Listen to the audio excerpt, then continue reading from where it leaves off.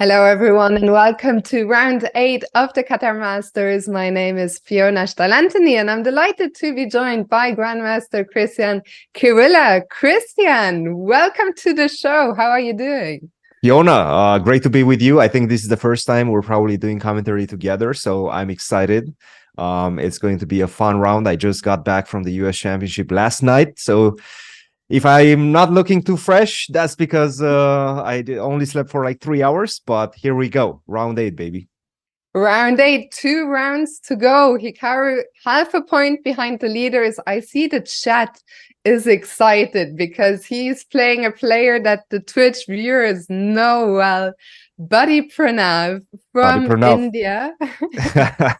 Yes, the hero from the European Club Cup, if I'm not mistaken, and you were there. You were doing some commentary on that event. Tell us a bit about Buddy Pranav.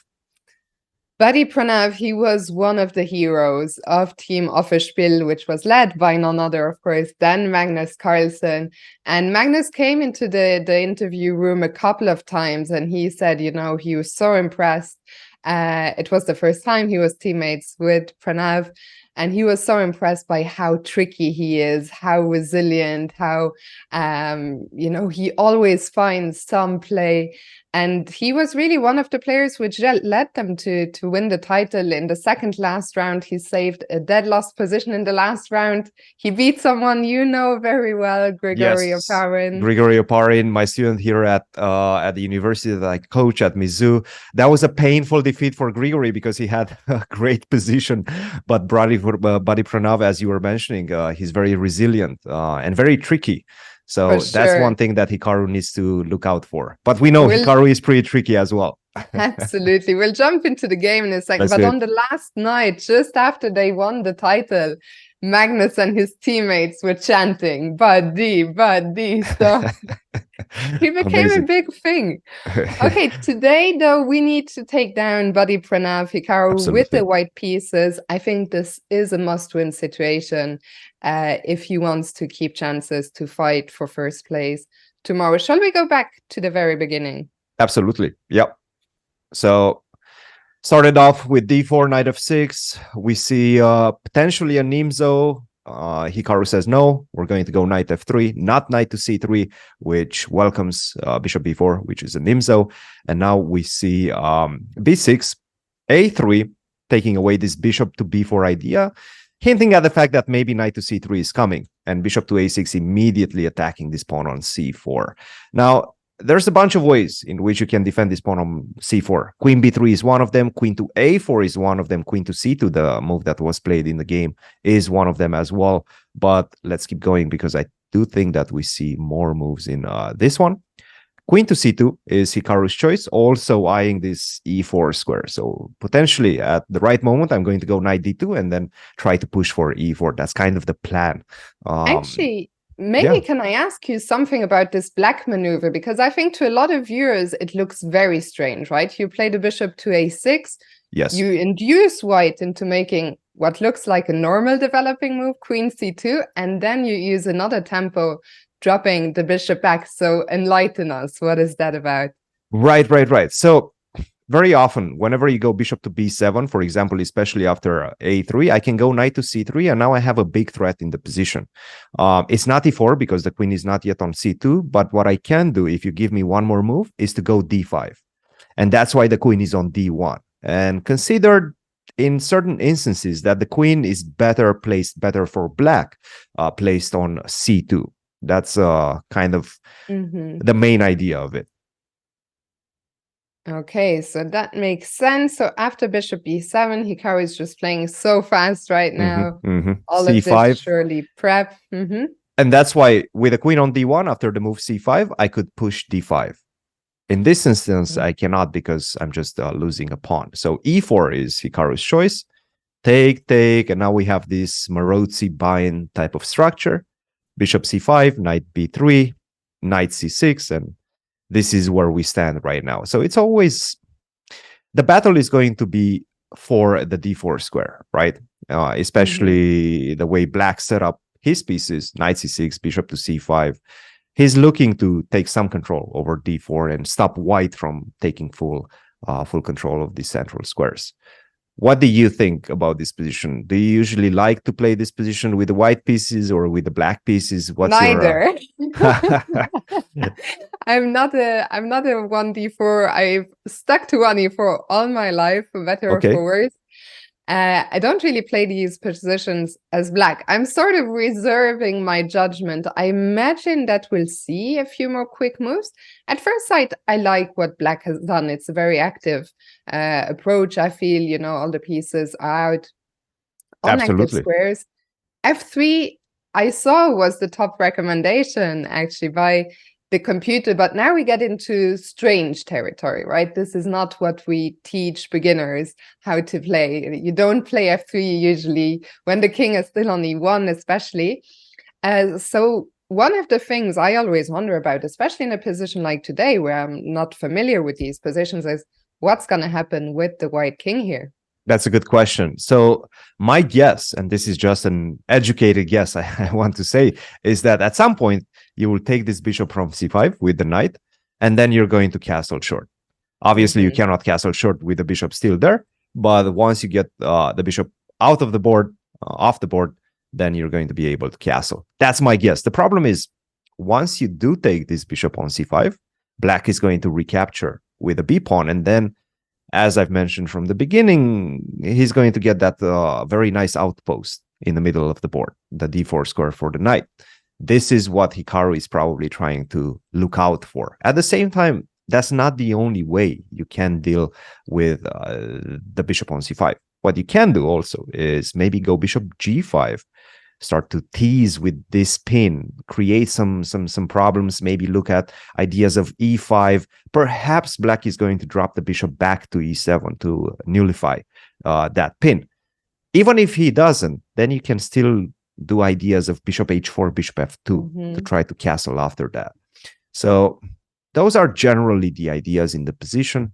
But again, it seems like both of these players are very well versed. But f3, maybe a move that surprised Pranav. Yeah, Pranav, the first player to go into the tank. I actually looked up this position in the database, and I don't see any top games. But what's encouraging, I see a bunch of draws and a bunch of 1-0s. This is a line where white seems to be scoring very well. From what I can see, the player who's played this the most, the top 3 games are all by Alexei Sarana with the white pieces. And he actually scored 2.5 out of 3 out of these games against decent opposition. So a very encouraging sign. But yeah, only 10 games or so that I'm seeing. So I think it could be that after f3, which is not the main move by far, actually, the main move was bishop g5 in that position, and then bishop followed to g5 by here. Yeah. Bishop f4 as well, knight takes c5, bishop d3, bishop e2. Those 5 moves are all have been played more than f3. F3 only been played 9 times from the database. This is definitely a surprise. Yes. And as you were mentioning, very nicely pointed out, after castle, there's 4 games won by white, and I believe 4 games draw. I see perhaps 1 game that was won by black, and maybe this was a transposition because I didn't see that before. But yes, the idea behind it, again, if you do go castle right now, I can go bishop to g5, and at least you committed to castle. You committed to putting your king there. For example, if you go bishop to g5 first in this position instead of f3, then maybe I have ideas of h6, and if you do go bishop to h4, even g5 in the position, right? Because you haven't committed the king. So the king is a bit safer in the center in this setup. At the same time, let's see if we do have any more moves after f3. No, Paddy Pranav still thinking. Yeah, we see him on the camera there, deep in thought. How do you feel if you were black here and you're met by a move like f3? You were probably familiar with the position before that, and f3, maybe you realize it was a move. I don't think Pranav is like, oh my god, what is this? Never seen it, but it's probably not one of the lines that he checked recently. Yep. How do you feel? How does it feel to be the first player to be surprised in the opening? Yeah, that's never a pleasant feeling, especially against a player like Hikaru, because Hikaru is very well versed in most of the main lines. But you also know Hikaru plays a lot of online chess, a lot of rapid and blitz games. And then he knows whenever you prepare for rapid and blitz games, you want to have multiple options. You don't only want to go into the main lines. So you generally get ready for these tricky lines as well, tricky sidelines. And that's why I would be worried if I would be in Black's shoes right now. At the same time, my reaction to this would be, okay, if I do commit my king to the king side by castling, then bishop to g5 might come with some consequences. So how can I avoid that? One way to avoid that is to go knight h5 in this position. And I see that as one of the top moves in the position. And in fact, one of the moves that gave Black a victory in this line. Now, obviously, you no longer have bishop to g5. So that's kind of the main idea behind it. Also, another idea behind it is that I have an immediate threat in the position, queen to h4. And you have to address that. For example, if you try to just play normal moves, let's say bishop to e2 or bishop to d3, queen to h4, and you're busted. Game over.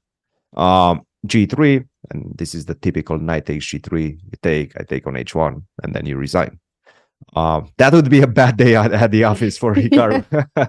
Let's hope that doesn't happen. That's not going to happen. There's a 0% chance, and I say that with a lot of certainty that that's not going to happen.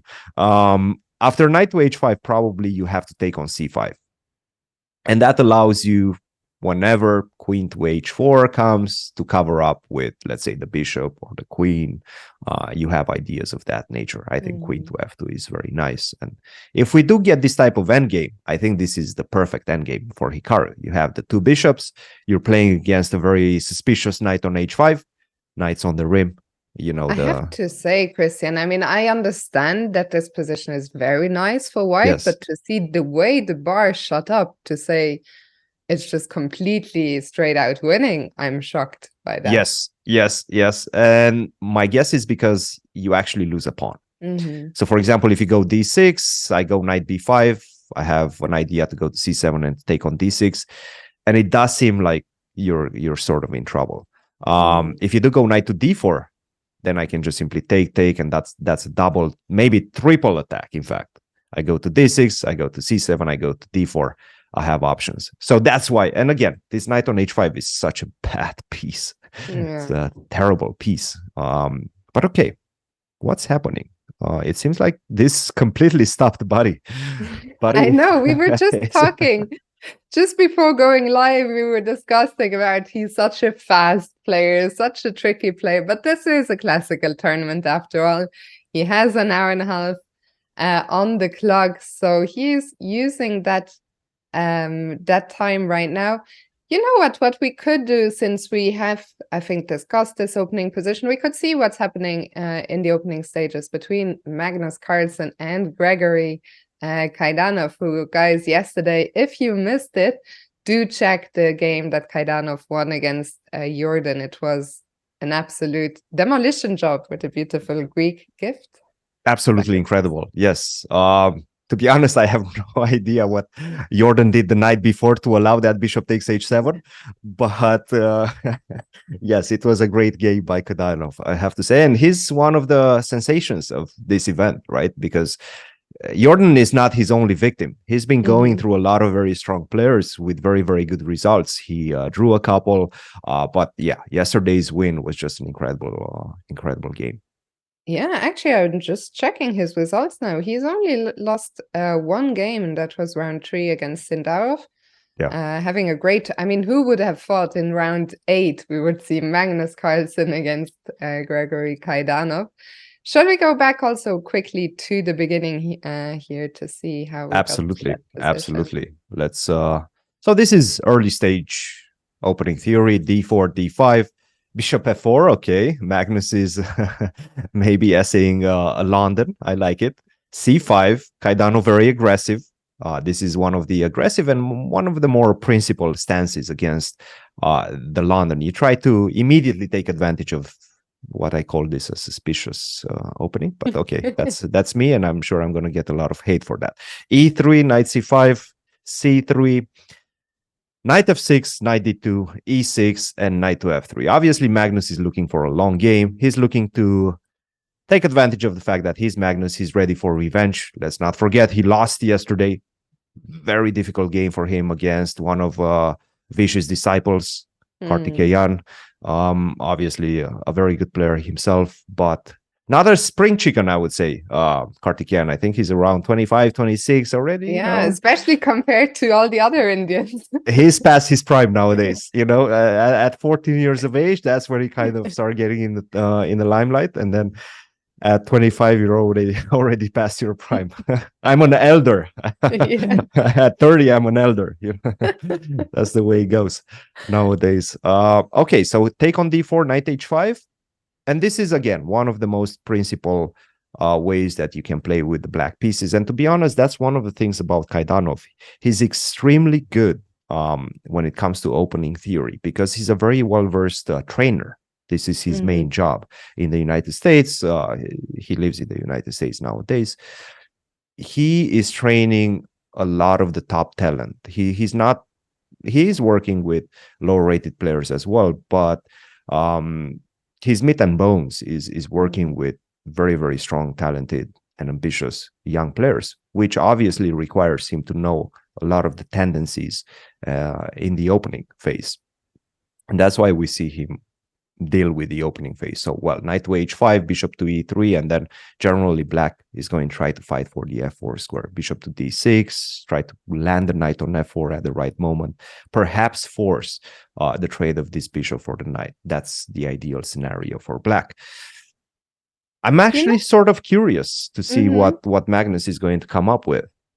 Me too. And, I was just thinking, I'm curious to hear your thoughts.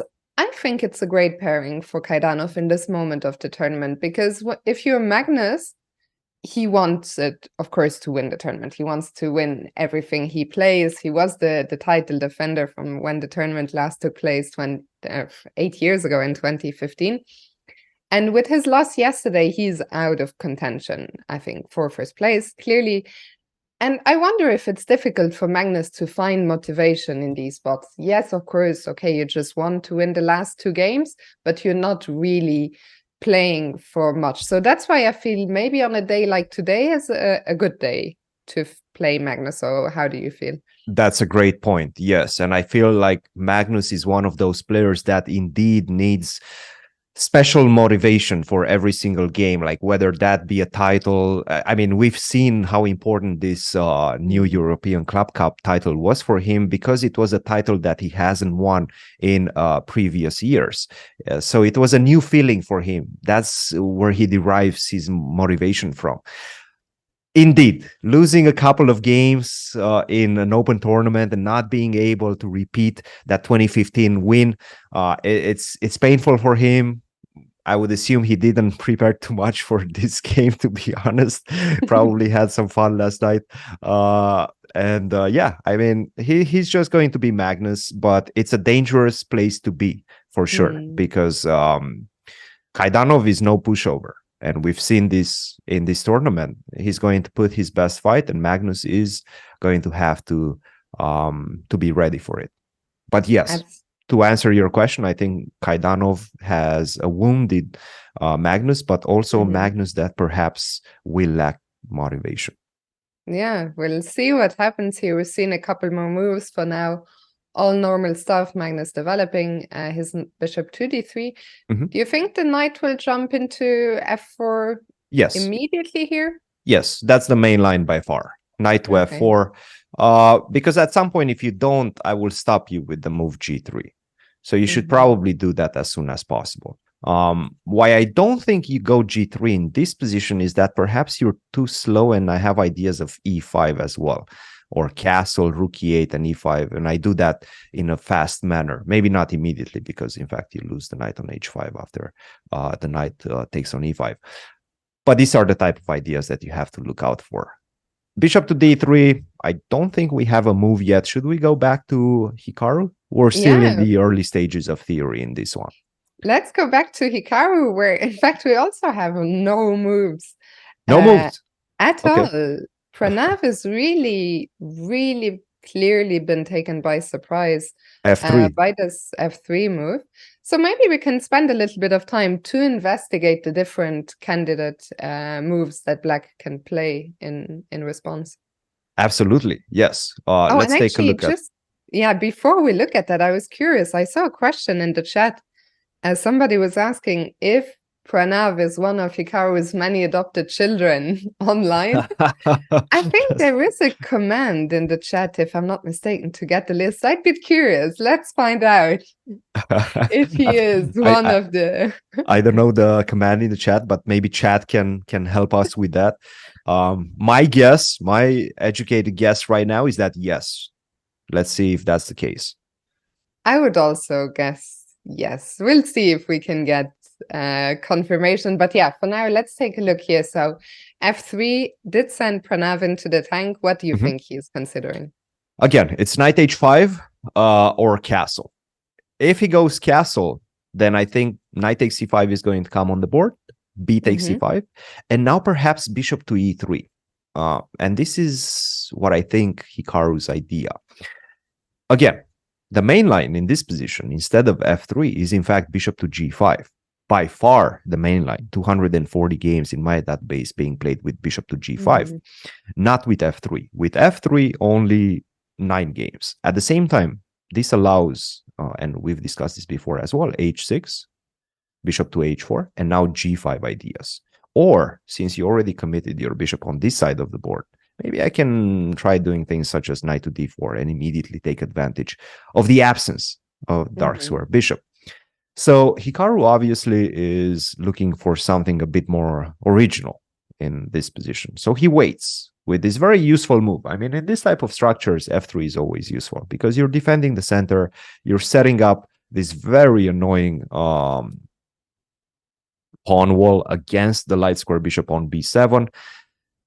And it's a useful move, right? If you do go castle again, we've seen knight takes c5 and bishop to e3 as a possible option. Now, the big question, and I think this is what Pranav is probably pondering right now, is what do you do after knight h5? Again, queen to h4 is the big idea. But I do think that knight takes c5 is the answer. Knight takes c5, you take on c5, and once again, go bishop to e3. Bishop to e3, castle is going to come, and I'm wondering what is this knight doing on h5? Probably not that much. Great question. Yeah, even as we can see from the evaluation, and it really likes this already. And I think the knight on h5 is the answer. Actually, we've just had a move, and it wasn't knight h5. In the end, after a long think, Pranav fought for what? For over 15 minutes here. Yep. And decided to castle. Yep, castle on the board. Hikaru is still not at the board right now. He's been taking a stroll, enjoying. He had plenty of time to take a stroll and see what's going on elsewhere.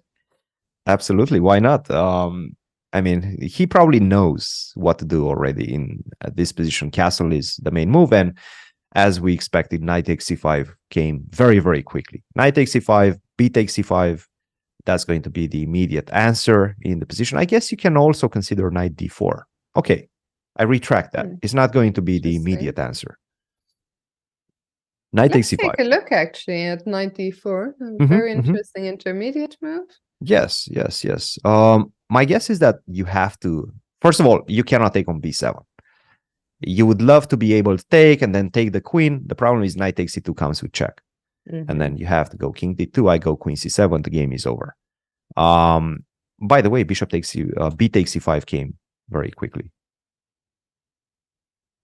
Interesting that he didn't consider. I thought knight d4 was interesting. But I guess when Pranav took so long to castle, he must have already thought, okay, if Hikaru takes on c5, I will recapture. Yes. And yeah, Hikaru bishop e3 attacking the pawn on c5. How do we defend it? With the pawn, with the queen? I feel so. I think options. Knight d4, the main thing to understand is that knight d4. I think it's I was going to say bad because of bishop takes d4 and knight to b5, but I think I'm perhaps wrong, and the bar is telling me that I'm very wrong. most likely because you're not, in fact, going to lose time to try to defend the pawn on d4, but rather open up in the center and take advantage of the fact that the king is still not ready to castle. And that's a problem. So yes, this actually, the more I look at it, makes so much sense. This is looking good for black. For example, if you take on d5, I'm not even forced to take back on d5. I can start with the move rook to c8, hit your queen, hit your pieces, not giving you any time to adjust to the requirements of the position. This one is not looking good. This one is bad. So don't go for the pawn. Don't try to, go knight to b5. We go back to this one, perhaps after knight to d4. What I have to do is just move my queen. I cannot go to d2. That would be the ideal square. The problem is knight b3 is coming. Whoops, game over. That's a fork. So what do? Where do you put the queen? I guess queen to d1 is one of the options. Queen to f2, I sort of like, for the simple fact that, I feel more secure with my queen around my king, and most likely my king is going to go on the king side. I like the queen on the f2 position. Also, we were looking at ideas of knight h5, queen h4 quite often. Those don't work anymore because of the queen on f2. So I still like the position for the simple fact that e5, this is the most natural response in the position to cement this knight on d4. The problem is you're also allowing my knight to jump to d5. And the more I look at the position, I feel that this is going to be much more consequential. That knight, my knight, the white knight jumping to d5.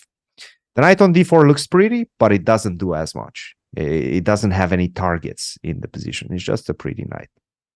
I have to say, that's one of the things I sometimes struggle with a little bit. When I get a knight like that, I'm like, oh my God, look at my knight. It's such a monster.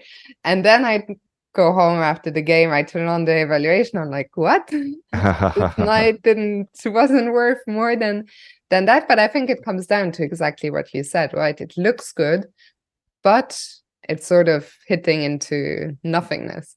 Exactly. It's hitting this pawn on f3, which is very nicely protected. And it's hitting c2, which is protected by the queen. And unfortunately, you don't have any ways to reinforce that idea of knight c2. And okay, you can go to b3, but what are you going to do after? Like, for example, knight b3, I just move my rook and that's it. The knight doesn't do anything on b3 anymore. So again, a pretty knight, but not with a lot of purpose. By the way, we do have a move. And perhaps this is the first time Hikaru is starting to think. A d6 was Pranav's choice to defend the pawn on c5. So not knight to d4. He's staying put with the knight, not committing yet, and defending like such. Now, my question is, go ahead, Fiona. I was just going to say, I feel like the nature of the position has changed quite a bit. A few moves ago, it looked more messy, I feel like now Hikaru, with a natural move like just rook d1, seems to make a lot of sense, bringing the rook to the semi-open file, increasing the pressure, also threatening to take on c5.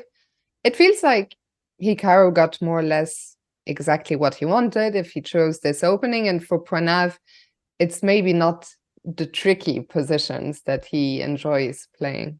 Exactly. And one thing about Pranav as well, again, we've understood his strengths are he's very resilient, he's very tricky, and he knows how to complicate matters. I would say if I would be to profile him, his weakness is his opening knowledge, because he's still a very young guy. He's only 17 years of age.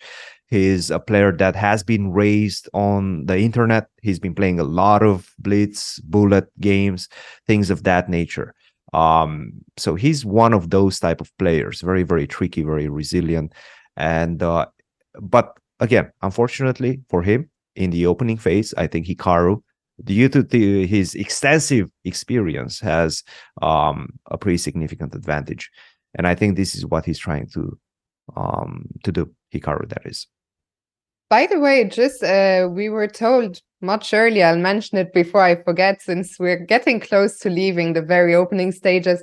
This was actually the same opening that was played in the game Magnus against Suleimanov. well, the other way around, Suleimanov against Magnus, the game that Magnus famously The lost in famous. game 2, the famous game, the Where's most my watch? famous game. What's the time? What's the Yeah. time here? But there, Magnus had actually continued on move 9 with knight f3 rather than knight b3, which then led to this rare setup with f3. And the second thing I wanted to mention as well, and then I'm done with my stats and infos, is we got confirmation of Hikaru's score online against Buddy Pranav. They have played 241 games, and Hikaru has won 186 of them. So that's 77%. Oh my They made goodness. 14 draws, and Hikaru lost 41. Oh my goodness. Yeah, that's a pretty significant lead. It's a very significant lead, but it also tells you that Buddy, he has taken Hikaru down before. I'm sure he was, confident. He has that youthful enthusiasm. He came off a great tournament at the Club Cup, as we mentioned. But I do think that he will not be too happy with what he got here. Yeah, out of the opening. Absolutely. And again, as you are mentioning, he's coming off of a great win, but also a great boost of confidence when you have guys like Magnus praising you, and posting on Twitter about your performance. That can give you a lot of confidence as a young player, and that always helps in this type of tense situations. And that was not his only very good tournament. I think he was coming off a good performance at the Romanian team championship as well. So he's definitely on a roll in the last few months. In form. But here, I mentioned rook d1 just because it looked like the most natural move to me. And basically, as far as I can see, Black doesn't really have any immediate active plans, right? You have to deal with the threat of bishop takes c5. You have to make sure that your pawn on d6 remains well defended, because if that pawn on d6 ever falls, that's game over. That's sort of the base of that's keeping everything together. If d6 falls, c5 will fall, and that will be that. Exactly. And there's a big threat, right? Bishop takes c5 right now. Now that we're setting up this pin on the d file, so you have to get out of it. The question is, where do you put your queen? And funny enough, you can even put it on b6, because white cannot take on d6. Rook takes d6 would be met with knight d4, and that's a very, very nice little trick in the position. A Pranav trick. A Pranav trick. Pranav trick. Yeah. He sees this in a matter of half a second, perhaps, right?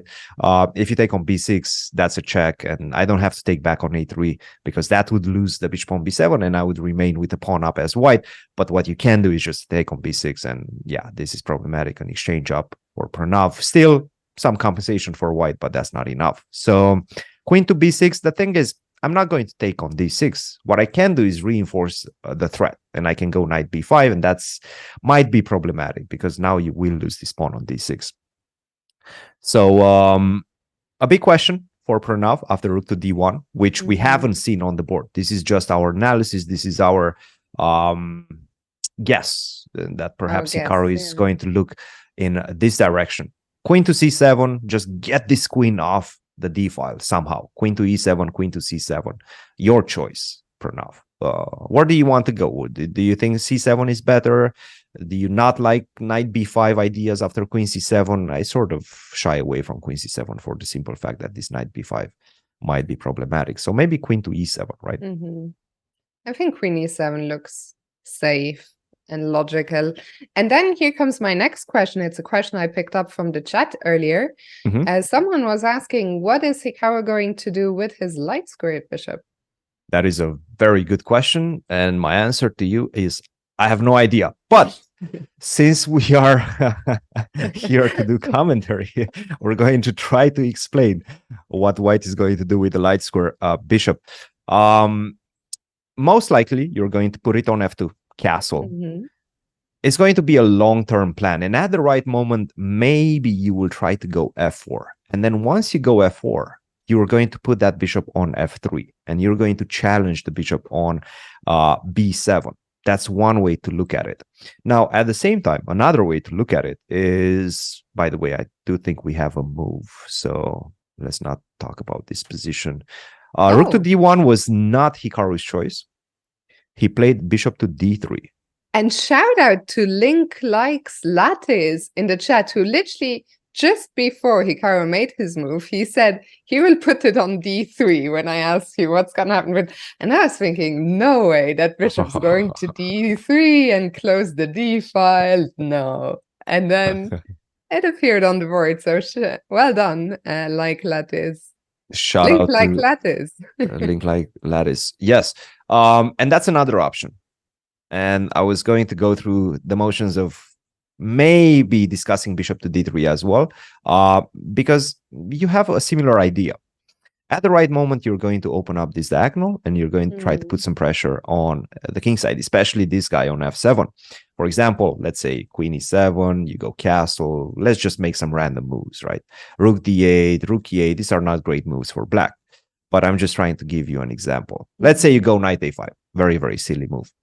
At the right moment, you're going to go e5, right? And this kind of opens up this battery created by the queen and the bishop on the b1 h7 diagonal and creates a lot of problems. And even if you do have a knight take on e5, then I still have ideas of bishop to g5, pin the knight on f6. And the bishop on d3 opens up, has some attacking possibilities, and perhaps this is something that Hikaru has analyzed at home. He knows this type of plans. He's been going through this type of lines with his coach, with his second, well, I'm not sure if is there with him in Qatar, but we all know Chris Littlejohn. He's been helping him for a very long time. So I'm sure they've been discussing this type of ideas. I'm sure Hikaru still knows what he's doing in this position. Yeah, I think so too. He spent a little bit of time. Some of it he was away from the board. I am with you. I'm fairly certain that they had this exact position on the board, or if not this exact, very similar. I feel like this is a position that is more about the ideas rather than exact move order. Let's say the rook might still come to d1 and it might not make a difference. Do you first play rook d1 or do you first play bishop d3? Meanwhile, Pranav back in the tank. So we played that silly move in the position to show the idea of e5 at the right moment might be a problem. So what do you think is the best way Pranav can set himself up to potentially deal with this battery along the diagonal? Fiona, you're putting me on the spot with every single question. I know. Did I tell you that I only slept for 3 hours last? You're making me think here. I like it. Okay, all let right. me ask no, you no, this. no. I'm going to answer that because I like a challenge. Queen e7. All right, let's see. Rook to d8. And that's, you mentioned the rook coming to d1. What I actually think he wants to do is get this rook from e1 or from a1, excuse me, and put it on e1 and leave the rook on f1 so that it can support the pawn storm that is going to come on the king side with f4. I think this is his plan, and I think that's why we see the bishop on d3. And to be frank, now we also understand why a3 is such an important move, because there's no more knight to b4, right? So everything sort of connects very well in white's position. By the way, we do have a move, I believe. After bishop to d3, rook to c8 was Pranav's choice. Okay, rook to c8 kind of signals something very clear in the position. You're looking to get some knight d4 in. So, for example, castle, maybe knight to d4 ideas. I don't think it works. Knight to d4, I see bishop takes d4, but I don't even have to take that knight. I can go just simply queen to f2. At the same time, if you do take it, with a rook on c8, you're going to have some issues. Right? Knight to b5. I see some d5 coming in. I see a lot of pressure on this pawn on c4 and the queen on c2. So that's why Buddy placed that rook on c8. Still early in this position. So let's try to make some moves. Let's say you go knight to d4. I go queen to f2. How do you continue? How would you continue in this position? I mean, it's a tricky question, right? Because the knight is under attack, and I think if it were white to move, I would take the knight. I don't see anything stopping me from taking on d4 twice.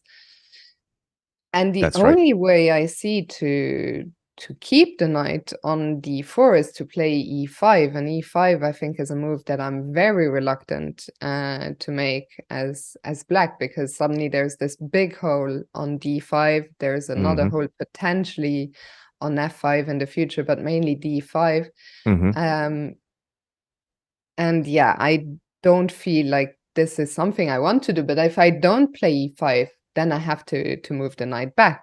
That's right. And then suddenly the question is, well, why did I play knight d4 in the first place if I'm going to go back now? Yep. And if you try to do something like queen to b6, I think now you're prone to ideas of b4.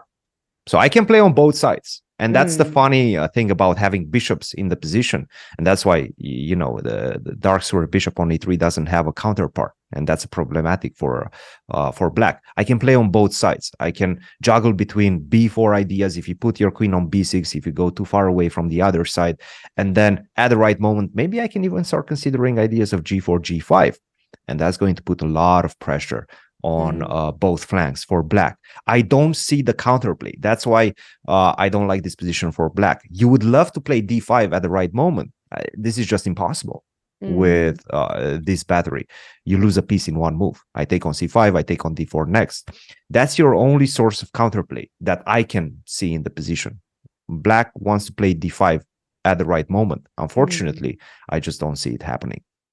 And Hikaru did castle, so now the big question for Pranav, d4, knight d4, we just had a look at.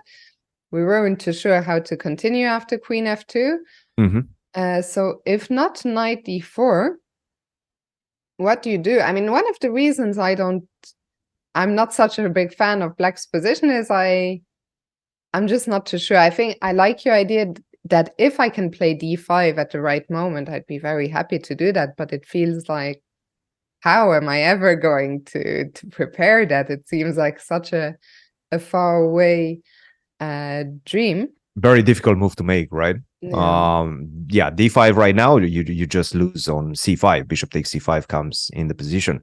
And despite the fact that you have this sort of cannon on the c file, it doesn't really help you, because I still have this pawn on c4. I still have a lot of cover before you get to my queen. So yes, unfortunately, it doesn't look very good. And how do you make that happen? I guess you can try to defend this pawn on c5 with queen e7 first.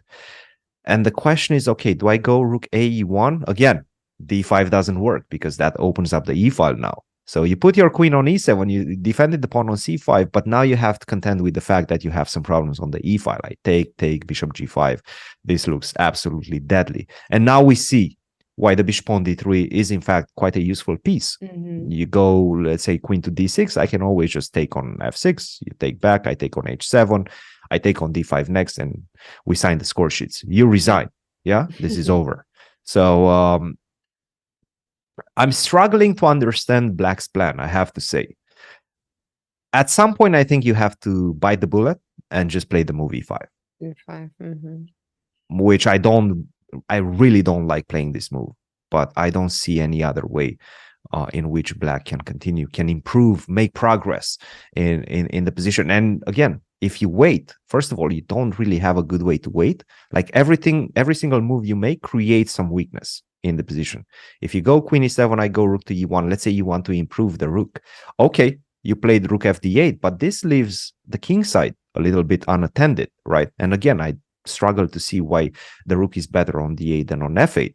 I can go with ideas of f4. I can redirect my queen to the king side with queen to f2, queen to g3, or queen to h4. And I'm not going to shy away from g4, g5 at the right moment, even ideas of opening you up like that. So I just see white as having more useful moves than black right now. And this should be a source of concern for Buddy. And I'm curious, so if, let's say, e5 is played, yes, even in the current position, let's put e5 right now after castle, last move for Hikaru, e5. So now again, the nature of the position, well, the pawn structure has changed, And I wonder, does this change our plans? As white, do you want to jump into d5 immediately, or you're happy to just stay on c3 and just say, I'm happy just controlling that square for now? Do we still have some ideas of playing queen f2? Maybe is a pawn push on the king side? I don't know if you know my chess style. I'm a coffee house. You're an player. aggressive player. Yes, yes. Yeah, not that's good. always sound, but always aggressive. That's good. That's good. I think that's a good thing. F4. No. And you made a very good point. Now with this move E5, you're opening up the option for me to try to break via E4 as well. So we were discussing this. White has the option. Not in this F4. I position. was even thinking maybe G4. G4, G5. Yes. Something like that. Of course, to prepare it, but I was wondering if those are ideas. Yes. No, I mean, the thing is, and we've been discussing this before as well, white can just chill for the moment and can improve his position as much as possible, while black, again, I don't really see big ways in which you can improve your position. So as you mentioned, queen to f2, this makes a lot of sense. Queen to f2 and get ready maybe for later on playing the move g4, but also you have ideas of b4 now in this position. So maybe a plan would be to put the rook on the d file, try to coax you into playing the move knight to d4, and then once you relieve some tension against b4, then I can go b4 myself. And that's going to be a good position for white. So again, I have a lot of ways I can juggle with my trumps in the position as white. And I think that's exactly one of the problems for black. White has so many useful moves. Queen f2, then maybe doubling rooks on the d file. And for black, the question is, okay, you made that move e5. And now, well, there's not really any more pawns. You can push maybe a5 at some point. Makes sense just to take this thing out of a potential b4 push. But okay, let's say you play a5 now and I play rook d1, and at every turn as black, it's like, okay, what do you do? It's never easy to maybe this is something he can try, right? When b4 is stopped. But b4 will come again, and what now? That's the thing. It will come. And again, at some point, when I played the move b4, you will have a couple of options. One of them is to take on b4, but the problem is once you take on b4, your knight on d4 no longer has a strong outpost. So I can just take on b4. Sure, I understand my structure is a little bit worse, a little bit less compact with this weakness on c4, but you surely have some difficulties defending this knight, so you have to go backwards. And then I can always transition. I can play the move knight to d5, transition into a different pawn structure if I want to. I don't have to, right? Because I can also play against your backwards pawn on d6. That's one of the options that black has. Or you can just wait. You can say, okay, I'm going to wait for you to take on c5, but that gives me a couple of options. I can take on c5, open up the b file, then land the knight on d5 and play that position. Or I can just pass by with the move b5 and create a pass pawn. And this is a very strong pass pawn, defended pass pawn. Then I'm going to start focusing on the a file, rook a1, rook a7, rook a1, the other rook on a1. And again, where is your counterplay? Can you break in the center? Not really. d5 is never happening in the position. You try to go for f5, sure, I'll welcome that. I have the two bishops. I will welcome the opening of the position. So it's kind of a difficult conundrum for black right now.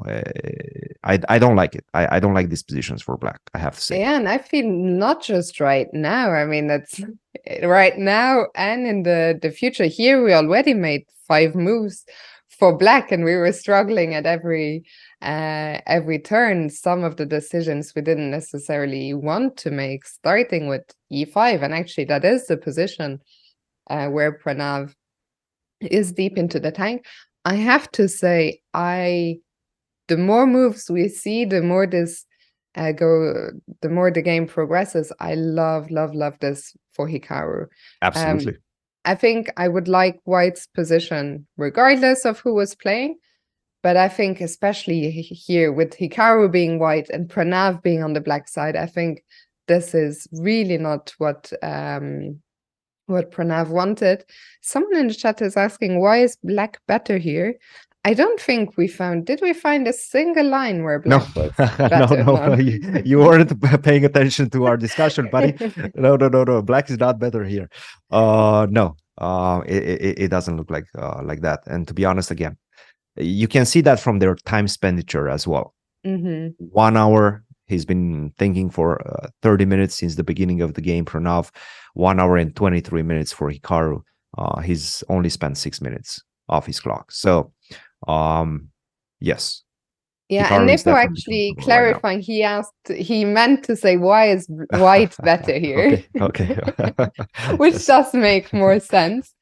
Maybe I'll let you succinctly, wrap up or summarize the reasons why white is better in those positions we saw. Because I have options. White has options. White can play on the king side with ideas of g4, g5, or even f4 at the right moment and open up things in the center with e5, give a job to the bishop on d3, or as we've already seen, white can also play on the queen side, especially after knight commits the knight, after black commits the knight to d4, because then I can go for ideas of b4, destabilize the knight on d4, destabilize the outpost of that powerful horsey, and options. It's always good to have options. White has them in this position, and black struggles to find moves. Yeah, and I think even just basic factors like white has more space, white has more pawns in the center. Those pawns on c4 and e4 are doing such a great job. White's pieces are more active. And I really think as well, just for black, a lack of a clear plan or a lack of an active plan. There's so many positions where sometimes black has a clear, if I get in a break in the center, I'll be fine. If I do this, I'll be fine. But here, there is just no clear cut. Yes, if black ever gets in d5, as we mentioned, in favorable circumstances, that might be good news, but that's not on the cards anytime soon. So really liking this, and I completely agree with you. The time that Pranav has spent is such a clear indication that he is not feeling comfortable with this position. This is not what I wanted. So maybe we can take a moment to go and check back before we yeah. go to the other game. I would like to issue a challenge for you and the chat. How would you rate my arrow game?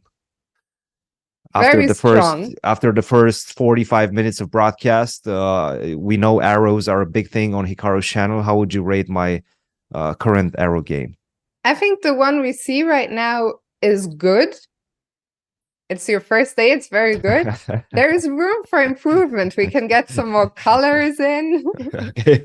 Some more colors. highlights. Okay. There we go. But it's good. I give it a solid 8 out of 10 with just, it's good to have a bit of room for improvement. Okay. I see. Not enough knight movement. Okay. Well, the thing is, this knight on c3 doesn't really do much, so I don't really have where to put it, but I'll work on it for sure. No, it's very impressive arrow game. Chat, I think, is with me. Okay. Most people are giving you good marks. You even got 11 out of 10. So I'll get better. It's okay. All right. Let's move on to Magnus's game, right? Yeah, we left Magnus's game quite early on. Oh my goodness, what happened here? And a lot has happened. Yeah, let's go back here. I think we left it somewhere around here. Knight h5, bishop e3, bishop d6, and we're discussing this beautiful horsey landing on f4.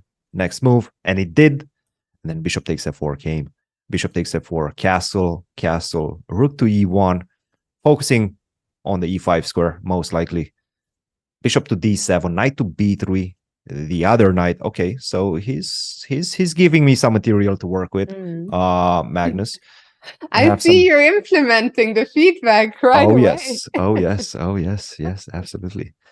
Queen to e2, g6, a4, f6. Ooh, f6. Okay, Okay, let's pause here. What is f6 about? f6, as you're just coloring, does control e5, but are you not worried about the pawn on e6 losing I'm very its worried protector? about the pawn on e6. Yes, I do understand that I have the bishop on d7 as a great protector in the position, and that's why he played the move b6 first, right? Because if you play f6 without b6, knight lands on c5, and then you have huge problems because there's not going to be a lot of ways to defend on e6. Also, you're losing the light square bishop. That's kind of, you know, having two bishops in this position is one of your main features as black. So you don't want to give that away. That's why we see this combination of b6 and f6 playing on both flanks. And that's why we see Magnus launch into the attack with the move a4, trying to immediately take advantage of this created hook on b6 with the move a5. I don't like it for black. I don't like this weakness creation on the king side, but I sort of understand it. Bishop to b5, that creates an immediate threat. Don't play something like rook to b8. Okay, that's a silly move because I just take on c6 and you lose the pawn on e6. So it has an immediate threat in the position. But he didn't, of course. Queen to c7, a5, and rook a8. And this is the position we currently have on the board. What do you think about this position, Fiona? I need a moment to rep. Okay, at first I wasn't sure what to make of f6, but now, you know, a few moves have passed and the pawn on e6 is very well protected. Black, I think, has just completed his development with that move, rook a to e8. All the black pieces are now on active squares. Black also, we haven't mentioned it yet, I don't think, has the bishop here. I don't think right now the bishop here is so scary as one bishop. The one on d7 is still sort of stuck behind its own pawns and pieces. But here I also feel, unlike Pranav's game, here it's more clear. I guess black at some point in the right circumstances would like to break in the center with e5 to open up the lines for the rooks. The rook on f8 would then come to life as well if the f6 pawn disappears. So I actually quite like black's position, I have to say. The arrow game is almost overwhelming at this point. Well, Christian is like, you're giving me a lot of ideas. More colors? Take this. You're giving me a lot of ideas. So yeah. No, I like it. I like it as well. I like what black is doing. I like the fact that, okay, once you take on b6, you don't have to worry about this trade on a8. That's why he shied away from this file. And the problem with white's position is that, okay, you do take on b6, but then how do you continue? How do you take advantage of the fact that you do have control over the a file? You don't have a lot of entry squares. a7 is not available for you for very obvious reasons. That knight and the queen is protecting that square. And if you do go rook to a6, okay, what's next? Can you reinforce the threat of rook takes b6? Not really. So you're probably going to go rook to a1 next. Let's say if I go rook to e7, silly move, rook to a1, but still there's no more entry squares, right? At some point you will have to give up the bishop for the knight on c6. And at the same time, even with the queen on c7 and the rook on e7, I have full control over all your entry squares. So it's still very difficult to break. I like what Kaidanov is doing. It's still early in the middle game. There are still plenty of ways for Magnus to create separation in this position, create some problems for his opponent. And that's probably what he wanted. Magnus wanted the long game. Magnus wanted to keep more pieces on the board, and that's exactly what he got. And he's not worse by any means. I wouldn't say he got an overwhelming advantage either. It's just a position to play and try to outplay your opponent. And that's what Magnus wants. Absolutely. There's a question in the chat from Paisnalia. Do you think he can catch Magnus like he caught Jordan? Yeah, I'm not sure about that. I'm not sure about that. I was gonna say no. Magnus probably had a good night after his loss yesterday. maybe too good of a knight, but I don't think that's enough for him to miss Greek gifts on h7 or h2 respectively. So it is quite shocking, actually, what Jordan missed yesterday. But also today, Kaidanov is black. What happened yesterday was a tactical oversight by Jordan. It was a one-move oversight, and it was game over immediately. I think here, first of all, these things are a lot less likely to happen when you're black. And if we look at the white position right now, it doesn't look like there's any, like, what will happen? If Magnus moves the knight from f3, he might blunder the pawn on h2. But other than that, there's not too many, at least right now, of these, tactical shots. So I don't think we'll see a repeat from exactly what's happened yesterday. But that's not to say that Kaidanov cannot beat Magnus. I think, yes, he can, just not in the same fashion as yesterday. I think if Magnus plays knight fd2 and gives the h2 pawn, he's going to take a couple of years sabbatical in Sri Lanka to meditate or something like that. I don't know. Yeah, no, that's not going to happen. And he's making very sure it's not going to happen by playing g3. He's not going to meditate anytime soon. g3 is on the board, of course. Okay, let's quickly update everyone, show Hikaru's game, because I think nothing. I know we saw one move actually. So let's update that, and then we'll go on our first break. Okay, so actually, yes, there was one move by Pranav after a very long think, and I have to say he's already down to 50 minutes. That's a big time difference, and you don't want to find yourself with little time on the clock going into those last few moves before the first time control against Hikaru, right? Because Hikaru is going to put a lot of pressure on you on the clock. That's something that he does all the time. That's something he's used to. That's something he's a master at. So yes, rook to e8 was the last move. We're expecting something like rook fd1, rook ad1 again. You have options. You can play on the d file. You can play on the b file and start setting up ideas of b4. You can get the queen to f2. You have so many ways in which you can improve the position. And you have one thing that you need to be worried about, and that is the move d5. So what you have to do is just get ready for d5. In the meantime, you can set things up however you want. Just don't allow d5. And I think this is what Hikaru is going to do. Yeah, we see Hikaru just returned to the board there. I think rook fd1 is the move that we're sort of expecting. We'll see what Hikaru comes up with. Someone in the chat, I think I'm going to have to disappoint you. Who was it who just said, the Wizard Melon, come on, Qatar, give us Magnus against Hikaru for the last round.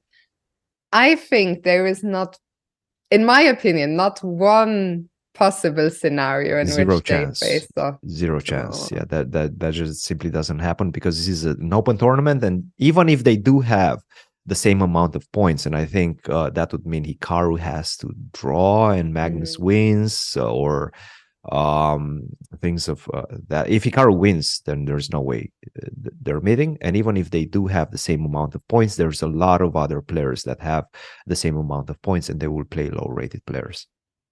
So yeah, that's not happening. It's unfortunate, but it's not happening. Blame Magnus. Don't blame Magnus. Yeah, he's been Qatar. losing too much. Yes. Not good, Magnus. Come on. Okay, so I think the verdict of the first hour, we really like Hikaru's position. We really like his nice half-hour time edge. This is looking good. Christian, so far you've been lucky. I have no complaints. Awesome. Wait, you've been complaining before? Is that something, or is like that something I should be worried about? Someone new comes in and the position gets bad, I blame you. Okay, got it. I haven't done it before, but I will think of it for next time. I'm to blame for everything. I take blame as soon as something goes wrong to everything. Christian. Yes. What's changed today compared to other days? I can only think of one thing. Guys, we're gonna go on a quick break now, but don't go anywhere. Round 8 is just getting started. Things will heat up soon. It's looking good so far. See you for soon. Hikaru. See you on the other side of this.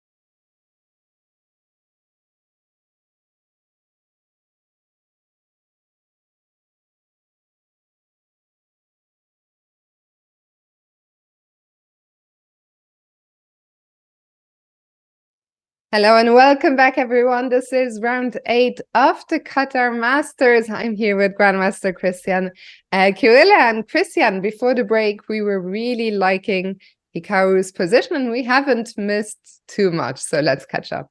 No, absolutely. We liked it then and there, and we like it right now as well. And take a look at the last couple of moves. We were discussing this, just put the rook on d1. These are easy moves to make, right, for white. And again, it's black who is struggling to find a plan. Pranav decided to go after rook to e8, rook to d1, queen to e7. He had to get out of this file, because at some point you will have some difficulties if you leave the queen on d8. You don't want to leave the queen on d8 and see the d file being opened up, maybe even via e5 upon sacrifice like that. Those are the type of threats that Pranav had to look out for, and he played queen to e7. And to be honest, he needs to speed things up as well. We are only at move 15 and he's down to his last 47 minutes. That's not a lot, right? So now is the question for Hikaru. How do you want to continue? Where do you want to play? And this was kind of a theme of our game today in the commentary that we've done. White can do a lot of things on both sides, right? White can play on the queen side and the king side at the same time. So I would personally start with a move such as rook to b1, maybe try to go for b4, ideas of that nature, and ask black, what are you going to do after rook to b1? Do you go a5 to try to stop me in its tracks? But the problem is, once you play a5, well, thank you very much. Now I have this square b5 for my knight. Very nice outpost. There's no more a6 targeting that knight. So there's trade-offs. For everything that black does, there's going to be a trade-off. You're going to leave something behind. And that's the type of situation I want to be in. So that's why I would start with rook a to b1. But again, you have a lot of options. Rook b1 is one of them. Queen f2, we've seen a trademark move in this position appear on the board quite a few times. So queen f2 is also an idea. Try to go queen g3, maybe have ideas of bishop h6 at the right moment. Put some pressure. Try to poke around both sides and see what gives, what weaknesses you're going to create. Which way would you go, Fiona, if you were Hikaru right now? Queen f2. It's just flexible. I mean, I also like rook b1. I feel rook b1 would make it maybe a little bit easier for black to play a5 quite quickly. I feel, of course, it's not forced a5, but it's not forced. No, I would probably want to at least try and get rid of the a pawn if white plays b4. So I feel maybe just from the psychological point of view that queen f2 gives black a little bit more to think about. And of course, queen f2 doesn't mean that rook b1 is not on the table any longer. We talked about how nice that is about Hikaru's position. There was a lot of flexibility. Hikaru has a lot of time, different plans, and queen from f2. Your words from your mouth to Hikaru's hands, because Hikaru played queen to f2. He heard you. I mean, do you guys have any connection? Is he listening to the broadcast? What's happening? I'm not sure. But queen f2, to be fair, I mean, it's a move that we had talked about all day long. I think it's just such a logical move, sort of keeping an eye, as you said, on both sides of the board. And for Pranav, a5 is an option again, even without rook b1 having been played. But other than that, it's just so tricky. I'm struggling. I'm really struggling to come up with moves for black, I have to say. I saw the computer briefly mentioned h6. To be honest, if I'm black here, I'm even H6? worried that What? h6 might become a hook at some point in some lines. That's right. So, g4, g5. Yeah, I'm starting. That's my dream. That's exactly what you were discussing at the beginning of this middle game situation. Yeah, why not g4, h4, g5 ideas? If you give me that hook on h6, I'm going to take advantage of it sooner rather than later. So again, and that's another weakness. That's another trade-off. Sure, you get rid of bishop to g5 and you don't have to worry about this pin anymore, but now you create this hook. Now you know that Hikaru is going to take advantage of it. Christian, can we very quickly go to a game we haven't seen yet on board 6, Puranic against Anish Giri? Of course. Think that game oh my is goodness. about Oh to my goodness. end, unfortunately, but a short game, but a spectacular one. Let's see what happened here. So now what? Wait. What? Okay. So Puranic just gave up his queen for a pawn. He was like, okay, Anish, I'm one of Vish's disciples. I can do this type of things. Queen takes f7. Are you kidding me? What is this move? Knight takes e6. Actually, the viewers were wondering, has this queen sacrifice been played before? It must have been over the board. Wow, I just checked. I don't see it. He spent half an hour on queen takes f7. Yes, I don't see it being played before. No. I don't see any games in my database. What it forces a draw, I think. So the idea was, okay, after knight to d7, black has a clear resource at his disposal, knight e5. And then hit the queen. The queen is kind of not well placed on f3. You're going to lose some tempies to get back into the game. So that's why he was like, okay, it's time to blast open the position, take the draw. And it does seem like it's some sort of perpetual. Knight to c7. Okay, we have to look at king g6 and king f6, right? What if I go up? Because those probably are very nice variations. Okay, king g6, knight f4. Where's the mate? At every turn, I'm waiting for the bar either to shoot up or drop all the way down. And I have a feeling that if you do go to h6, now I'm going to open things up with h4, g5, and it just seemed like I'm overwhelming you right now with resources. That king does not look happy there on h6 for sure.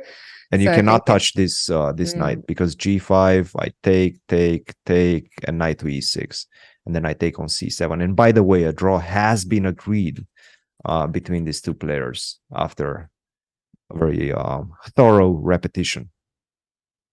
Incredible. I mean, queen f7 is spectacular. One of the more spectacular moves I've seen. And it sort of came out of nowhere. Yep. Queen takes f7. Nice game by Puranic, and definitely not necessarily a disappointment for Anish, but if he wanted to be in contention to win this tournament, I think he had to win today.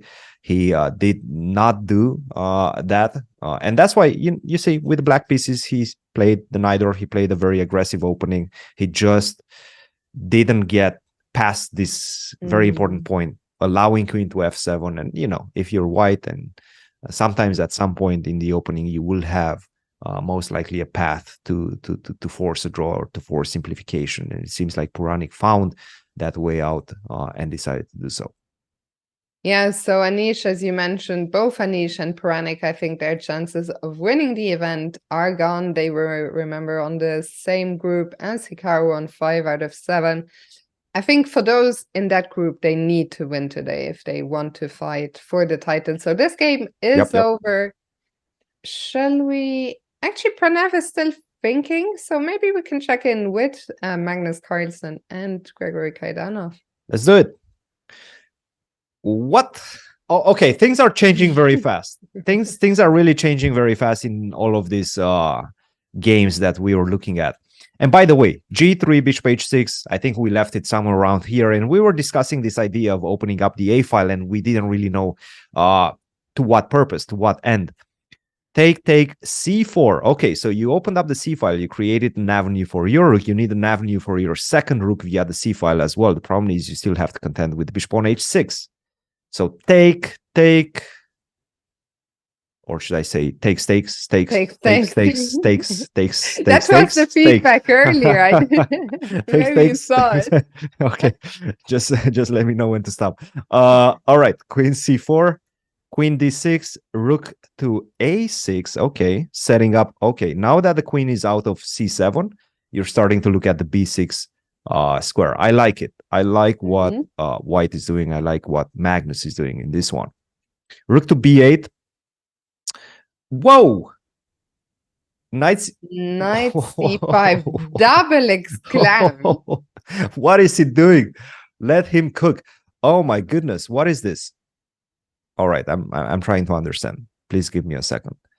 So if you take, you don't take on c6 because take, and if you take on e6, then you just simply go queen d5 and that's it, right? Very nice. Yeah. You have to take on d5. I have the two bishops. I have another knight dropping. This is game over for white. As you said earlier, I liked it. You resign. You resign. It's over. Game over. Finito. So you probably have to take on c5. If you go to d5, then I just take on c6, restore the material imbalance, but now I got my piece back and I'm winning. So you have to go to c7 perhaps to defend that knight. And the idea is that you just simply take on c6 and take on e6. That's a check.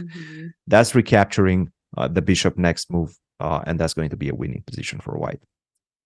Yep. Okay, I like this. Okay, I like this. So we understood what's wrong with taking. Take. 5. But I feel this is, we haven't covered everything. Like, take a look at this move. Knight to d4. Okay, this is some wild stuff. Move? It's what I like to call pinball chess. You go knight d4, you take my queen, I take on f3, that's a check. If you go to g2, that's another check. So you probably don't want to do that. If you go to f1, that's a problem. That traps the queen. So you have to go by elimination to h1. Now I take on b5. You take on e6. This is some next level takes chess. King to h8. And what do we do now? Okay, a lot of things have happened. I have 3 pieces for a queen and a couple of pawns. How do we assess this position, Fiona? I think the problem for black is if the bishop that's currently on b5, if that could get on the long diagonal looking down at the king, then I would be very happy. Right now, the rook on e1 is under attack. Let's say that moves to the open file on a1. You give me a couple more moves. I'm setting up this battery on the 7th rank. You're done. Yeah. So you got to be ready for that. Yeah, it feels like it kind of looked promising, but the more you look at it, the white position, everything is actually under control. And although black has 3 pieces, right now they are not working together so well. Plus, it's 3 pieces, but as you mentioned, it's also 2 pawns for white, and those 2 pawns are looking rather dangerous.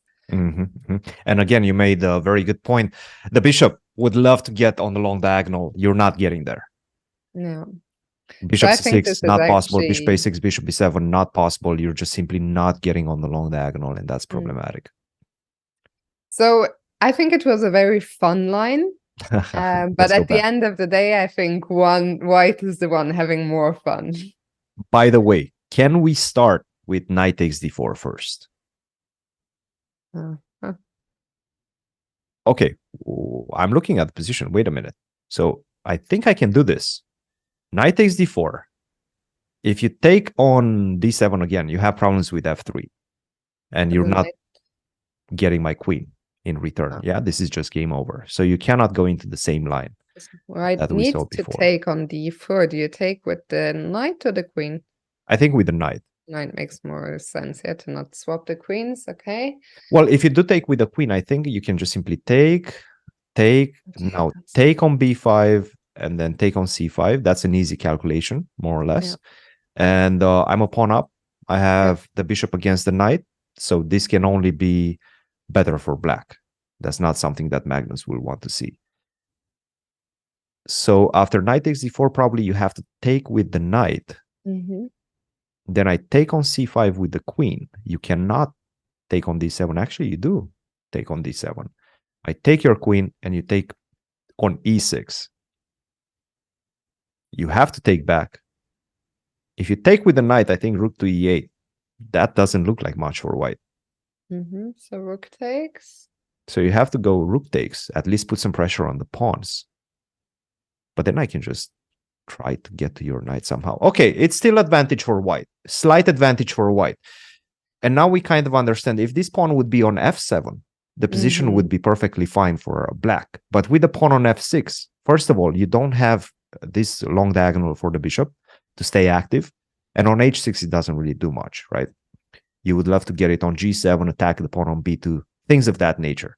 Make it make life a bit more difficult for the knight on d4. But with the pawn on f6, you have too many weaknesses. f6 is a weakness. b6 is a weakness as well. And I also have in the back pocket this idea of connecting the rooks on the 7th rank, and that might be problematic. So I like it for white. The material is limited, so I still see some chances for equality for black. Yeah, it's an interesting... It's weird, right? That we see this double exclamation mark and it only leads to this with best play by black. I'm not sure how I feel about this. I think it is Magnus's bread and butter, but it also feels that with best play, black should be able to hold. But I think from what we have seen, black really has to find all the moves to get to this position. Otherwise, it's trouble. Yep. And you can see 44 minutes dropping for Kaidanov and Magnus with an hour and 9 minutes, definitely putting some pressure on his opponent.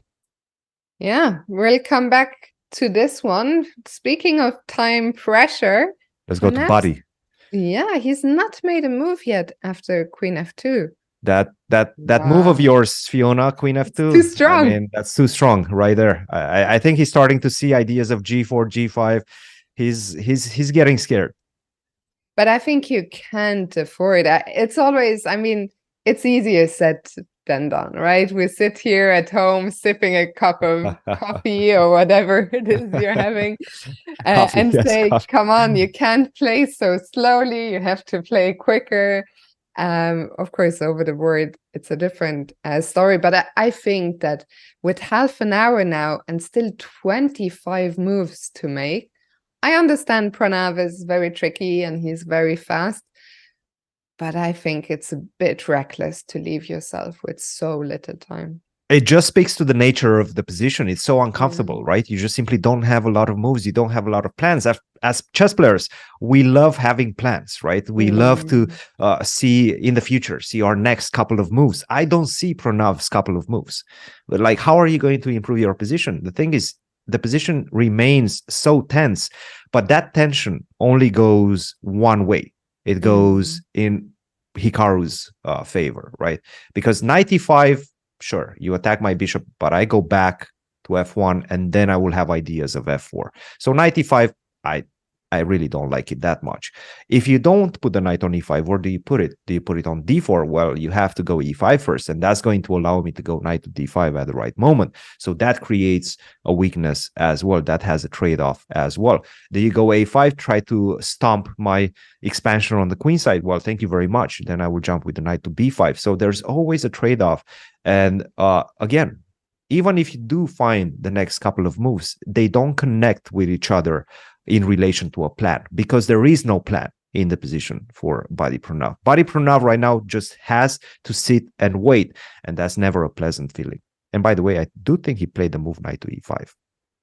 He did play knight to e5. We weren't too sure how we felt about that with the bishop. I was just saying it's a bad move. Yeah. and Buddy didn't believe me. He played it.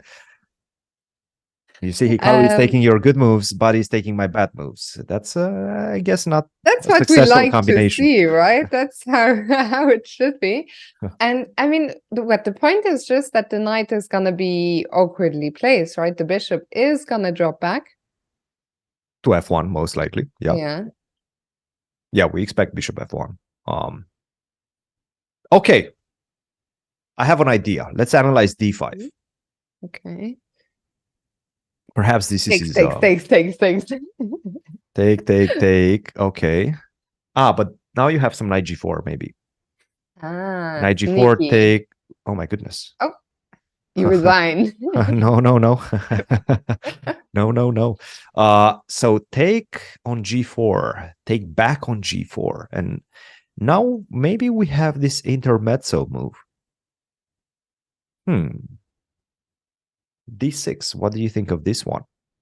I did not see this 6 coming, but isn't this just winning now?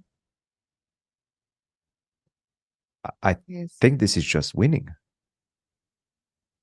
Okay, so he cannot do this. But no, wait, I mean, what happens if you yeah. If you Yeah, go to no. d7, I think you have to go to d7. Otherwise, d7 is coming. So, for example, if you take my bishop, I just simply exchange. Mhm. If you take back with the knight, then d7 just wins on the spot, creating this beautiful fork. And if you take with the rook, I mean, leaving this pawn on d6 like this unattended, that's not a recipe for success. I can go rook ac1, knight to d5 at the right moment. You're not going to survive with this pawn on d6. Yeah, so can we go back a few moves? How did this collapse Yes. so quickly? We tried d5. So we Mm-hmm. started off at this point with the idea of potentially d5 after knight d5, bishop f1. And we said, okay, let's Okay. just keep on taking. Yeah. And if you don't go knight g4, then But your whole idea of sacrificing the pawn doesn't really make a lot of so sense. knight g4 Yes, knight g4, we take, and now we push d6. and queen, so queen d7 to not allow That the is the pawn. question. And then I will continue hitting your queen with bishop b5. Mm-hmm. You Yeah, can this take my looks. queen, but then I just simply take your queen back. You can take my rook, but that's just simply going to take back. You can take my bishop. It's a lot of takes. Every single yeah. But Chess when the is. smoke clears, I'm a piece yeah. up, and that's it.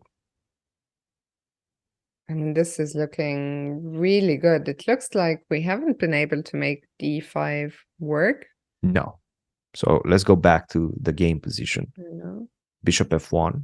d5 doesn't work. All right. So we understand that. But what does work in the position? Okay. Let's try bishop a6, shall we? Mm-hmm. I'll play b3 and say back to you. Back That's over right. to you. That's right. Yeah. And if you go rook to b8, I go rook ab1, back to you. Yeah, no. And but just is white's plan to play h3 and f4? I guess so, right? Oh, yes. Oh, Yeah. yes. Yeah. Again, I have a plan. What's yours? There's no plan. No, I don't have It's a plan for black here. yeah, no. I think 95 we're probably going to see bishop to f1. Hikaru is also considering bishop to e2, is my guess. For the simple fact that bishop to e2 also controls this g4 square. Yeah, At the so for same, example, in that d5 line, then knight g4 wouldn't be an option, right? yes, knight to g4 is, I mean, it is an option because you do take on e3, but it's not a great option in the position. And to be honest, I don't really like this bishop on e2 that much, just because it's on the same file as your queen and as this battery between the queen and the rook on e8. So I don't know. I kind of like bishop to f1. I just feel more secure dropping down the bishop to f1, hiding the bishop. I'm with you. Hikaru was hovering. His hand was hovering over the bishop. Okay. To me, it looked like he was about to play bishop f1, but let's see. He's gone back into the tank. Christian, while we wait just for Hikaru's decision, I had some good news for you. Okay. I wanted to take you to board 9. You told me that you work with Gregorio Parin. Yes. Things were looking fantastic for him. The position looked quite spectacular. But the last against Shimanov, yes. Yes. The last move wasn't the best. Should we just go back a few moves to see how did the black queen land on h1? Absolutely. Let's take it from the beginning. So this is Shimanov versus Grigory Oparin. Bishop to b2, knight c6. We see this b3 idea. Grigory goes for this knight e7 d5 early on. I like it. It's some sort of a reverse Sicilian setup. Bishop to b5, immediately taking advantage of the fact that you just left this pawn on g2 unattended, queen g5, knight f3, pawn sacrifice. Okay. Rook g3, queen h6, knight takes c5, took the pawn back. But the problem is you're also having some difficulties with this king on e1, queen f3, bishop d6, and rook to g2. Whoa. Okay, this was a really bad move. Yeah, rook to g2 was a really bad move because of queen to h1, king to e2, bishop takes e5, bishop takes e5, and now h5. And bishop to h3, in fact, was a winning move at this point. Why is bishop h3 winning? Because if you do go the natural rook to g3, Whoopsie. Oopsie. Oopsie daisy. Yes, queen to f1, that's a checkmate. So how do you protect the rook? I mean, I guess you can take on d5, but then bishop takes g2. Once again, you're not getting to my king. Take on c6, take on c6. You cannot continue taking on c6 because, well, the bishop is a long-range piece and it defends on c6 as well.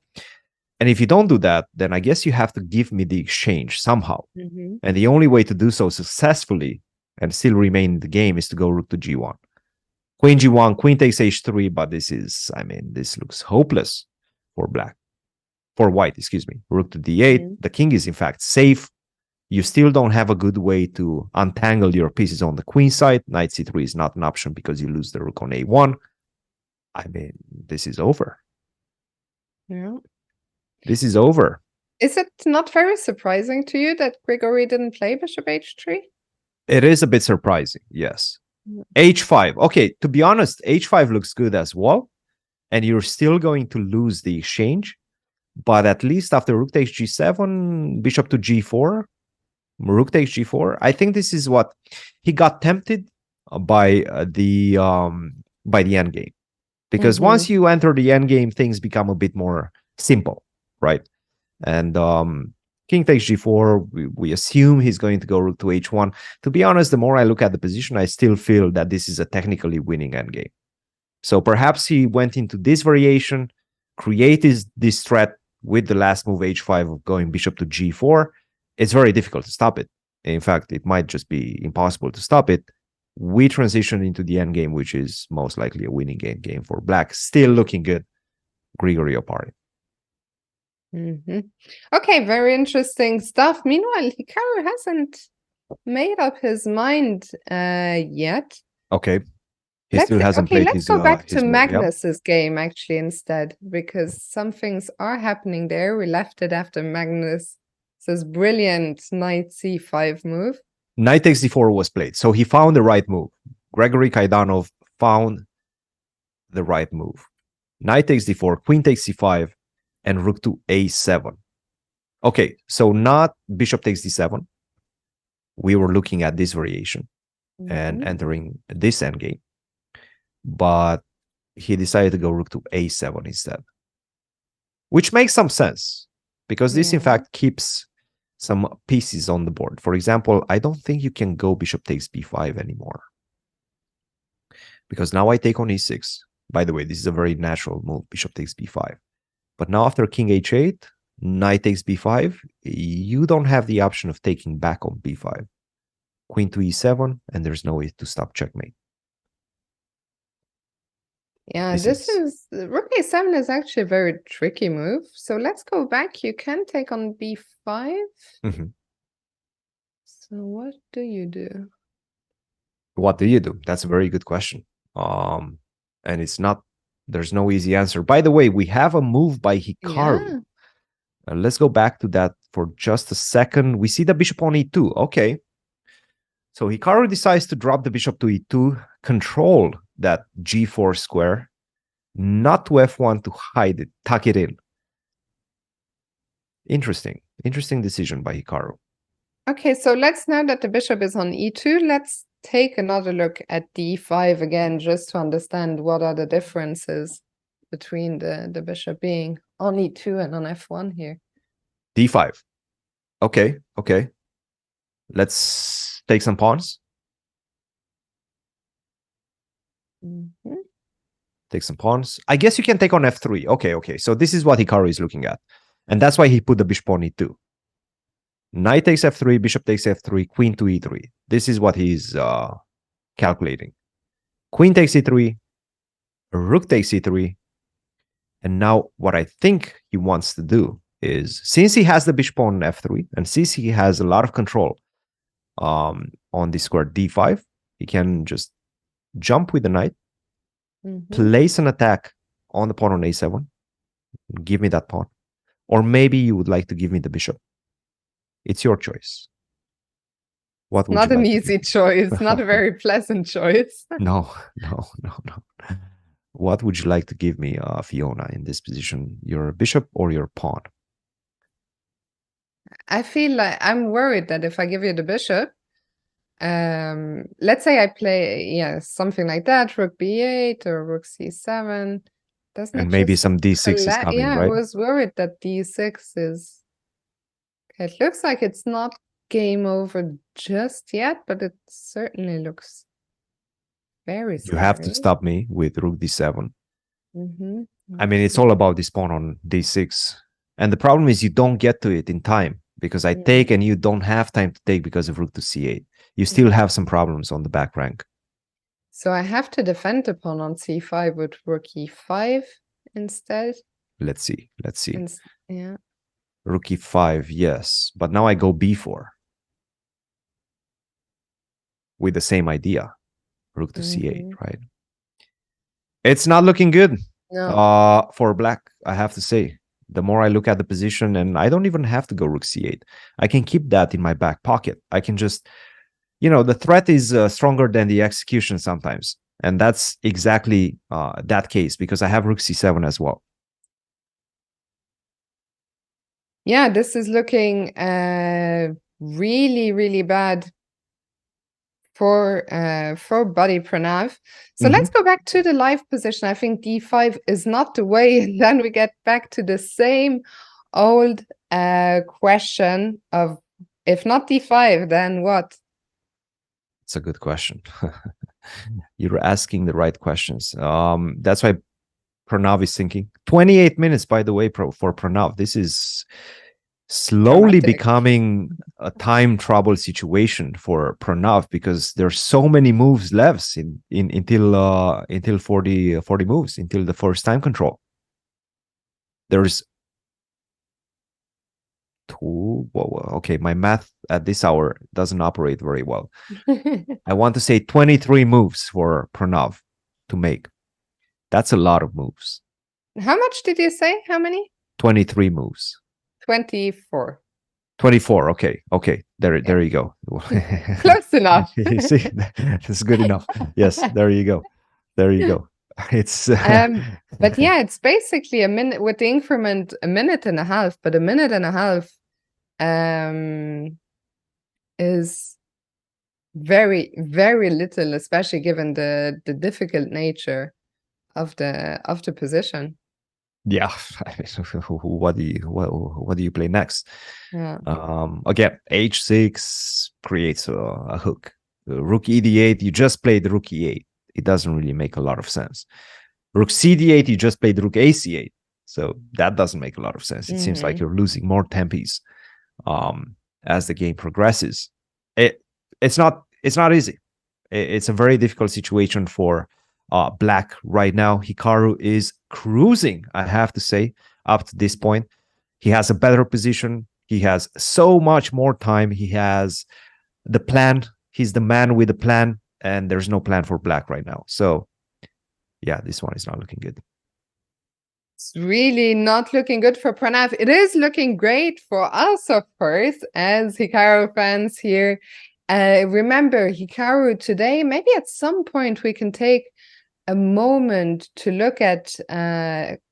I'm keeping an eye on it. Not too much is happening, which in fact I think is good news for Hikaru, that not much is happening in the 3 games between the leaders, because I think Hikaru would very much welcome 3 draws there. Yes. Which would allow him to catch up to these players. Maybe we can take a quick look at the position between Arjun Erigaisi and David Paravian, since Erigaisi is the highest rated player in that group. He's the only 2700 that has 5.5 points, if I'm not mistaken.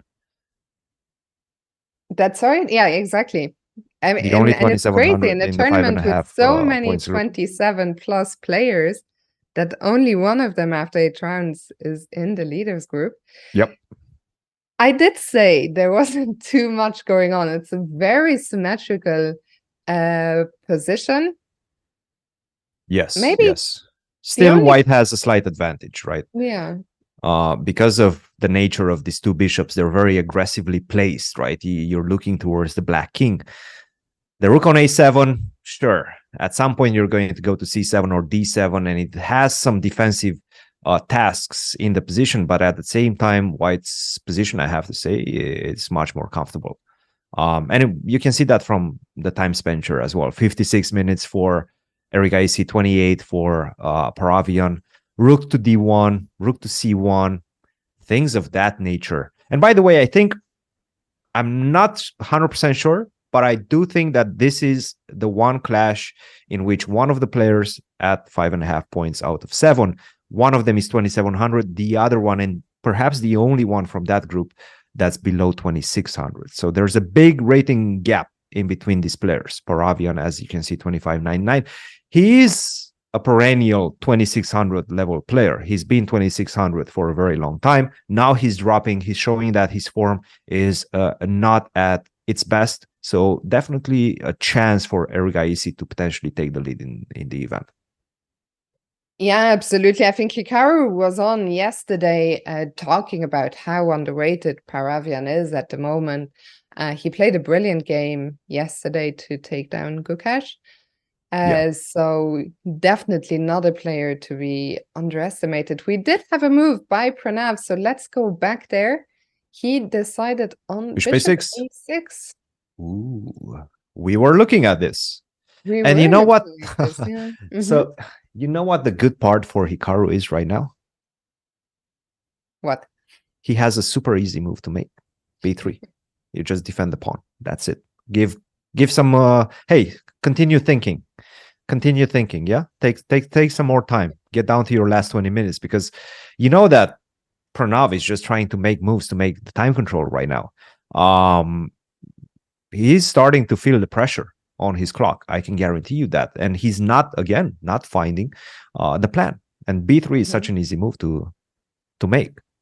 There's other ways to defend that pawn on c4, but not other good moves. Like, for example, queen to f1. It doesn't really make sense to put the queen on f1. The queen on f2 is perfectly placed. b3, to my eyes, is a very easy move to make. I don't think Hikaru is going to spend a lot of time on it. Yeah, I think Hikaru probably not at the board right now, which is why the move isn't coming so quickly. I think we looked at this and we said b3, rook b8, rook b1. That was here, right? Yes, we were trying to find something for black. But we still... Okay, let's try to be as aggressive as possible with black. So bishop a6, rook b3, rook b8, rook b1. And now let's try to increase the pressure on the b3 pawn, right? Let's go rook to b6. Try to go rook to b8 next move, basically. The sad part about the position is that I can even make a move such as h3. You go rook to b8. And now I can just laugh in your face and be like, okay, sure. You spent so much time trying to put some pressure on that b3 pawn. I can just jump to b5 and that's it. Your pressure is all gone. And by the way, don't give me the two bishops, because you're going to get killed on the queen side. I'm going to open things up with b4. I'm going to go a4, a5. And by the way, I do think we have b3. As we anticipated, Hikaru just didn't spend any time on this move. He just played the move b3. Yeah, and in theory, Pranav should have a move prepared, or at least an idea, if he went for this whole knight e5, bishop a6 setup. I imagine that rook b8 will be the follow-up, or do you think he will now just say, okay, I'm gonna change my plan and maybe play rook d8 to try and go for d5 again? But I mean, the bishop went away from b7. It's just so tricky. They don't connect with each other, right? The moves don't connect with each other. Yeah. No. I'm at a loss of plans right now. Yeah. I'm at a loss of plans. You've got to feel for Pranav a little bit. Of course, we don't feel for him too much because we want Hikaru to win. Okay, so he does actually kind of mix the plans and now goes for rook d8. I with guess the idea of d5. Yes. is d5 a threat right now or no? That's the So let's first make a move such as h3, Yeah. right? And see whether d5 actually works.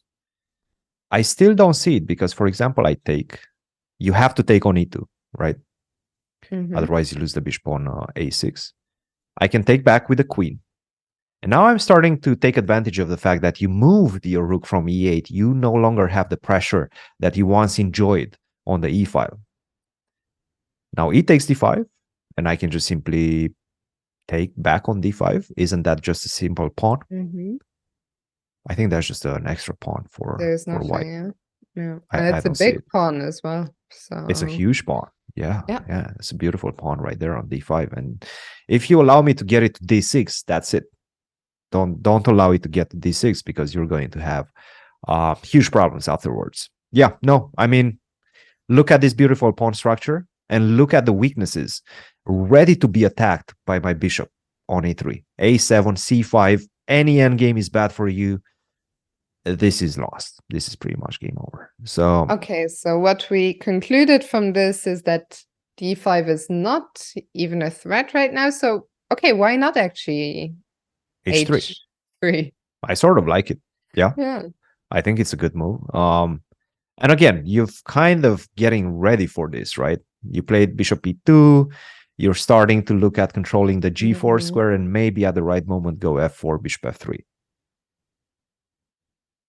Let's go back. According to the engine bar, the evil bar, there was even better than h3. I'm not saying right now. Okay, so could be more direct.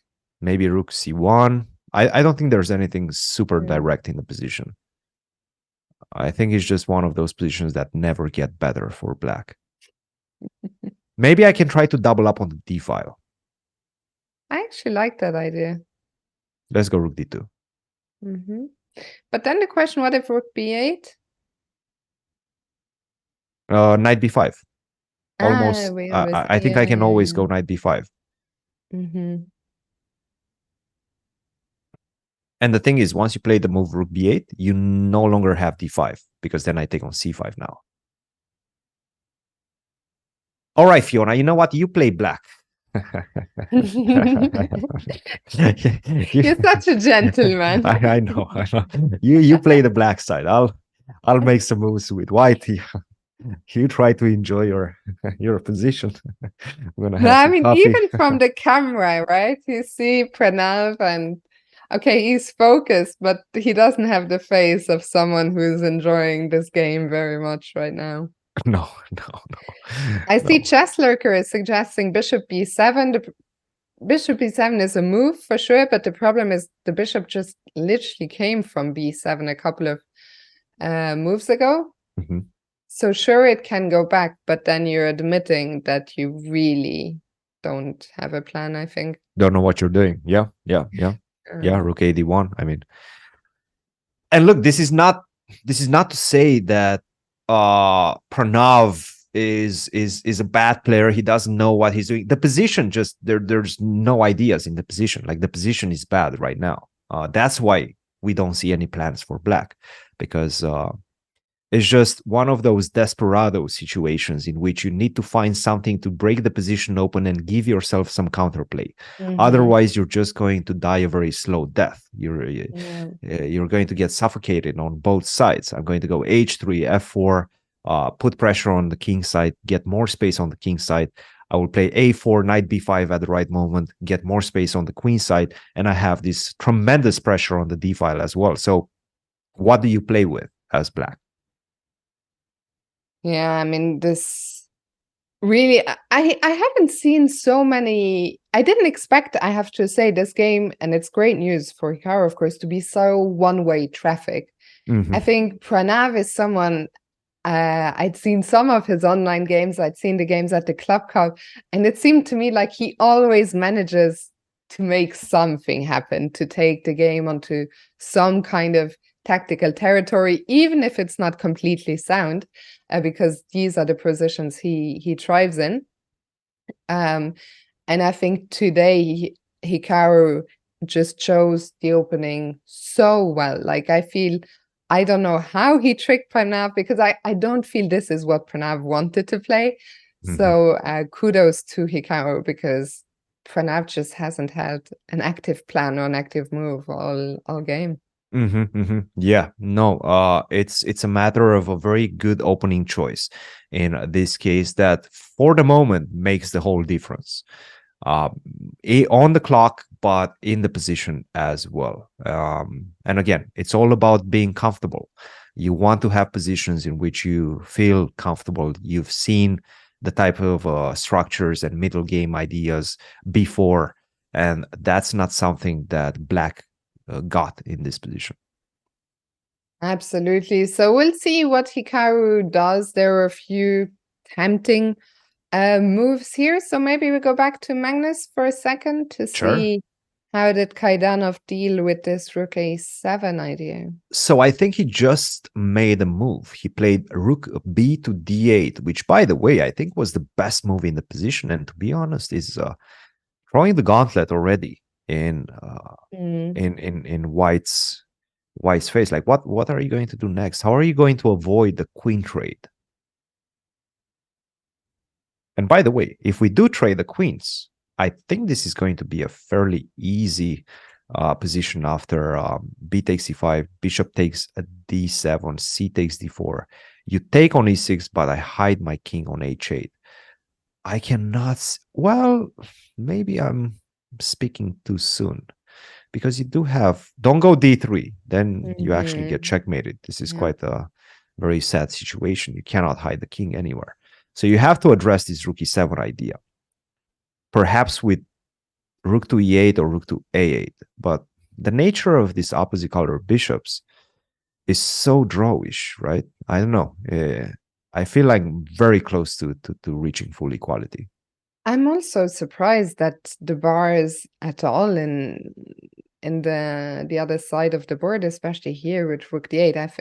After rook e8, I feel if one pair, I was gonna say, I feel if one pair comes up, should just be a dead draw, but computer disagrees with me. Yeah. Well, you're gonna get my d4 pawn, and perhaps this is what Magnus is looking for. He's just trying to exchange, sure, allow the exchange of one pair of rooks, and then take the pawn on d4, play 4 versus 3 with one passed pawn. This is the best he can get. Out of the position that he currently has, after rook b d8, this is the best he can get. So perhaps this is what he's going to look for. And Christian, we're going to get to a very exciting part of today's stream, at least for me. There is a delivery at the door. Okay. So I'm just going to go and get that. I'll leave you here on your own for just a minute. Okay, you have some delivery. Somebody's knocking on your door. Okay. Exactly. I'll be right back. Okay, Fiona. Don't leave me hanging for too long. I won't leave you hanging for too long. Be right back. All right. And as she goes, let's go back for a second to Hikaru's position. See exactly what's happening in that one. If Hikaru has made a move or not. Not yet. So we are expecting something along the lines of rook c1, rook d2, rook d1. Again, a lot of plans to choose for Hikaru, and a lot of good options at his disposal. Difficult position, but Hikaru, I have a feeling that he's going to take maybe 5 minutes, 5 extra minutes to try to decide. It's all about decision. It's not necessarily about choice. It's about decision, how he wants to continue the game. He has a lot of very tempting options. So let's move around. We've seen a lot of games, but we haven't seen this one between Vicious Disciples, Kartikeyan, who just defeated Magnus in yesterday's game. Beautiful game that was, by the way. And he's leading. He's part of the pack of leaders alongside Narayanan SL. I hope I pronounced that correctly. I don't want to get in trouble with the Disciples. But this is the position we have right now. And the question is, do you have enough compensation as Black for the exchange? Does this pawn on d2 give you enough compensation? Do I have a way to corral that pawn on a d2? Something like rook d1, f4, rook f2. These are the type of ideas that I'm seeing it. But if you don't get to that pawn, then you're in trouble. Let's take it one move at a time. Rook to d1. The problem is I see this move b4, opening up the action of the bishop pawn f6. I don't like it. For example, if you take, you have huge problems and you don't have time to address them. Take, first of all, I have bishop to d4 to pin the rook, but I can also just defend with bishop c3. This is lost. Completely lost. Completely lost. So, yeah, no, I don't like it. I actually don't like it for white. I have a feeling that Narayanan is better. He has more than enough compensation for the exchange. I'm a bit worried for Kartikeyan, the hero from yesterday's game. All right, let's go back to Hikaru. Did Hikaru make a move, chat? Fiona is eating off cam. No. She's getting some delivery. She's getting some delivery. So we're going to get some yummy bites. Yummy bites are coming our way. I'm hungry already as I think about it. No, don't give her any ideas. No, she's not going to finish that without me. Don't give her any ideas. All right, let's see. Hikaru hasn't made a move yet, so we're going to get back to this one in just a second. Puranik versus Giri, that was a draw. Magnus, oh my goodness, wait. We have a move by Magnus. Okay. So after rook bd8, Magnus decided to go b4. All right. So not the moves that we were discussing. Queen c5, b takes. Welcome back, Fiona. Welcome back. Good to be back. Sorry that took a little longer. Did you eat the whole thing off camera, or did you leave me some? Did you? I left some to show you guys. All right, you left some. So, okay. What if in the chat you're wondering, what is this about? Why did Fiona disappear? Why is she out of breath? Because there's too many stairs in my house. So, Fiona is all smiles because Fiona got a delivery from Domino's Pizza. So here is the box with the new product that we're going to be talking about. And I have to say, Christian, I've never been so excited to talk about anything. Pizza is my expertise, let's say. Pizza is my favorite thing in the world. And today we're going to be trying these delicious new pepperoni stuffed cheesy bread bites. Yummy bites. Just in the door. How jealous are you? I might quit my job after this one and go to Domino's and get myself some yummy bites, because that's too much temptation, Fiona. Stop doing that. Stop. Oh my goodness, Fiona. No. Never before have I been able to eat like this on stream. They are pure. They're everything I love. Oh my goodness. Pure, cheesy yumminess. They're hot. They're spicy. What? Oh, my cam died. I think when I was just looking at the box lovingly. Can you guys still hear us? I'm not sure. I see the cam working just fine. Yeah, you see it working fine? Yes, I see it working fine, and I see on Zoom, but not on the stream, right? No, on the stream. Yeah, you're good. You're all good. And it does look delicious. It does look delicious, and I'm hungry, Fiona. What can you do for me? I'm hungry and they look delicious. Can you send me some? I'll put some in the post. They might take a moment to arrive. I have to say, I haven't tried the cheesy breads from Domino's before, because I'm usually a pizza kind of girl. But these are really, really delicious. They're really cheesy. And I think they're such a comfort food.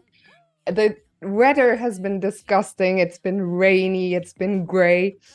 And on your screen right now, as you can see, so these are brand new on the menu. If you want to order yourself, you can click the link in the chat. You can see there all the different deliveries. Of course, I was in Europe, but I think Domino's, they're everywhere, no? Oh, for sure. Yes, yes. I've been ordering Domino's since my college years. And they have so many deals. I have to say today I'm getting the cheesy breads, but I also I say the cheesy breads. I just call them cheesy breads, but they are of course Yummy bites. Yummy bites. yummy bites. They're of course pepperoni stuffed cheesy bread. If you guys want to order it, that's what it is called. And you get a lot of deals. I actually ordered not just the pepperoni cheesy bites. I also ordered some pizza for my family, so we can have a nice pizza together later. So guys, if you want to try them out, also though, I actually have to say I love the packaging. I don't know, I wonder if in the US, would they be bigger? I feel like everything is bigger in the US. Yes, everything is the portion sizes are definitely bigger. You get more cheesy bites for the buck. And it's awesome. Awesome. I have to say this might be the best dream of my life. How's the texture? How's the texture of those cheesy bites, Fiona? I said I was the best person to do this because I love cheese. Rate it from 1 to 5. How would you rate the texture, the presentation, the packaging? 5. No, they're really, obviously, I would always say they're good, but they are actually genuinely delicious. They also have that hotness of the pepperoni. As I said, I think with the cold time of the year coming, they're really perfect. I'll take one last bite, and then I think you can see the cheese even. There's too much temptation. I'm not even watching. I cannot watch it anymore. You can see the different the different dips as well there on screen. So cannot recommend this highly enough. I'll stop eating in a second. Stop talking with food in your mouth. Sorry, I'm getting too excited. I will stop eating. If you want to order them, you can get them now. There will be a link in the chat if you want to try out the new pepperoni stuffed cheesy bread. You can choose your favorite dips. Last question, Christian. What's your favorite? Which dip would you choose to go with this? I'm gonna go with marinara sauce. Marinara. We have marinara sauce. For that extra spice, that extra hotness, or? That's right. Yes. That extra tomato filling. And the little garlic here from? That's the best with some cheesy bites. Yes. I think that goes well. We'll take that marinara sauce. Guys, I'm gonna stop eating. But really delicious. Really cheesy, just the way I like it. So go get some and let us know what it's all you about think. that cheese, Fiona. Huh? Cheesy is the way we all like it. Yes. It's the all thing about is, that I cheese. almost need to go again to put them away. Otherwise, how will I stop myself from eating them? Let us know in the chat. What are your favorite pizzas? Have you tried the pepperoni stuffed cheesy bread? If you do, let us know. But meanwhile, we're gonna go back to Hikaru's game, where we can see that Pranav is once again deep in thought, but he has made a move, right? He just played the move. He just played the move. Knight c6, yes. Bad move, Fiona. Bad move. That's not a good move. I think Pranav is getting hungry as well. Pranav is getting hungry. Knight c6, this is not looking good because you allow me to go b4. This is problematic. If you allow me to go b4, b5, I mean, you're in trouble. You are truly in trouble. And unfortunately, I don't think you can take back. Take on b4. Then I can just simply go rook to b1. And by the way, rook to b1 is not the only move. I can also go knight b5. And if you take, where's the knight going? How do you defend against rook to a7? This looks terrible. Christian, just one last thing, and chat, I'll be done after that. Of course, just a big thank you to Domino's Pizza for sponsoring today's streams, for getting me this deliciousness delivered straight to my door. Much appreciated. And yeah, this position, it Please looks get me some next time as well. next time. Put a good word for me. You all must right? be like, why her? Why not me? Like, life Exactly. is so unfair. It is unfair. Yes. She wasn't yes. out partying last night. She doesn't need it as much as me. Yep. But yeah, that knight was not getting out. Yes. So yes. b4. No, b4 is looking really good for white Fiona, I have to say. And by the way, look at the time. We still have made only a couple of moves since we last discussed the time situation and how dire it is. And Pranav was like at 28 minutes, I think, at that point. And right now he's below 20 minutes. Mm-hmm. The clock is ticking. The clock is ticking, and you know that Hikaru is going to put some pressure on that. He's going to use it the way he knows best. Yeah, and I think b4 is the kind of move where Hikaru is going to take a little bit of time, because if he figures out b4 is just crushing, then there is no need to rush. Yes. Now the question is, all right, so knight b5, at least you're not getting the pawn back immediately. So maybe that's not something that he looks at first. But do you have any other options? Can you go rook to b1, for example, to put in immediate pressure on the knight on b4? Obviously, you cannot go back because you lose the bishop on a6, right? So we have to find a different defense for black, maybe something like d5. And maybe this is what Pranav calculated from a while back. But the question is, wait a second. What if I just simply go rook a4? It feels like every time the knight lands on b4, it's like, how do you get that knight out? To c2? I guess further you have to go to into c2. The forest. You have to go to c2. Oh my goodness, but this knight on c2, Fiona, I have to say, I really you don't like it. You don't believe in it? I don't believe in it. Okay, let's say I take once and then I pin you down. How do you continue? Do you take on c4? When you took, could I not take your bishop in between? When you took on d5? Just a move ago? You can, yes. You mean here, right? Knight takes c3. Yeah, but then you. But queen takes c3 and you cannot recapture back. No. Because you lose the queen on e7. I mean, it's really, this game is a game of constantly having to pick between different evils. That's right. For black. Like, do you want this bad position or that bad position? That's right. That's exactly what it is. Yeah, no, it's a sad situation. At the same time, we were discussing about it. Pranav needs to be looking for some complications. You have a bad position, borderline losing, to be honest, if you sit and wait. And the problem is you're going down to your last few minutes. You don't want to have a position in which you have to sit and wait. You want to have a position in which you can calculate things quick. So you want to simplify it. That's why he's going for this knight to c6 idea. Try to provoke the move b4. And at least that's when we get only straightforward calculations in which we know Pranav excels. Again, we've been discussing this. This is one of his main attributes as a chess player right now. He can calculate very well. He's very resilient. He likes to have complicated positions. And that's what he's encouraging right now with this move, knight c6. But I have to say, it's still not looking good.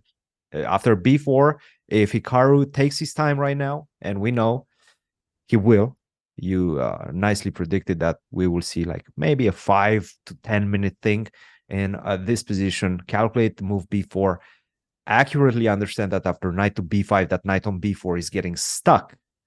And yeah, I think he's going to play it. We will see. I'm with you. I think Hikaru is going to take a bit of time here, which is the perfect moment for us to go on a quick break. When we go on break, when we come back, we'll return on kick. So now is a good time once we're on the break for you guys to switch over.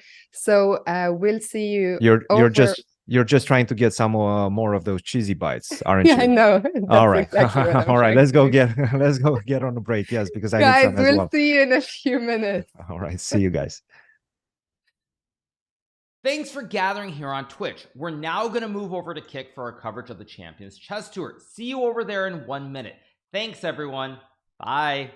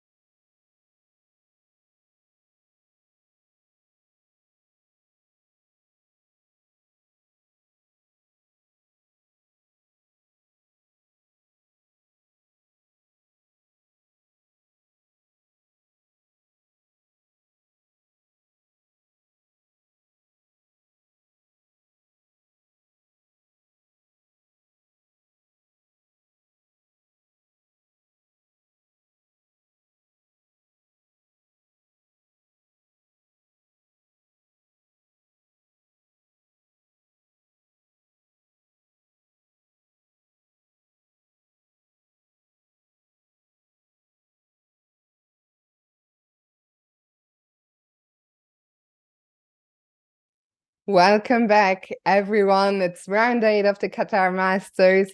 And Christian, while we were on break, Hikaru took a little bit of time and he did play the move we were expecting. B4 is on the board. Yep, he played it. We were expecting him to take a little bit of time to try to figure things out in the complications that are going to arise on the board. But I have to say, after B4, this is looking juicy for Hikaru. I mean, you have to take on B4. There's no way to just like sit around and wait, because I have a couple of options. B5, that's going to pick up one of your pieces. B takes C5 as well, that's going to pick a pawn. So you have to accept the sacrifice. You have to take on B4. And the problem is, once you take on B4, you have to continue with knight takes B4. You cannot shy away from this with bishop B7. That's not going to happen. You have to take on B4. And this is where Hikaru has options. And we know options are always a nice thing to have in the position, in chess, in life in general. Rook to A4 is one of them. Rook to B1 is another one to try to attack the knight on B4. But the best way to continue this one is knight to B5. And I have to say that perhaps he hasn't seen this move, Hikaru, from the get-go, from the time he played the move B4. But once he gets to this position, I guarantee you that he's going to find knight to B5. Because conceptually, it's such a nice move to make. Once he takes on B5, if he does take on B5 and C takes B5 comes, there's no way for you to defend the pawn on A7. But what's even more appealing to this position is that once you do take the pawn on A7, this B pawn is going to be free to go all the way to B8, all the way to coronation. And look at this knight on B4. I mean, the knight on B4 is not moving. It's terrible. It's looking bad. So I have to say, I like it. B4 is beautiful, a beautiful move. And 20 moves to go for Pranav, and he only has 14 minutes on the clock. I mean, it's going from bad to worse for Pranav. I'll be shocked if he can save this one. We've talked all day about how well Hikaru is doing. Another man who's making progress, I believe, is Magnus Carlsen. Things have changed a bit there. Let's quickly Should we take a look on that one? All right, sure. let's oh my goodness. Oh, this is bad. Oh, this is not good for Kaidanov. By the way, I just spotted his time. Less than 3 minutes to go. But where did it go so wrong? When we left it, we thought, okay, he can get this endgame. Yep. Opposite colored bishops, a pawn down, but well, he did. So he played the move B4, bishop takes queen takes C4, bishop takes C4, and now he played the move rook to E8. Okay. All right, so this was the moment, and he had to find some very difficult moves, I have to say. I believe B5 was one of them. B5 to try to force the trade of these bishops after bishop takes C6.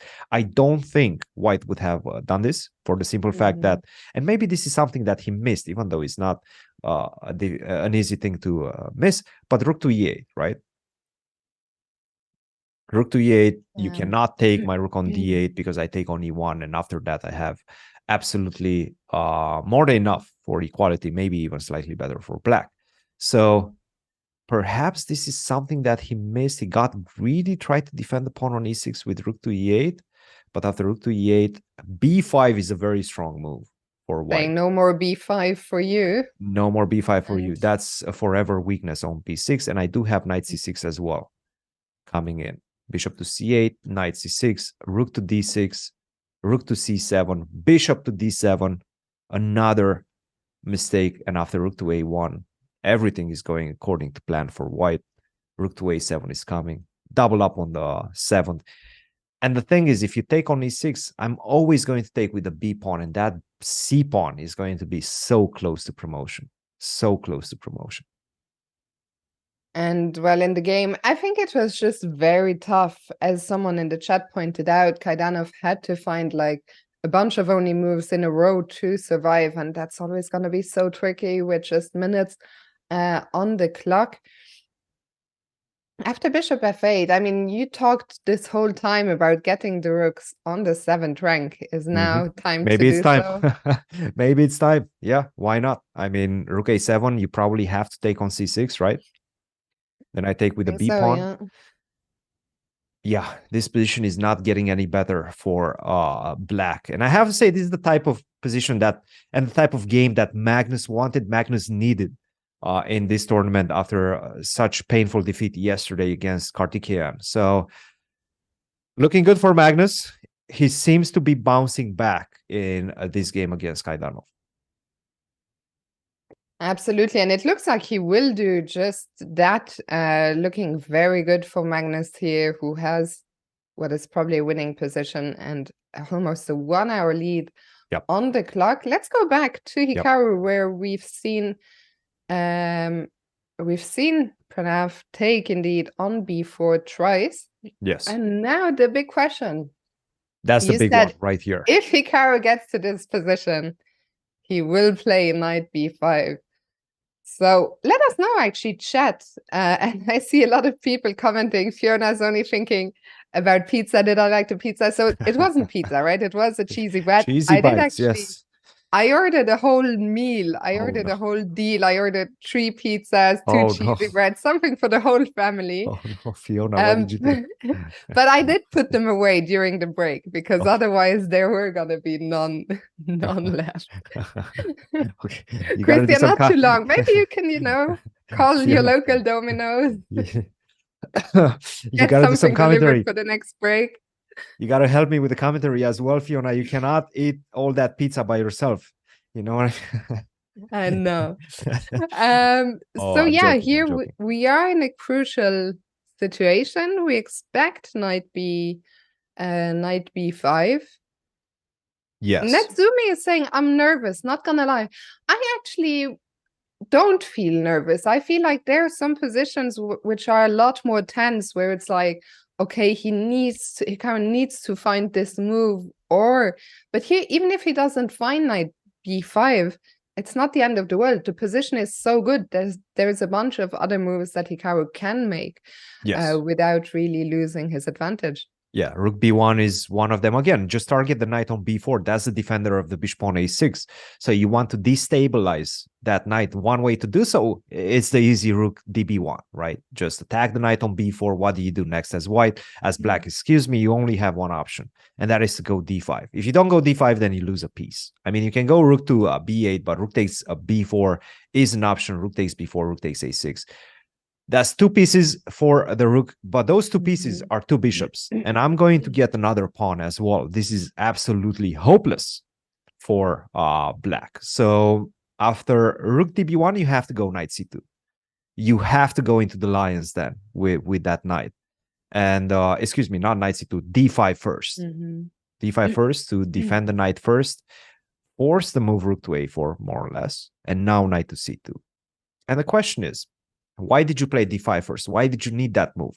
Well, it's because a rook takes a6 is not a good move because of d4 right now. d4 is a problem. I can also just simply take on a3. By the way, we have a move, and what do we have? What do we have? Oh, we have 2 moves. Rook a4, d5, and rook to b1. So not knight to b5. Hikaru did not play the move knight to b5. He chose this other path that we were discussing. And to be honest, it's good as well. This is looking good also. I mean, the knight is just such a problem piece here. You have to go knight c2. Did he play knight c2? He played the move.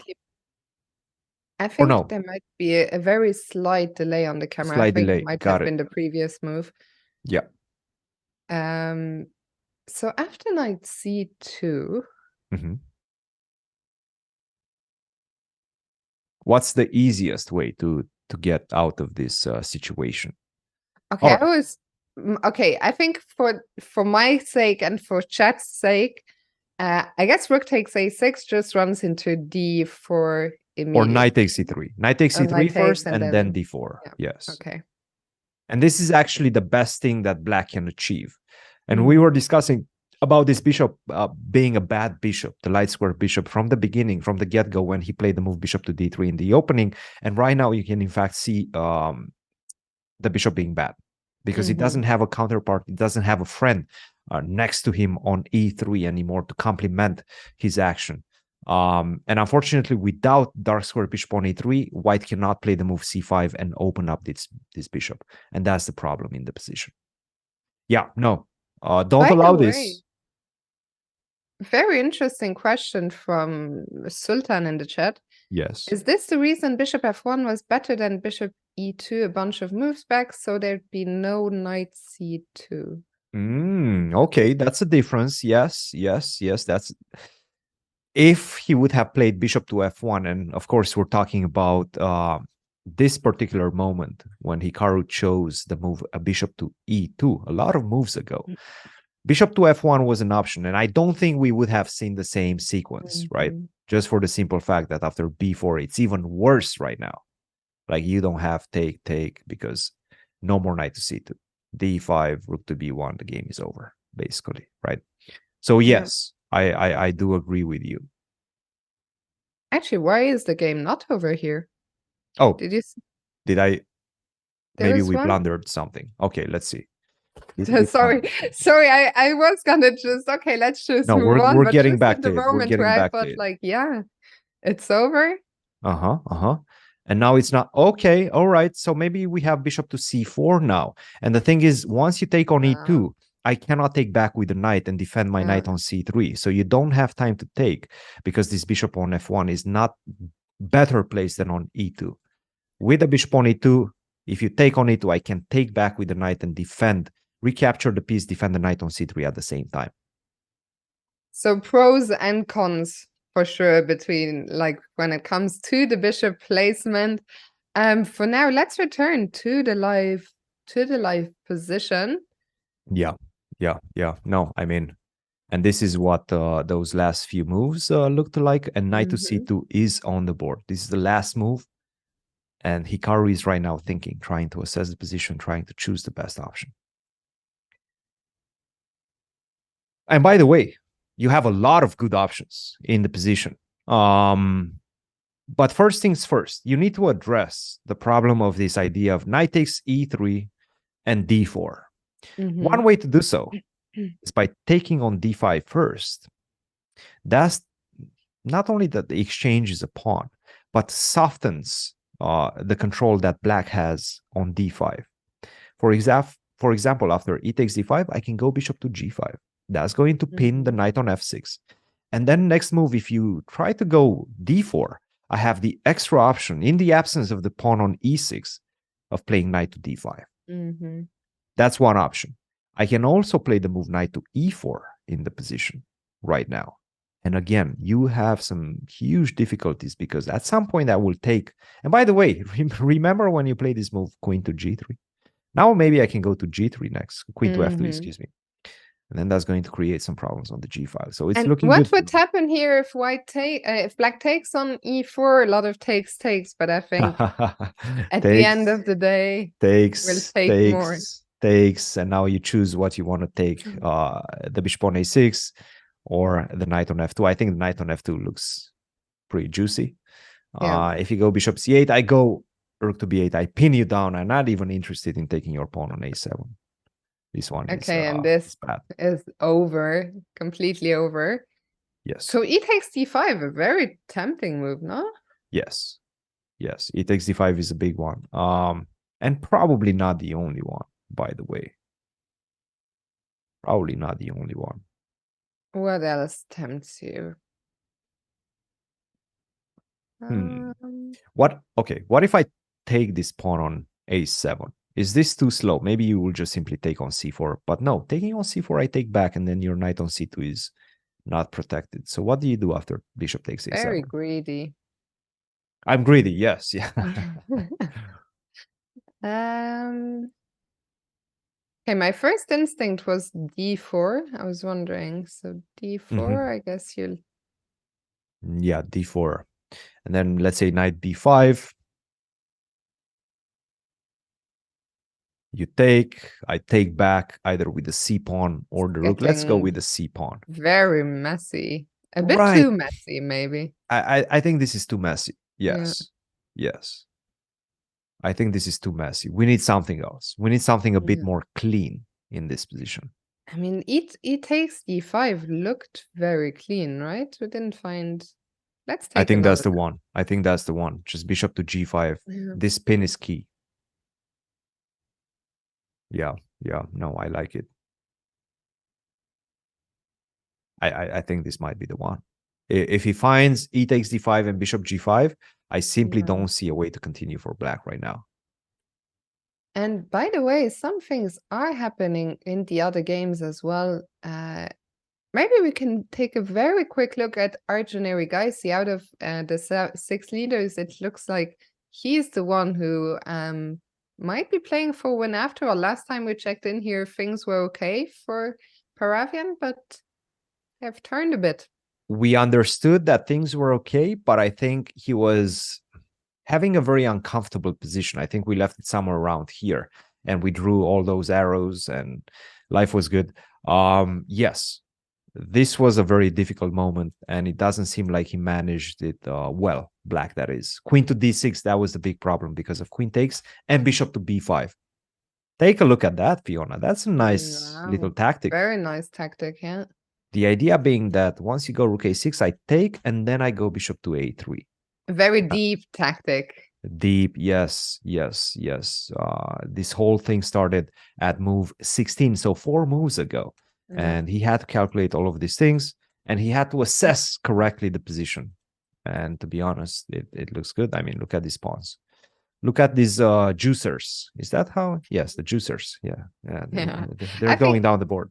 I never, in the early days, it was never clear to me what exactly is a juicer. And then I think someone once typed in the chat, a juicer can be anything. And I was like, okay, that seems easy to remember. Anything can be a juicer. The A But and B yeah, juicers. here Yes. they are running. In general, of course, 2 pieces are stronger than a rook, but here rook and 2 pawns and 2 connected passed pawns. This is looking very difficult unless black can somehow create some counterplay. I mean, knight h5, try and bring the knight to f4.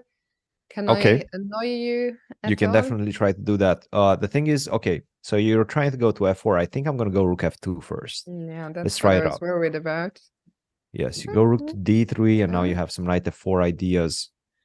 And you're saying that I don't have enough time to hide because of some knight h3, and now, yeah, there's some problems here. You got your knight too deep into my position. I don't like this. Mm. Okay, there is still some play for black. I think it's really crucial that black activates the knight as soon Yeah. as possible. Maybe bishop a6 is another option.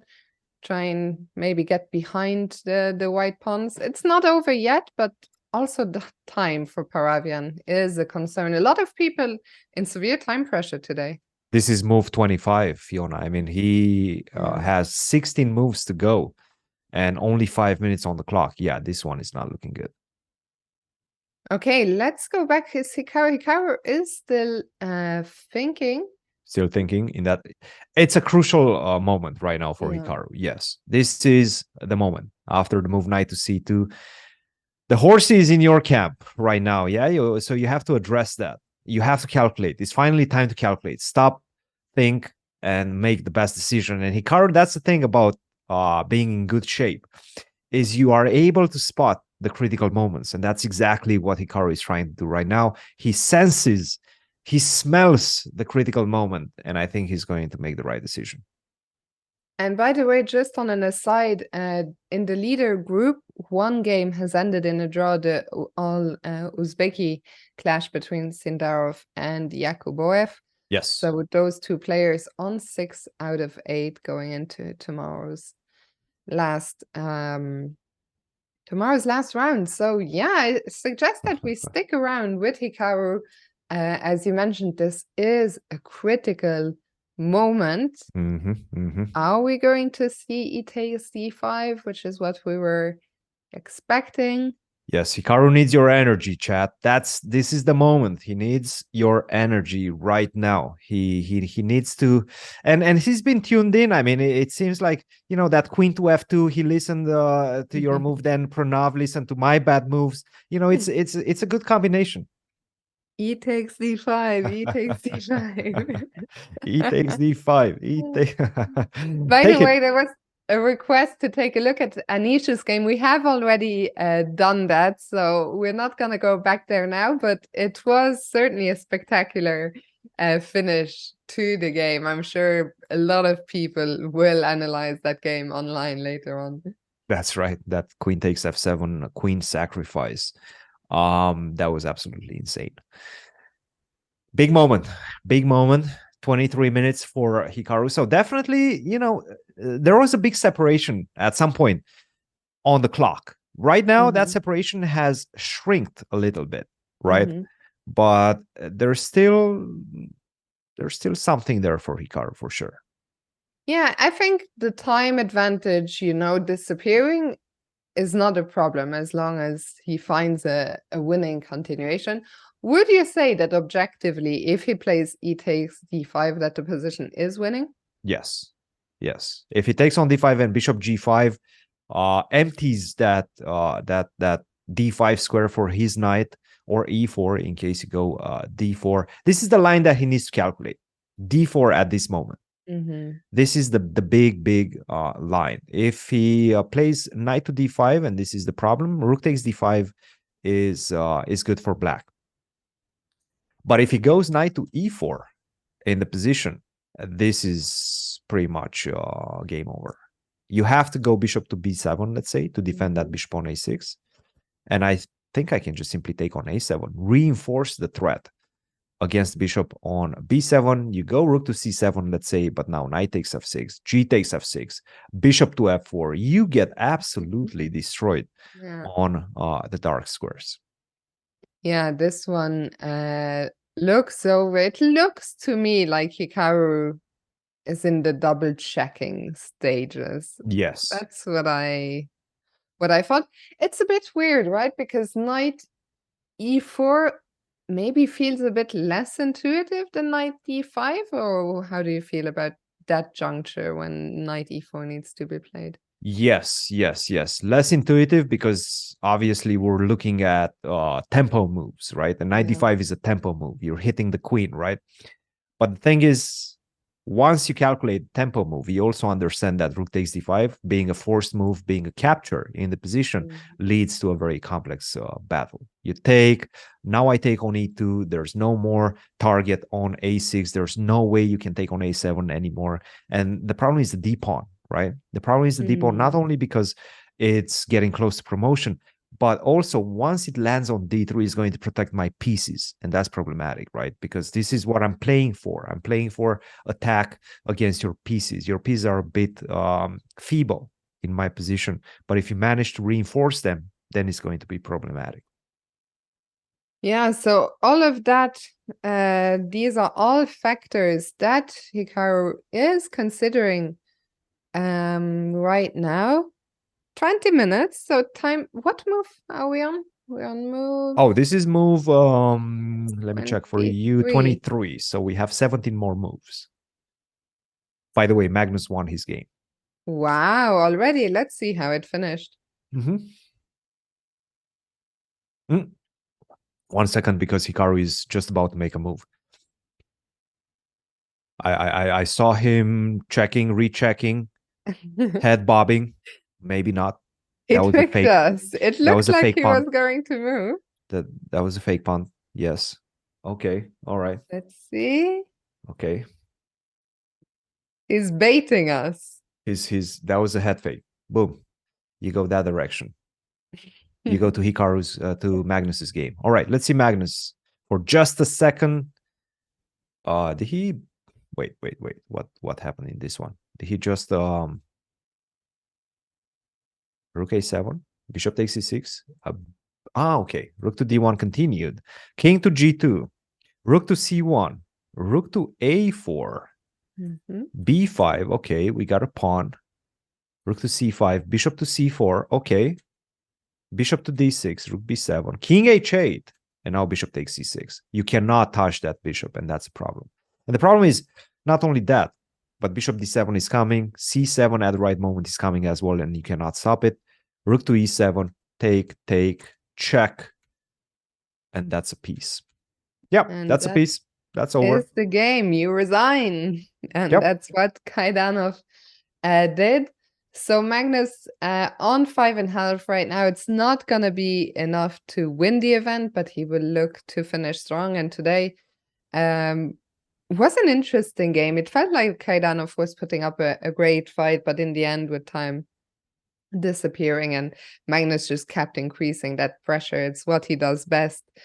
So a nice win for Magnus. Let's go back. Still no move. Knight c2, and we're still waiting. Hikaru really keeping us on the edge of our seats. That's the moment. This is the moment right here. Yes. This is the moment right here. And he knows it. He makes the right decision. He's winning. He really had us. Oh, do we see something? Do we see something? All right. Not yet. He's getting close. How many times has he baited us? Oh, so many times. So many times. In the last 5 minutes only. I know. Absolutely. Absolutely. It's All right. almost hard to commentate anything. I'm so fixated at just looking at Hikaru's camera like, come on, do something. We're being told that maybe he's trying to pick up the rook on a4. Well, that would be problematic because the only thing that makes sense is take on a6. And then knight takes e3, things become a bit murky in Messy, position. murky, yeah. Yes, queen takes e3, d4, and then we get to this position in which we have the knight versus the bishop, but the bishop on e2 is not optimal. So and you know what's gonna happen, Christian, of course, if Hikaru takes on a6. What's gonna happen? It will be your fault. Oh no. It's gonna be your cheesy bites fault. Blame the sponsor. That seems like a good idea. Oh my goodness. Okay, not the rook. Not the rook. I don't think we're going to see rook takes a6. I think we're going to see e takes d5. That's the right move. That's the cheesy move in the position. Good one. How long? Hikaru has been thinking for 17 minutes, actually. Wow. That's a long thing, especially for Hikaru. Hikaru is usually a very fast player, right? Yeah. Okay. I wonder. I'm actually genuinely curious what he is considering. He's now, from his body language, uncertain again. Earlier, I thought he's very close to making a move. And right now, gone back into the tank. And he's down to his last 16 minutes. Down to his last 16 minutes. 12 minutes for Pranav. Yeah. Not People easy. in the chat wondering, do you think he's seeing some ghosts? I mean, maybe it's also the line, the e takes d5, bishop g5. It's kind of easy for us here at home. It's not easy if you're in the heat of the battle. No, because, okay, I'll show you some ghosts that you can see in the position. For example, you start calculating this, and then you see bishop takes c4, and you see take. Whoops, there's a ghost right here. Queen c5, yeah? That's a ghost. Because this is just very natural moves to be calculated. You take, I take, you take, I take, things of that nature. And the thing is, okay, then you stop and you think, and by the way, we have a move. e5. That's a good move as well. It is a good move. It's not e takes d5, but I think it was the second computer move. That's a good move as e5 is good. It's not a move. Did we even look at e5?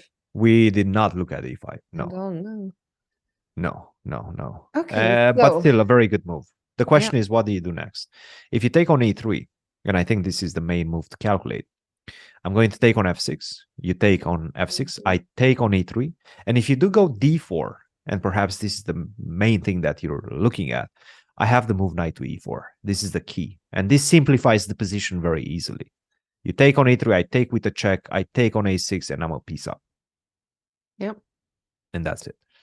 All right, we have e5. And do we have a move by Buddy?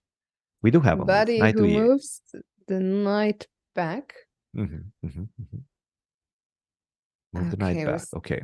still can't take the bishop on a6 because of this constant knight takes Knight takes followed by d3 and d4. d4.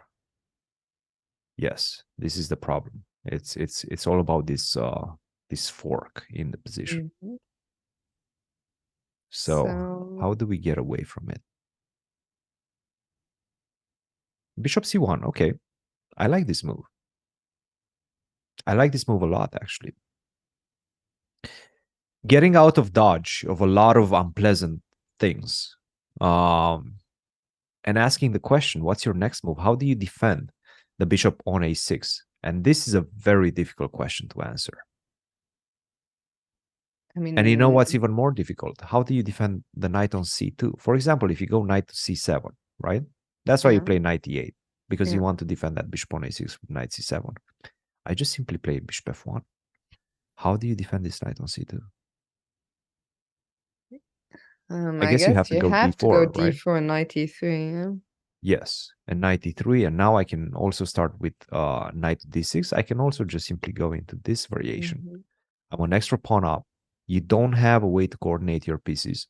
Bishop b7 is not working. I go rook to a1 next move. I go knight to d6 after, and then I start pushing my pawn. Yeah, this is hopeless. This is hopeless, and you know what? It also keeps full control in the position, and I think this is key for Hikaru in all the variations, and that's why he probably spent so much time on that decision. In all of those lines, in this particular position with the pawn on e5, Mhm. the position looks controlled. You're not giving any I have to say, complication for them. I'm completely with you, and I'm even starting to prefer e5, which was played by Hikaru, over e takes d. I feel like it allows less tricks, it allows less room for Pranav to, work his magic as he so often does. And a lot of questions, which move are we on? We're on move 25, so 16 moves to go for Pranav, who's about to take under 10 minutes here, but I think the time isn't so much the problem any longer. It's just, as you said, how do you deal with the bishop and the knight on c2? It almost feels like one of them, like I don't see how black holds on to the material. Exactly. Yes, exactly. And again, you can somewhat hold on to material by just defending this bishop on a6, but again, it's you're getting into this situation where I just take, and the pawns are equal, but the position is so unpleasant because I go rook to a1. Your bishop on a6 doesn't have where to go. Once you move the bishop, let's say you decide to stay passive with bishop to c8.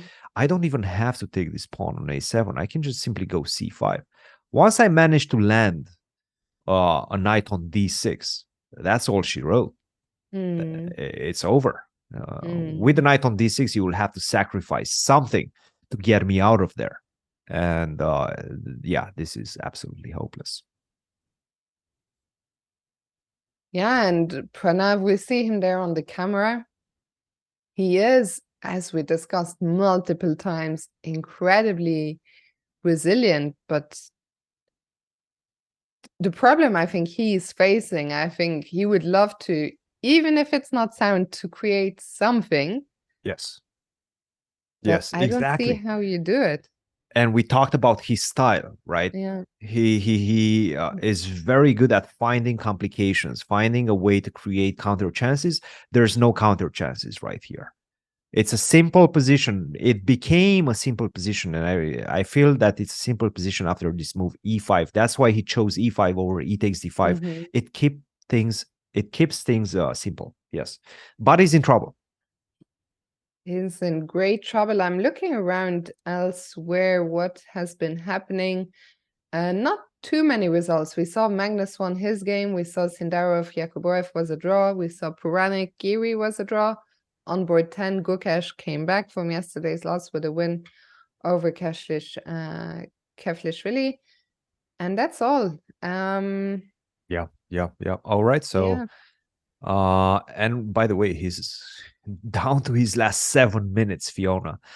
And the thing is, whenever you start getting down on time, especially in those last few moves, you're starting to see things that don't exist in the position. You're starting to see ghosts, as we so often say. And to be honest, that combination with the fact that the position is already very, very bad, that's a recipe for disaster. And I'm expecting this game not necessarily to finish. I'm expecting it to make the time control. But once the time control is made, I think Hikaru is going to come out with a completely winning position after. It's interesting you would say that. I saw people were discussing in the chat, is Hikaru going to make, is this game going to reach the time control or not? If you're not too sure, if you're maybe just watching the tournament today for the first time and you're not sure what that means, the time control is move 40. That is when the players get an extra half hour. I am with you that I don't think the game will end before move 40, even just for the fact that even if Pranav, let's say, gets a completely lost position, if you're down 2 seconds, usually you just play make the on. Moves. Yeah, you make the moves. And then when you get to move 40 and you have half an hour, often you're left sort of looking at the ruins of your position and like, okay, I resign. That's a great way to put it. Yeah, ruins of your position. Yeah, that's what this will be, almost for sure. Again, e takes d5 was a good move instead of e5, but e5 keeps control of the position in a much better fashion. So I like Hikaru's decision. d4 was Pranav's move. And now the thing is, Hikaru also has fairly easy moves to make. Knight to e4, right? Knight to e4 is a very natural move in the position. Absolutely. I mean, the knight is under attack. e4 is a beautiful outpost. And after that, once again, the ball is in black's court. The bishop will be under attack again. So let's take a quick look at that. If knight e4. And by the way, knight to e4 was instantly played yeah. by Hikaru. Yes.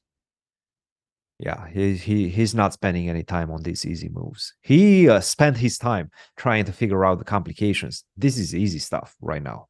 Exactly. I think it was a very interesting teaching moment for a lot of people who might be watching this, an interesting moment for me as well, to spend time on the critical moment, which was when Hikaru decided to play e5. And he correctly identified that as the critical moment. And then later on, his plans are clear. He's targeting the bishop on a6, the knight on c2. So later on, he can play faster. So that's a great thing to learn from the great. Yes, that's right. Bishop to d3, we expect right now after rook to c6. That's one way to force the knight away. And that's also a way to stop the d pawn from ever thinking about moving forward. So bishop to d3, I expect once again Hikaru to play quite quickly. And there's a great point in the chat. Benjamin is saying, no, not Benjamin, Zelda Sama is saying, okay, but how do you know what the critical moment is? That, of course, is the big question, right? I think a lot of the top players, they just feel it instinctively. Yes. And of course, there is no magic recipe. There is no answer of like, oh, this is how you'll know. I think it's just experience, and also moments when sometimes it can be when the pawn structure is going to change significantly, or when there's a lot of tension, when there's a lot of possible exchanges, or a lot of pieces hanging, a lot of tactics. Those I think with experience you'll be able to more and more feel what the critical moments are. I don't know if you have more input. You're the coach after all, Christian. No, it's all about those good feelings, and those good feelings usually come when you're in a good shape in the tournament. And whenever you're not in a good shape in the tournament, you miss those type of critical moments. That's a very good indicator of whether you're having a good tournament or not. And you can sense that in the first couple of rounds. Hey, am I spotting the critical moments or not?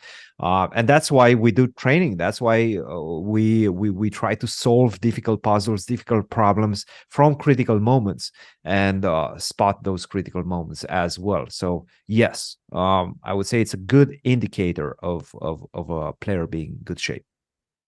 And sorry, guys, I don't know, Kristen, if you have the answer. It's the question I've seen the most today. Why is he called Buddy? I think you'll have to go into the Chessbrett channel and ask there. I think they came up with the name.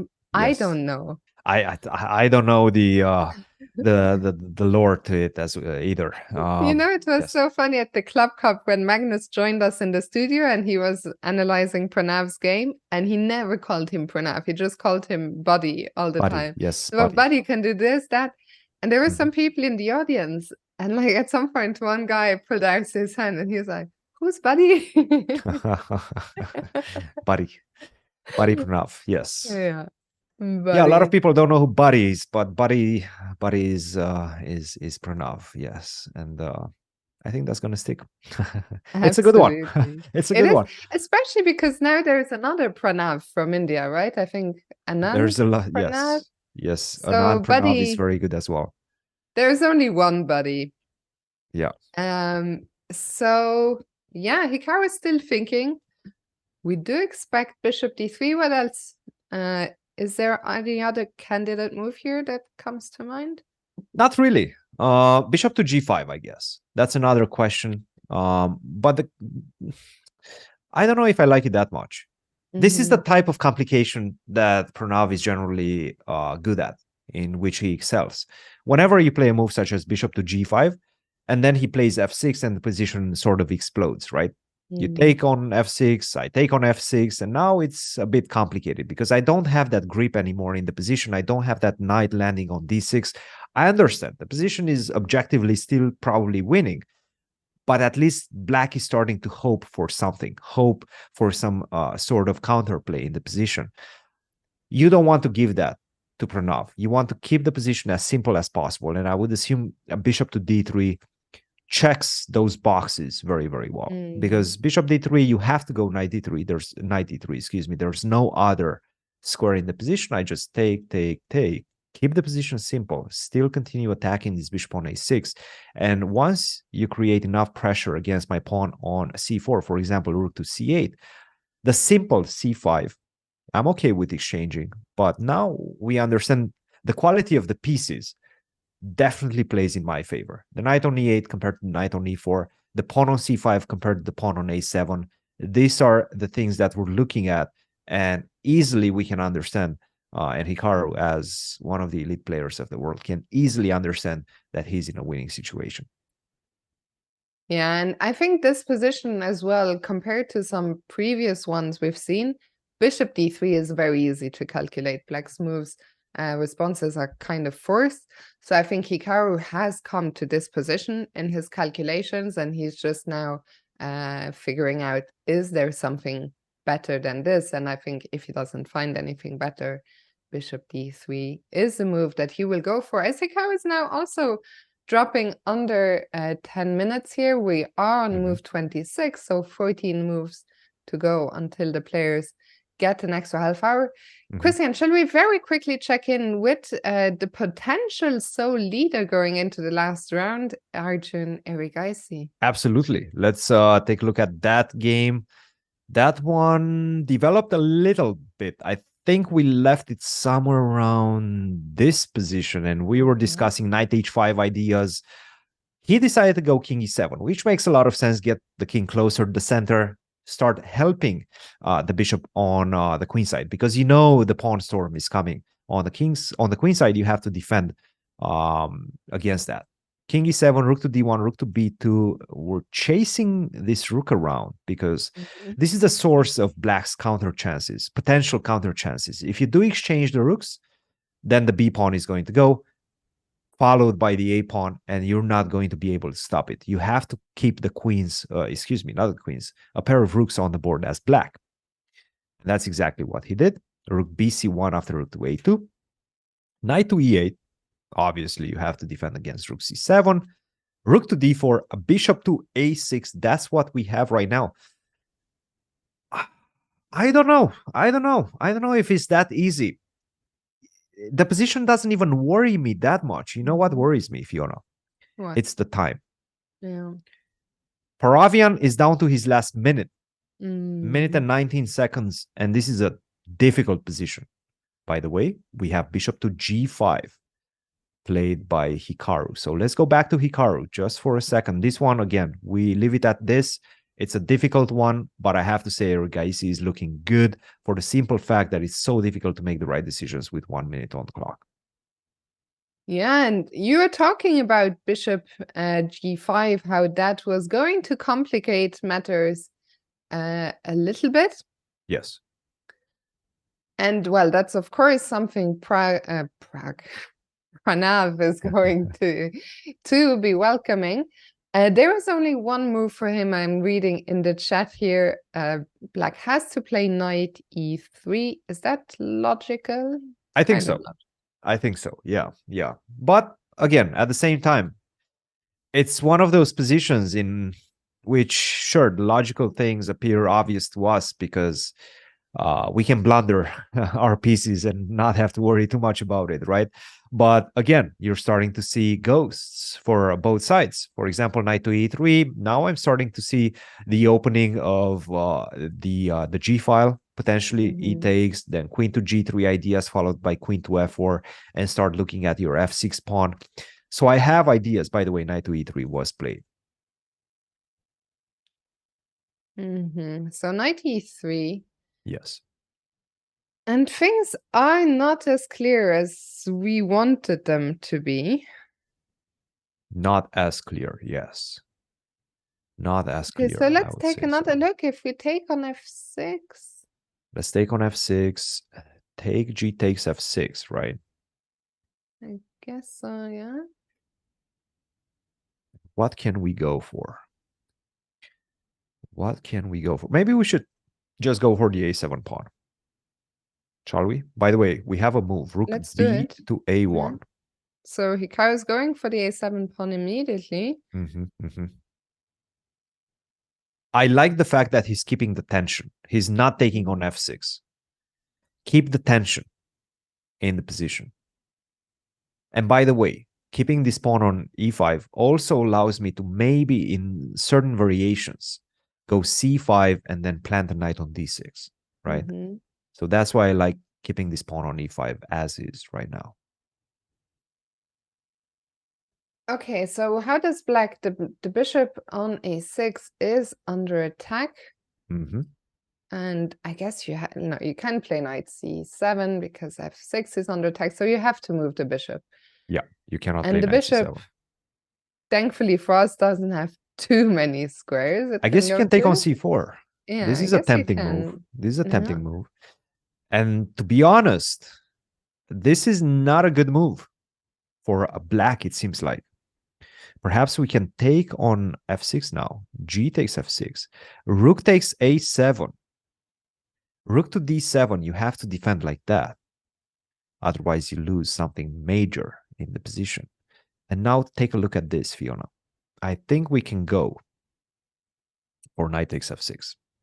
And how do we evaluate this position right now? I have some queen g3 checkmate ideas. Material is completely even, eh? Weirdly enough, after all this. Okay, if material is even, of course it looks great because the black king is a little too naked for my liking. The only question is, can black take on e2 and That's a very good question. I think you're getting checkmated after queen g3. Get mated there. Yes, because king f7, queen g7, and this is one of those painful realizations that you're getting as black. And by the way, king f8 doesn't help you because of rook to a8. You cover, but there's a forced checkmate. Check and checkmate on e7. Nice. And that's it. All of white's pieces are working in great coordination. By the way, we're at move, just to remind everybody, 29. Pranav, still 12 moves to go and only 3 minutes left on his clock. There was in the chat, will he get flagged? No, I don't think he will get flagged. He is way too fast. He's Bishop way takes too c4. experienced. He played it. Bishop takes c4. I was gonna say he will not get flagged, but he might crumble under the pressure. And I think this is a crumble we are seeing here. He took it on c4. All right. All right. Now we're getting somewhere. Now we're getting somewhere. We're back in business, baby. E takes f6. That's what we're expecting, right? What we want to see for sure, yeah. Yeah. Does knight takes f6 work? Is the question. Oh, e takes f6, g takes f6 on the board. Hikaru Wow. speeding through the motions right now. He's in Okay. cruise control. He knows it. He calculated this. He went all the way to checkmate in his mind. In his mind, he has that checkmate planned out right now. And I think Hikaru has to take on a7 now, surely. Yes. Rook takes a7. Everything is takes. It almost feels like Pranav, when I look at the camera, that he's just coming to life now, like 3 minutes. This is his element. He's like, okay, finally we've got ourselves a blitz game. Oh my goodness. No move yet, yeah? I always get tricked G by the takes f6. camera. Yes, G takes f6 is the last move. That's what we have right now. Okay, so if Rook takes a7, takes a7 is actually the only move, yeah? Yes, To keep an advantage. I think so. You just have to, it takes with a tempo makes a lot of sense. Mm-hmm. And I guess the question enough. is, what do you go after rook to c7? But the problem is, once you took on f6, and that's why he took on f6 first, he opened up the g file. So queen to g3 comes, and that's actually a double attack. And you lose some pieces afterwards. Because, for example, you go to h8, I take on c7. If you take with the knight, bishop takes f6, comes on the board. And if you take with the queen, also bishop takes f6 comes on the board, forcing knight takes f6, and that's going to allow me to pick up a full queen on c7. Okay, so rook takes a7. What happens if Hikaru plays any other? Let's try and understand why other moves which Hikaru might be thinking about, why they're not as good. Okay, no, he played it. Rook takes saved by the gong. I was struggling to come up with other tempting moves, but I think rook takes a7 really, not just taking a pawn, but with a tempo, as you said, such a natural move. Yes, rook takes a7, good move. And now Pranav needs to play rook d7. If he doesn't play rook d7, he's busted. Rook Big moment d7 for is Pranav. Only move. also logical though, no? It is. It is. What happens if rook c7? Then I know with the The check queen we g3 saw. move. Yes. Yes. So okay, in that case. Maybe queen to f8. Maybe he's going to get tempted by this move, queen to f8. But now the problem is queen to g3, king to h8. And take a look at this, Fiona. Wow. Rook takes h7. What a move. Did you just see Hikaru nod his head and looking? Oh yeah, he's looking at the camera. He's like, I got this, guys. Don't you worry. He's looking at us. Okay. We're giving us a sign. That's a check right there. And now queen to g6, and that's over. That's really beautiful. Oh, he might fall for it. Yeah. No, he didn't. He played rook d7. Buddy is resilient. Buddy is resilient. Yes. Yeah, and actually, I don't think his downfall was in this, messy murkiness. I think it was just straight out of the opening. He got a position that was not his terrain, and it showed. Rook d7. And now what? Rook takes d7, take, and then knight f6 is what we were looking at, right? And I think we said this is such a difficult position already. Do we have anything else after bishop takes f6? Obviously, we understand bishop takes e2 is losing after queen g3. That's a checkmate. We've looked at that variation. So the only way I can stop queen g3 as black is to go knight f5.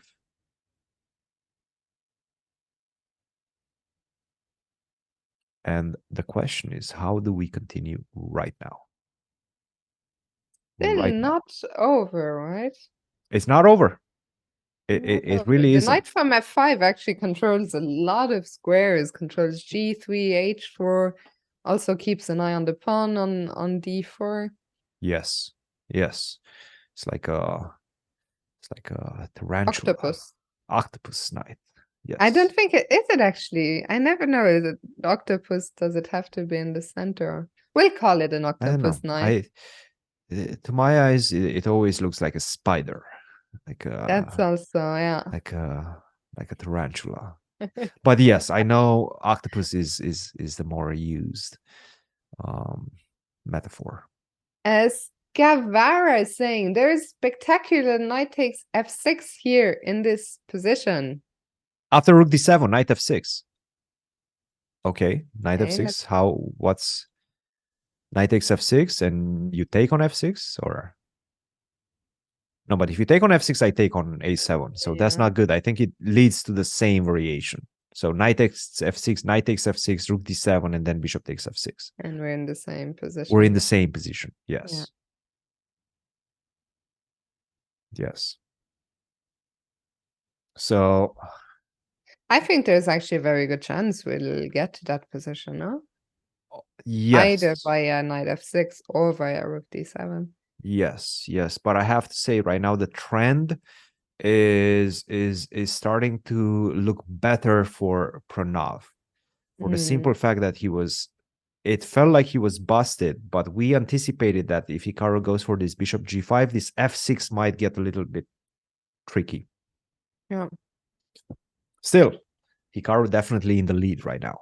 5 minutes. This has really suddenly become a blitz game. The days where Hikaru was constantly up half an hour seem a distant memory. The position, of course, is on the verge of being won, but we need to finish the job. It's only move 31, so still 9 moves. 9 moves to go. 9 moves to go. Yeah. Could he be considering anything else? What happens if I maybe rook a8? Oh, rook a8 actually. Yeah. That's a move that creates a threat in the position. And to be honest, I'm looking at it. It does look very tempting, because if you go king f7, try to get out of this pin, I can always start looking at rook takes e8 ideas, right? Rook takes e8, queen takes e8, knight takes f6. This is looking very tempting from a visual perspective. Yeah. But Queen to, let's say, c8, try to defend. I constantly need to do material count. We're down an exchange. We can take on d7 if we want. Yes. But do we want? Hasn't made the move yet. Down to his last 3 minutes, 40 seconds for Hikaru. 3 minutes, 2 seconds for... there was this viewer earlier who said, I'm nervous. Now it's like, no, I'm not nervous. Everything is under control. But things have changed. Even Hikaru, you can, I think if you're Hikaru, the biggest problem is that now frustration is starting to build up, because you had a dominant position from the get-go. Your opponent had no kind to play. You slowly did all the right things, and somehow you're struggling to convert, and now the time suddenly has evened out. Yes. And even when you're one of the best in the world, these are stressful moments. Very stressful situations, I have to say, right now. Down to his last 3 minutes, Pranav is maybe for the first time in this game ahead on time, Fiona. I think this is the first time in this game that he is ahead on time. Yeah. Yes, from the beginning, from move 1. Rook to a8. Okay. Your move, Christian. Rook to a8. Or your fault. Which of the two? I'm starting. I jinxed it. It's not that bad. It's not that bad. I mean, black is still under tremendous pressure. And to be honest, knight to d5 is also very tempting in the position for Pranav to defend f6, right? Makes a lot of sense. The problem is after knight to d5, I have a monster move in the position. A bishop to a d1 to go to a4 and target this shish kebab on the a4 e8 diagonal. But he did not. He did not fall for that. Pranav is sharp in those spots. Like, I think, I don't know how Pranav did it, but somehow he got the game onto his territory. These are the kind of position that he loves. He probably knows that objectively the position is not good for him, but there are tricks. White suddenly has to be a little bit careful as well. F4. I like this move. That's a good move. That's a good practical move by Hikaru. Opening up for the bishop from e2. Yes. Yes. So do you just have to take the bishop? You have to take the bishop. There's Yeah. no other way out. You have to take the bishop. And now you still have to deal with queen e5. So how do you do it? You have to go king g7, right? There's no other way that you can get out of this. Yeah. I don't see it. Yeah. Unless rook d5. You have to go. Yeah. Yes, rook d5. Yes, that's a good point. The problem is rook d5. Okay, the computer laughs in my face, but it's not so obvious. Yeah.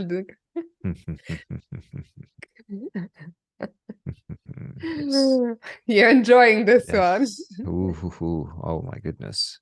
My arrows are getting out of control. Yeah, bishop g5 is beautiful. Beautiful. Not easy to spot. He needs to, okay, bishop takes e2, queen takes e2 is going to come instantaneously by Hikaru. There's no other move. So don't even think about it. Don't even think about it. Put pressure on Pranav. How many moves until time control? This is move 33, 7 so moves. 7 moves, yeah. 7 more moves. And after queen takes e2, you have to find king to g7. Only move. But it's logical, no? Yes. Just to step out of this incoming check. Yes. But it's easy to play rook d5. Yeah, that is true, actually. It is easy to play rook d5. My move. Come on, Pranav. Play my move. Yes, it is easy because once you play king to g7, you have to contend with rook takes e8, knight f6. And then that knight from f6 can give some checks on h5. And that's when you start seeing ghosts. So perhaps we're going to see some ghosts pile up in Pranav's imagination. Yeah, and make a blunder. even if he plays rook d5, will Hikaru with 4 minutes find bishop g5? What do you think? Ooh, that's a difficult one. That is a difficult one. That is a difficult one. 50 seconds for Pranav. And yeah, Ajmal, who's wondering why are they still writing moves? If you get a 30-second increment, you always have to write the moves at all times. You cannot stop. So even if you have, like Pranav, 30 seconds, doesn't matter. Every move has to be written down. And this is a crucial moment, Christian, of this game. King g7 might hold things in the balance. Rook d5 is on the board. Oh my goodness. Rook d5 is on the board, and right the now Fifi move. The win. Let's go. My move. Oh my goodness, but this is beautiful. Take a look at this. Take queen h5, king f8, and guess what? Knight to f6. Oh my god, look at this geometry in the position. You can take with the queen, but then I take on e8 and I checkmate you on that side. Also, queen to h6 is winning on the spot, but knight f6 is so beautiful. If he finds bishop to g5, he has it in the bag. This is it. Fiona mind melted, buddy. Yeah, we were connected, guys. But bishop g5, I think it's a tough move. It's all about that queen h5 move. It's all about that queen h5 move. If you manage to get queen h5 on the board, you win. Yeah. Such a difficult move. Chat thinks he's gonna play it. Come on, Hikaru. Yes. Yes. It would be such a beautiful way to win the game as well. Oh, yes. If he finds bishop g5. And to be honest, okay, the only other practical alternative that I can see is rook takes e8. Rook takes e8, queen takes e8, and knight takes f6. That's the only thing that I can see Hikaru thinking about. But if he starts understanding that queen to h5 is so dominating in the position, then he's going to start thinking about bishop to g5. And there's a good sign right now for Hikaru. He's thinking. Because the easy way out is to take on e8, and you can do that in 10 seconds. But since he's thinking, and he's thinking for the last minute and a half, he definitely has other ideas in mind. And one of them could be bishop to g5. I am with you. The problem is that even then, once it appears on your radar, you have to make sure it's actually working, and you only have 2 minutes to do that. It's only move 34, so still 6 moves to go. The chat is in 2 minds. Some guys say yes, he'll see it.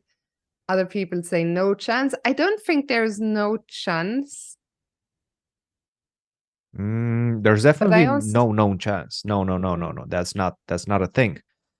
That is not a thing, especially look, queen h5 is so dominating. Queen h5, if you land queen h5 on the board, you checkmate your opponent's king.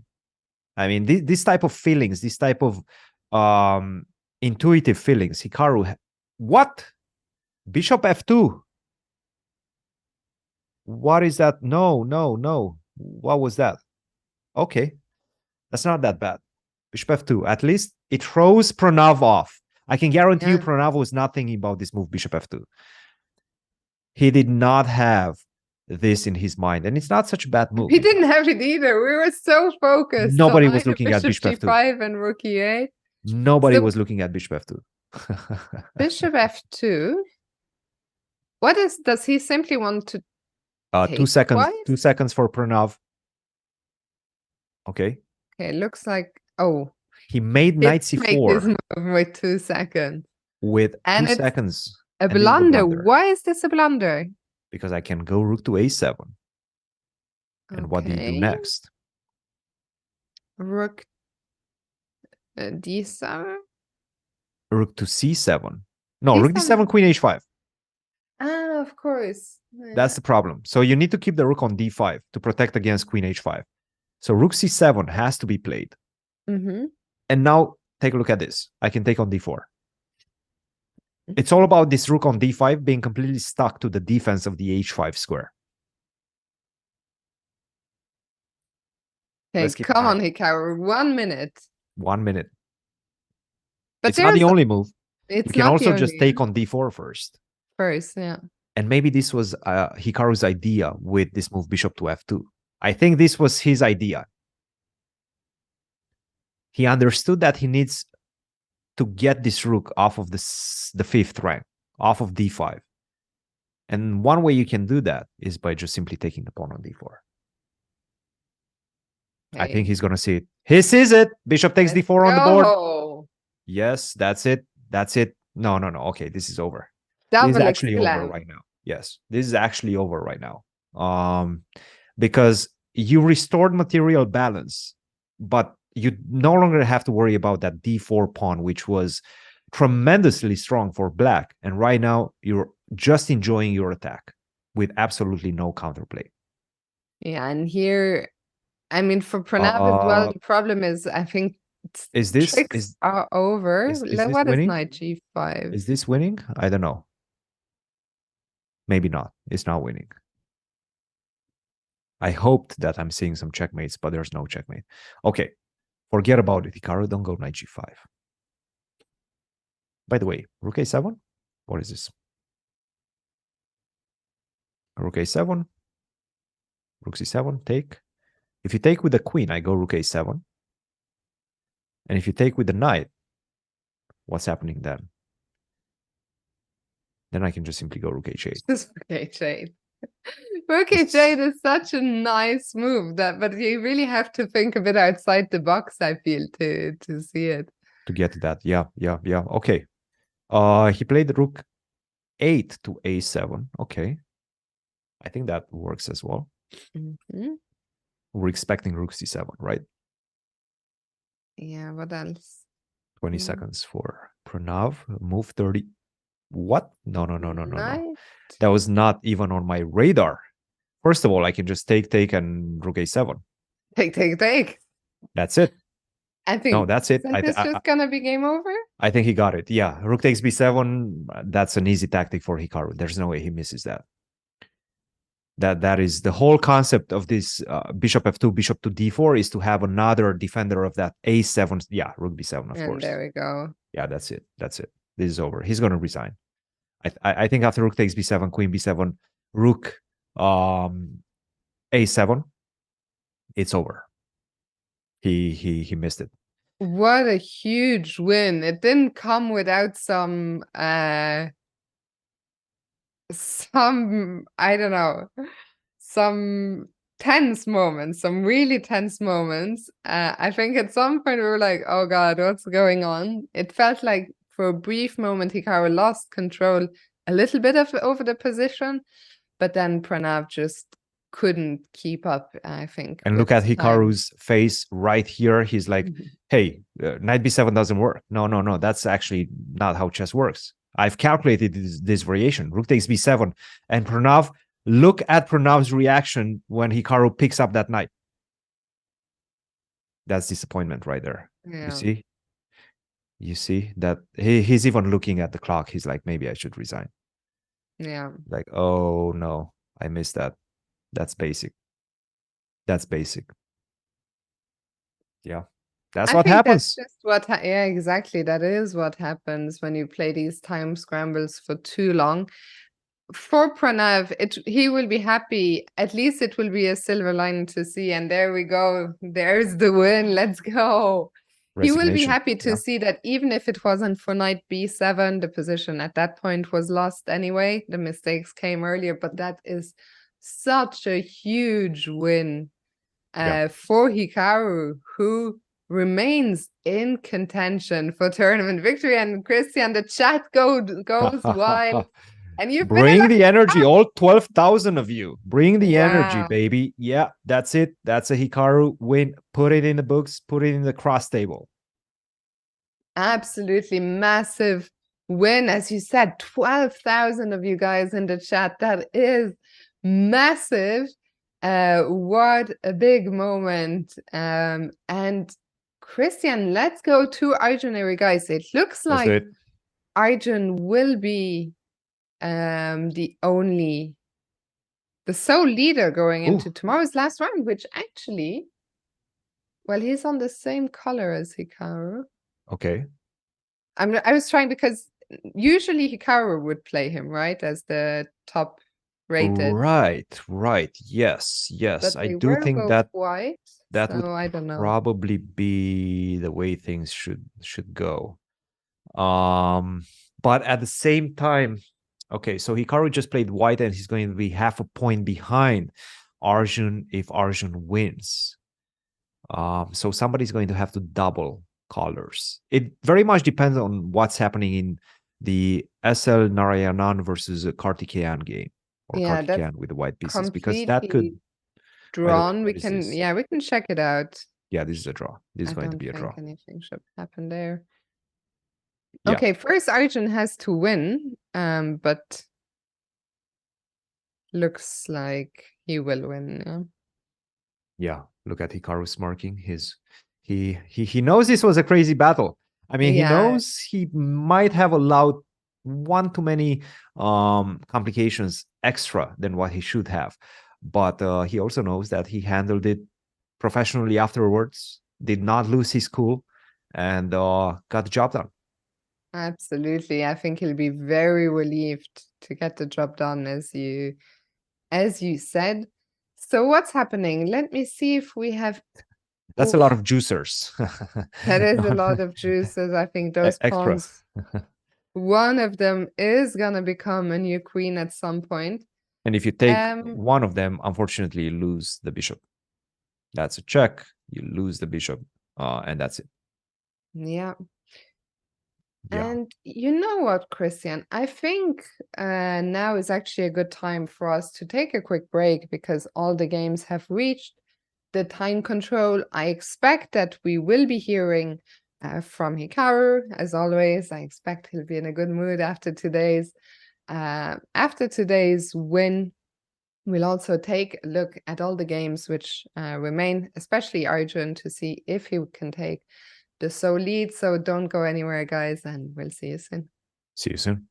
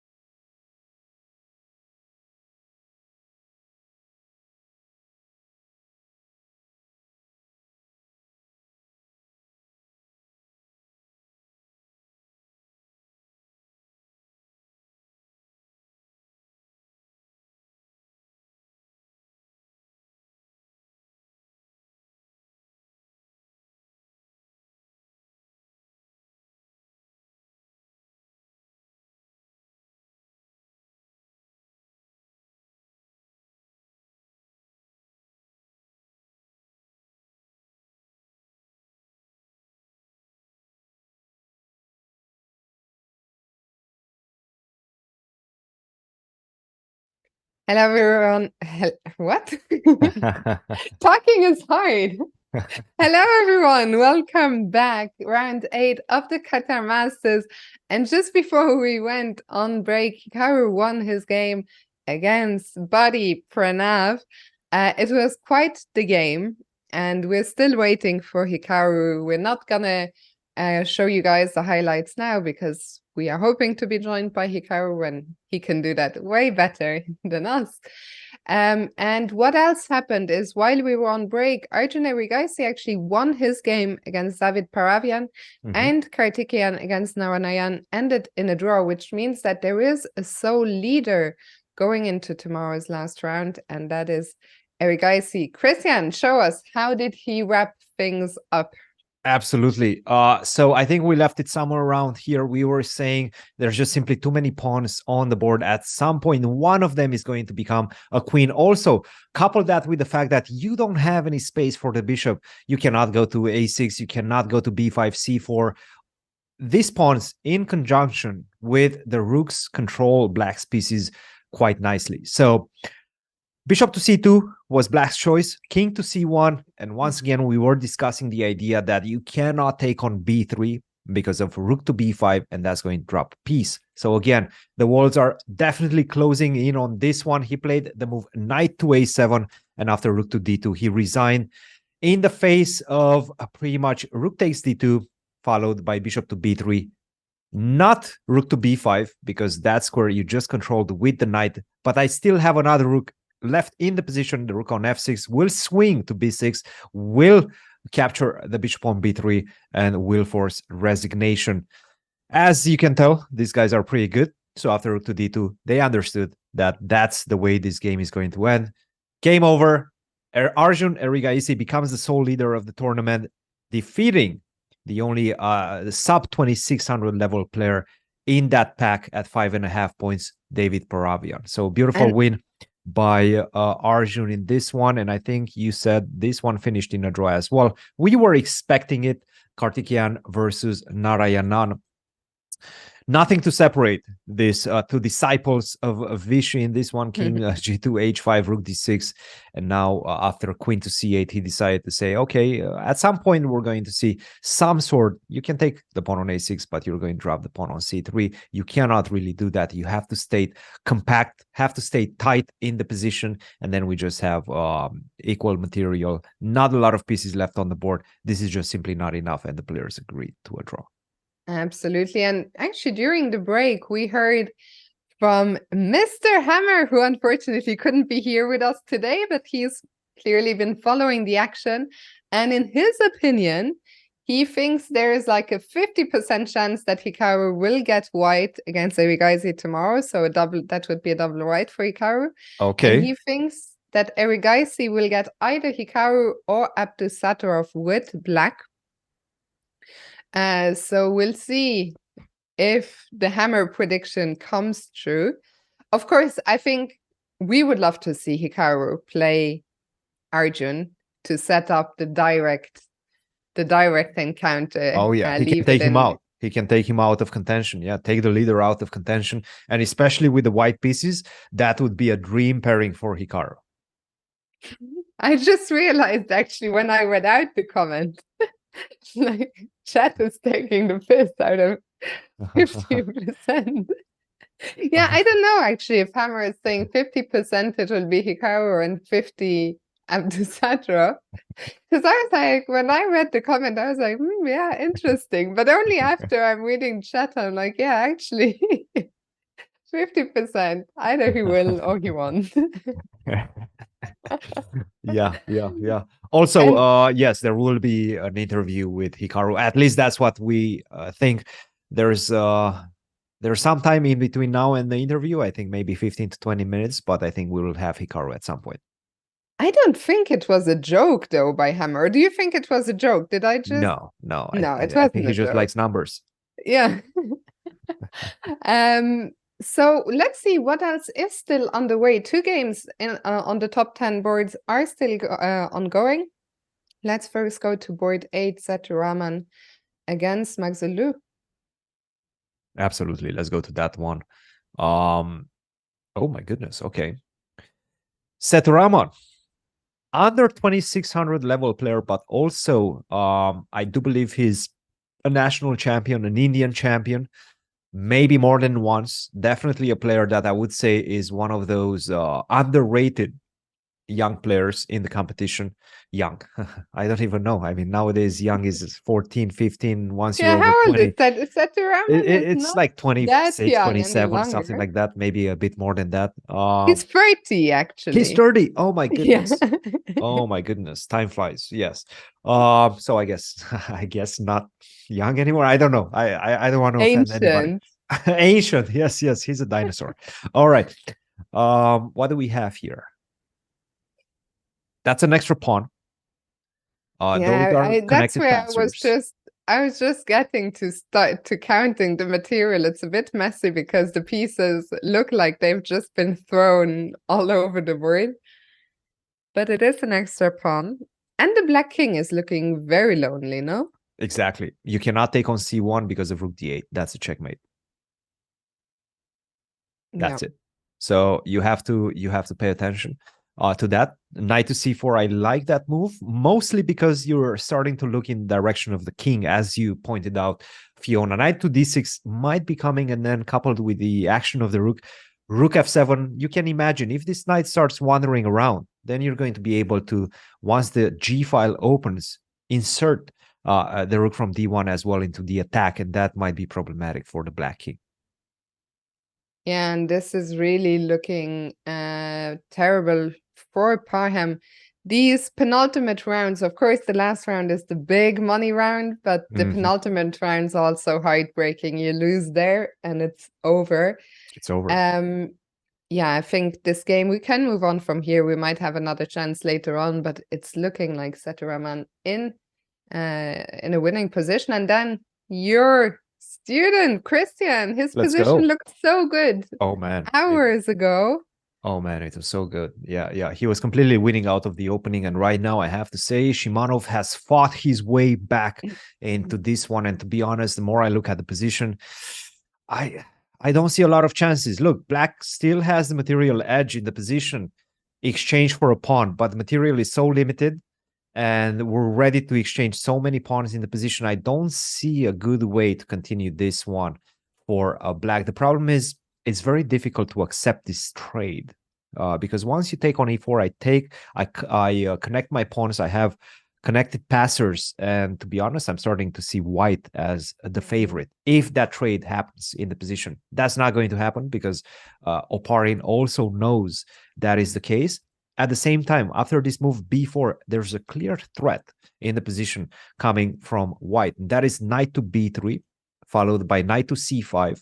That's going to give a check. That's going to force the king away from the f5 pawn, and that's going to also target the a6 pawn. So I'm seeing a lot of weakness in black's position right now. I'm a bit concerned. I'm not saying black is worse by any means.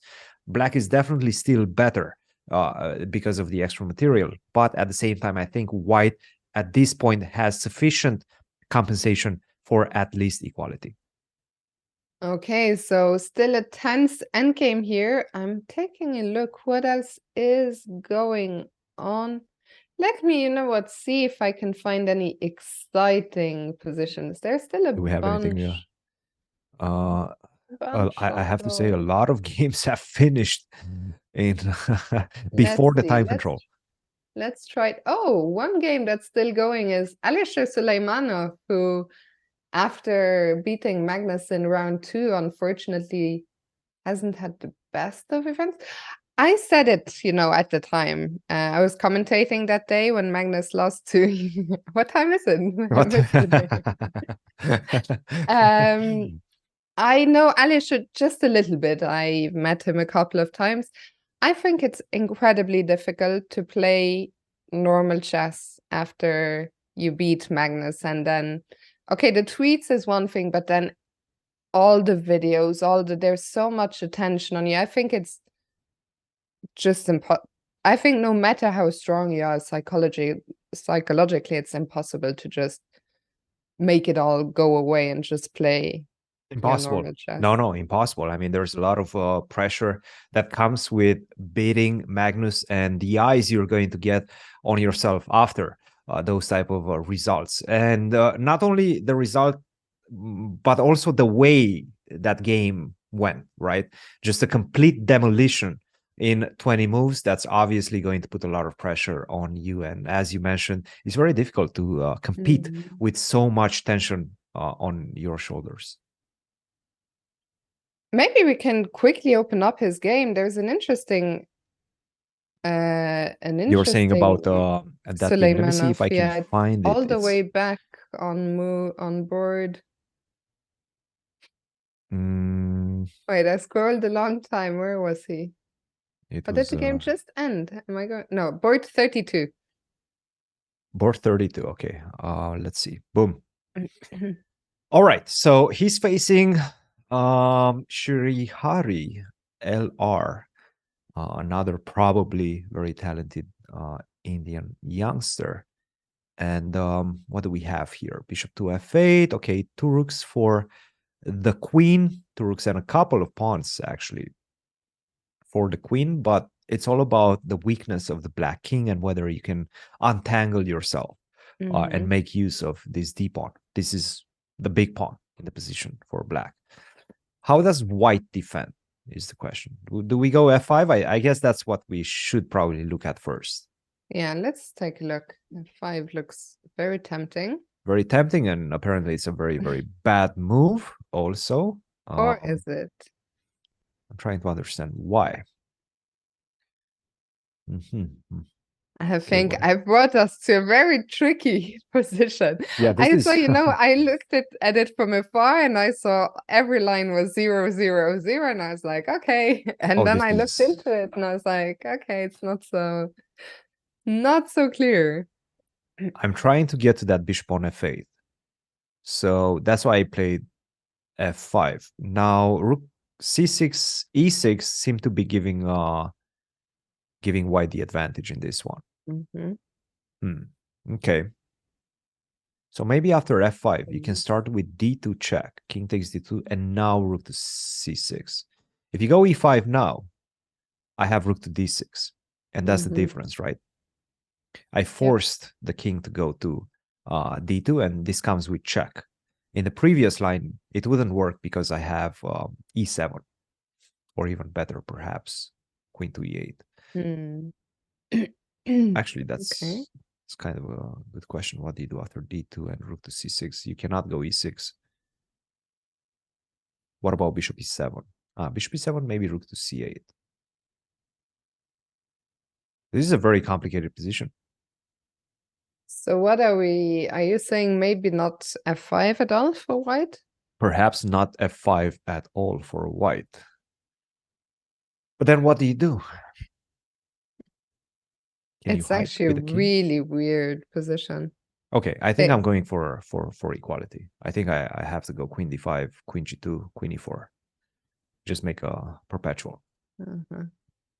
And I guess there's nothing I can do to stop you. Maybe you can give a pawn and then try to cover the g file, but I'm playing with fire. You're playing with fire, yes, because I have f5 ideas coming, e6. I wouldn't risk it if I were black. I would just try to keep that pawn and allow this perpetual. But again, not easy. Not easy. Still very, very complicated position. Absolutely. Let me see if I can find something. Well, a couple of things have changed in the Seturaman Maksudlu. Yep. Let's see what transpired in this one. Okay, I think we left it after knight c4, right? Yes. And then he played rook to a8, trying to cover up the 8th rank. Rook to h7. Sorry, Christian, just because there's so many questions in the chat about Hikaru. Hikaru should be here any moment, so do stick around. We expect him to arrive any moment now. He's coming. He's coming, and he's going to analyze that crazy game against Buddy. He's probably going to tell us what they discussed afterwards as well, because they seem very animated in their post. I mean, it was quite the game. So yeah, I'm looking forward to that. Yeah, no, that was so rook h7. Threatening a big check. King G8. Oh, he didn't play King G8. He played Rook A4. Okay. Rook to A4. This is the position we currently have on the board. B4 is a move to try to defend the knight on C4. My guess is the very natural move, knight to D6, covers the D file, and at least you give me one more move to take on C1 and to get rid of this bishop, which, to be honest, is a very unpleasant bishop because it controls a lot and it defends white's position as well. It defends the very important B2 square, but it also controls the H6 square. So this knight cannot really start wandering around without getting checkmated. What I mean by that is, for example, right now, if you go knight F2, that's a checkmate in 2 moves. 3 moves. Check, check, box the king in the corner, and that's it. Yep. So the bishop on C1 is very powerful. And that's why black is trying everything at his disposal to get rid of it, basically. Okay, so can we somehow hold on to... Not really, right? With B4, maybe. B4? Maybe that's the move. Maybe that's the move. It's not an easy move to make. But it's actually, the more you look at it, like it's not obvious from a distance, but once it's on the board, you're like, actually, this makes a lot of sense. That's right. I can actually do that, right? Yeah. Type of situation. Again, if you move the knight, you get checkmated. If you move this knight, you get checkmated on H6. Yeah, so maybe kind King of stuck. G8 or something, try to kick the rook away from the H file. And then maybe I can take another pawn. Just take, yeah. This looks convincing. Yeah, I think things are coming towards an end here for Parham, but Seturaman still needs to be a little bit precise. Yes, yes, yes. No, this Do you is think not that he'll easy. play before? He's been playing good chess in this game. I think he's in decent shape, and I think he's going to find B4. Yes. And we're hearing in the chat that maybe Greg Oparin. Yeah, I was just gonna warn you that I think you're being debated. Things have changed. Debated? Okay, I might. Let's see. Where do we stand? Okay, so he invaded knight c5. Take. Christian, I'm gonna have to interrupt you. Okay. No more takes for now. Hikaru, welcome. Yeah, it's good to be back. What a game. We'll bring it up in a second, but before we jump into the thick of the analysis, tell us, how are you feeling after that game? Yeah, I mean, it's I think the saying is a win is a win. I mean, really, the outcome of the game determined my mood for sure. If I hadn't won this game, I think I'd be very unhappy with myself. But because I did win, of course, it's all worth it. It's a very up and down game. I mean, I think my time usage at times wasn't great. I really started second guessing myself, and I made some moves that probably weren't ideal. But you know, I found a way to keep it together when it mattered in the time scramble. Absolutely. And Hikaru, first of all, congratulations from me.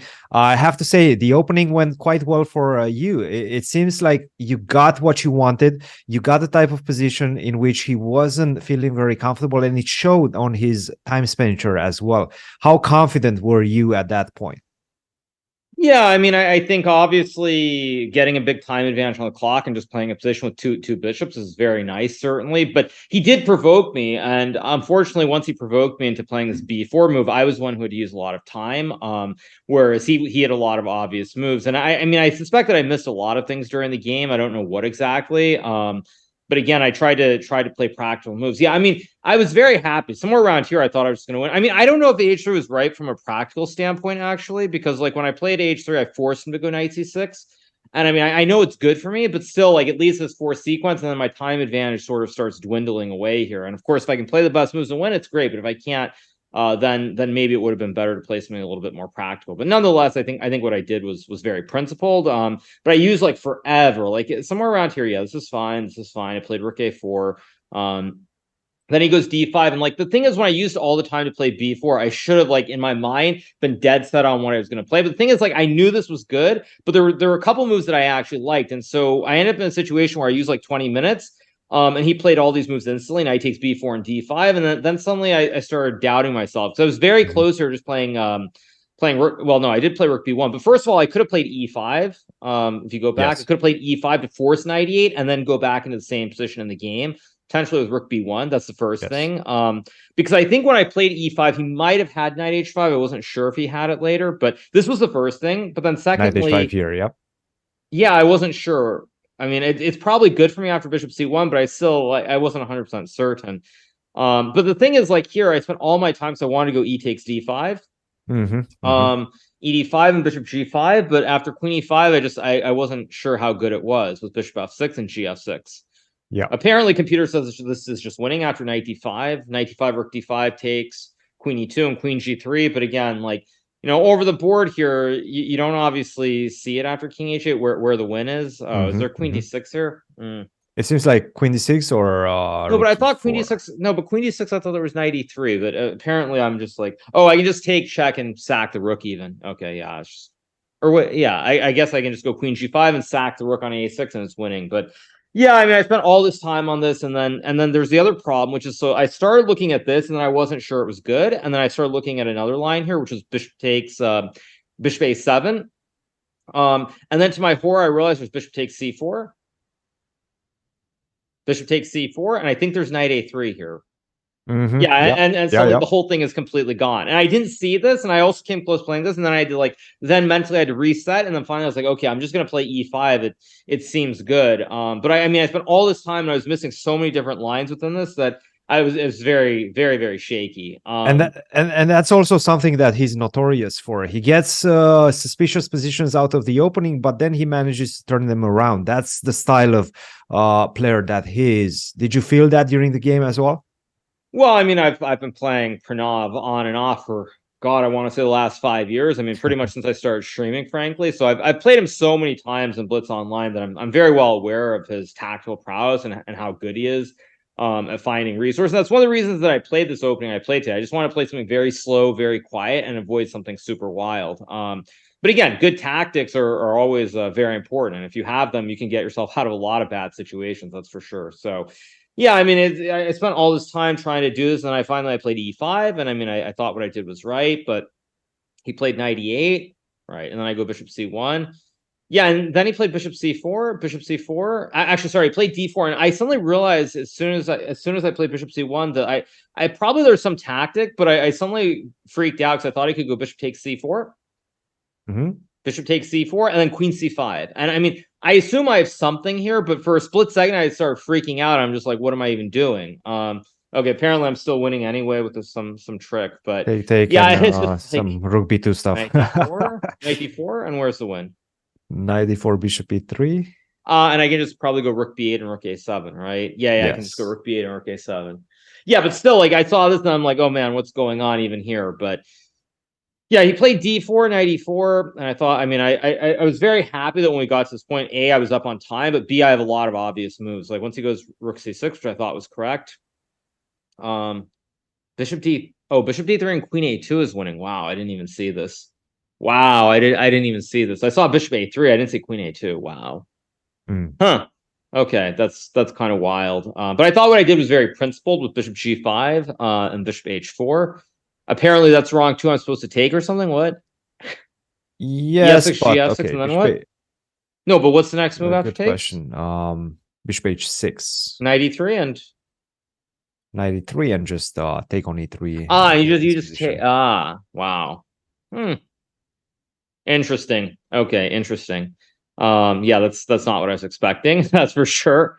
I thought bishop h4 was much more thematic because I keep ideas with rook a1. I keep pressure on f6, and I mean, I thought this was very good, but Buddy found some really good moves. Knight e3 was, I think, reasonable. Apparently, this is bad. Don't ask me why. And yeah, I mean, at this point, we're already natural move, right? Yeah, I mean, we're already in the situation though where we're getting low on time, and it's very tricky to play that for both sides. If I play one wrong move, I can also end up in a lot of trouble very quickly just because of the c file and the great knight on e3. Yeah. So yeah, I mean, I don't know. Like, I guess rook d7 is best, but it's like to trade rooks and go into some position here where it's technically a little bit better for me just doesn't seem right. I did Yep. see this, but I thought he could play king f7. It's only tied to this G4 idea. Oh yeah, but I thought he had king f7, but I have queen h4, don't I? I have queen h4, right? Oh, yeah, that's bad. That's Yeah. bad. I thought didn't knight see queen f5 G4 is very difficult to see from afar, or at least very Mhm. difficult to commit on. Yeah. Well, I mean, the thing is, I'm also up on time here, so he's low on time, and suddenly there's less pieces on the board. His moves become easier to play as well. So, yeah, I mean, that's pretty that's pretty insane. But I thought what I did made a lot of sense. It's just with rook a8, yeah, and then f4. I was very happy with this. And rook d5, and yeah, apparently I have bishop g5 here, which wins. Like, I spent a lot of time here actually looking at knight g5, which I think loses. Like maybe it doesn't lose, but knight g5, I think black can just go like king g6 or take. Yeah, king f8, and like I don't know what's going on in any of this stuff. I have no idea. But again, like I saw knight g5, but I didn't see bishop g5. So I played bishop f2, which I thought was a very, very good practical move, at least. Because the problem for black is he doesn't have obvious moves. All my moves are pretty simple. And once he goes knight c4 and I get this bishop takes d4 sacrifice, and then I think it's pretty much GG immediately. So very, very, very choppy. But I mean, I found a way to win when all is said and done. So it's all's well that ends well, as they say. Fiona. So Hikaru, I was just looking at the standings. Actually, we already knew that Arjun is the sole leader after winning his game today on 6.5. And I was just counting how many players, 6 players on 6, and it actually looks like only 6 will remain, because Christian, if you very quickly pull up Seturaman, we thought he was going to join your group by beating Parham, but something seems to have just gone wrong there. Yes. And yes, absolutely. Hikaru, what I wanted to ask is, are you familiar enough with the pairing system to know what are the chances that you'll get a double white and go and challenge Arjun yourself? I mean, I have no idea. Why is my camera blurry, by the way? 1 second. I don't know why it's blurry. Why is my cam blurry? Is that better? I don't know. Maybe that's better. So yeah, I mean, I think that's better. Anyway, yeah, I've just noticed in the Zoom that it was a little bit blurry. Yeah, what I was going to say is that I think, I mean, it's obviously very hard to judge what the pairings are. I do think that Arjun has played against a few of the people in the same score group that he's on. So I think because of that, there's a pretty decent chance that I'll float up to play him with the white pieces, especially because I have the highest rating. So, I mean, that would be a nice pairing if it happens. If it doesn't, it doesn't. Either way, you know, it's not a big deal for me. So, I think that yeah, I'm just gonna try to stay relaxed, try to keep calm, and you know, see what the pairings are. But I don't really have any idea right now whether I'm gonna play him or not. I think actually, just if I were to eyeball it, I mean, based on the fact that he's played a lot of the other players, I think in the same score group, if I'm not mistaken, I think there is a pretty good chance that I'm gonna play him with the white pieces. But you know, at the end of the day, like we'll just see what the pairings are. Last rounds always have very different rules than all the other rounds. How will you approach this one? How are the nerves? How are you feeling about your chances, Hikaru? Well, I mean, there are no nerves. I mean, it's a very strange situation to be in, because like also the weird thing about the situation is, let's just say I get white against Arjun. I mean, I guess theoretically, like if I were to beat him and win the tournament, then maybe the FIDE circuit is back in play for me or something. So, I mean, it's very strange, because then that's back in play, but the rating matters. But like also this tournament doesn't matter. I mean, it's a very, very strange situation to be in, to be honest, because on the one hand, it doesn't, you know, it doesn't matter, but it does matter. So it's very, very weird. But you know, I think at the end of the day, you just try to play good chess, and that's that's how you go about it. Tomorrow's last round will start 2 hours early. How will that affect your routine and your preparation?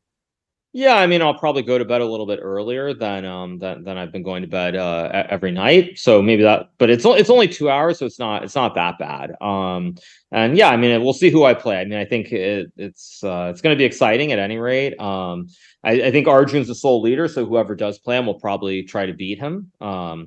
So yeah, we'll just see who I get, and then you know figure it all out as we go. He's one of Vish's disciples. Well, I mean, I think all I mean, obviously Arjun's in that top tier of three that we know about alongside Pragnananta and Gukesh. Very, very, very strong. I mean, I think, for example, though, like in the second tier, the players who aren't known, like Karthikeyan, who beat Magnus, or even Buddy, who I played today. I mean, they're all very, very good. And I think that it's a testament to how chess culture in India has changed because of Vishy. I mean, I'm not saying it hasn't been popular for a long time, but I think with Vishy's success becoming the world champion, all the accolades and awards he's received from the government, it's viewed as something very prestigious. And I think when I look at the Indian players and I see all these kids, or even the ones who are like in their early 20s, who are traveling around the world, playing all these opens, trying to get better at chess, I think to myself that in India, I suspect that the parents and the friends of all these players are probably very supportive, and it's probably something very honorable to be spending your time on. Whereas I think that in the US, frankly, if you're a kid who's aspiring to be a pro chess player, probably your parents and your friends think, you're some sort of like total deadbeat loser. You're just a bozo for wasting your life on chess. And I think that is one of the very big differences, that in India it's viewed as something very special. And so I think the fact that you have so many of these players like going around the world playing and it's being viewed as something positive, whereas in the US it would be viewed as a total waste of time and a waste of your life, just makes a massive difference. And it's great to see. Hikaru, just a question about the most asked question in the chat, I think, is why do they call him Buddy? Everyone knows he's Buddy. Nobody really knows why. I think the chess board coined it, but do you know why? Yeah, I mean, I think my understanding of it, of course, it starts with the chess brawls and Eric Hansen specifically, but my understanding of it is that when Eric was playing Pranav years ago, well, there's a second part actually. First things first is that does he actually have a first name? Because even on his card today that I saw, it says V Pranav. Does he actually have a name or not, or is it just V? I think V. I mean, I think it's V. My guess is that it's V. Well, I mean, I don't, but I don't know. That's the thing, because like I was looking at the card at the table, and it just says Pranav, V. So I don't know. Like, I mean, it's like if his parents watch V for Vendetta, I guess there must be. It's like Gukesh, right? First Gukesh name. D. Very often we just knew him as D, and then as he got stronger, we knew. His name. He has a name, but. He has a name, but anyway, I think that's the first thing, is that basically you just see his name, you see V. So that's very strange to begin with. But then I think with Eric, what happened is that Eric obviously used to be a much better player than Buddy. And I think that Eric always viewed Buddy as somebody that he could play against, and somebody who would always be willing to play blitz, and somebody that you could beat and get your rating points back after you tilted off and gotten adopted by Hikaru. So I think that's the general gist of it, is like he's just like, he's the buddy, he's the guy you can always play when you're like you're down or you're not doing well, but also you can beat him. So he's like the buddy who gives you your rating points back. I think that, I mean, at least that's my understanding of it. I could be wrong on that, but I think it's just like, if there's someone that you need there who can farm for some points, he's always going to be your buddy. If you need someone to play against because you can't get any blitz games, he's your buddy who's there to play. So I think that's the general gist of where it comes from, but I could be wrong, obviously. Well, definitely a reliable opponent for you in this one, in today's matches, and in the blitz and bullet sessions that you shared together. Yeah, congrats, Hikaru. Yeah, but I mean, I think the thing is also, though, it's funny because like when Eric would play him years ago, or like even when I would play him, like we both would expect to just beat him every single game. We'd expect to just like roll him off the board. We'd have these great results, and just like it's all good. And then and now like he's obviously better than Eric, and of course he's nipping at my heels too. So it's it all goes full circle. Hikaru, I think from my end, that is it. I am very aware that the last round tomorrow will start early. I don't know if there's anything that you'd like to add before we let you go. Not really. I just think, keep up the great work with the commentary. And I mean, I'm glad that as seemingly usual these days, I'm putting together a good result, and I've played a good tournament. So I'm just very happy overall with how I've played. And I think, just hopefully I can keep it together for one more game. Absolutely. Thank you so much for stopping by. Congrats again, and best of luck for tomorrow. Go get your rest, Hikaru, and we'll see you tomorrow. I got to do my recap first, but then I'll get some rest. So yeah, it's all good. Awesome. Good luck. Thank you. Have a good night. All right. See you guys. Good luck. Bye-bye. Okay, and yeah, during the interview, at some point, things changed here in this game. Let's try and find the moment where Saturaman lost control. So I think over it was this moment. He played b3 instead of b4, right? Rook to a6 and rook takes h5, maybe ill-timed. This was, and I have to say, I'm looking at the options in this position, and they're not easy. One of them is knight to b2. You never think about this type of backward move, such as this one. I don't like it, I have to say. Bishop to a3, that's definitely something that comes to your mind. But rook takes h5 is the most natural. I mean, you're just snatching a pawn. Yep. It looks seemingly for free, but in fact, Snatching the draw from the from the jaws of victory. victory. Yes, yes. That's the way it goes. And I think this is what he missed. Take on c1, take with the rook on c1, knight to e4. And this is the key idea behind this whole setup of black. Check, rook to c2, and now not rook takes c2, which is the obvious option that you see from afar, but rather rook to a2. King takes a2, and that allows black to take another pawn, and unfortunately, that's going to be enough. Unfortunately for white, that's going to be enough. What I'm going to do right now, given the fact that the rook is connected and tied to the defense of the pawn on h4, I'm going to just simply sacrifice, find a way to sacrifice this knight for the b pawn, and then just simply attack this rook, displace it, take the last pawn off the board, and then we're going to have rook knight versus rook, which, you know, it's a theoretical draw. Absolutely, that is a very straightforward plan. Do you have to be a little bit careful? Well, I can go rook, king g7, right? Oh yeah, of course. What am I saying? Yeah, this one should be actually, I guess, over now. That's the thing. I will just kick the rook away. And if you don't manage to, I mean, and I don't see it, to be honest. Once you go b6, I go knight to c5, and then you kind of have to go b7 at the right moment. And at least I will have the option of sacrificing that knight for the pawn. And as pointed out in the chat, Parhamov, he is a fighter, not a very resilient player. Oh, And yeah. someone was asking, can we see also, let's take a quick look at Shimanov and Oparin. A winner there would also join Hikaru's group, but I don't think it's going to happen in either of the games. Let's see. It's not looking likely, for the simple fact that the material is so limited. But what I do like for Grigory, of course, he still has a slight advantage, a slight material advantage. What I do like, and I think is going to be consequential, much more consequential than the actual assessment of the position, is the fact that Shimanov only has 2 minutes and 58 seconds. And that might, you know, come in handy if you manage to complicate the position somehow. I don't know exactly how you're going to do it. Again, material is That so was going to be limited. my next question. Can you somehow, I guess you'd love to bring the king around somehow? Yeah, but my a pawn is coming. That's the problem, Okay, right? So, and even ideas such as, I'm thinking maybe okay, let somehow me to give you a check sacrifice a first. piece. Okay, yes. And now I go knight c5,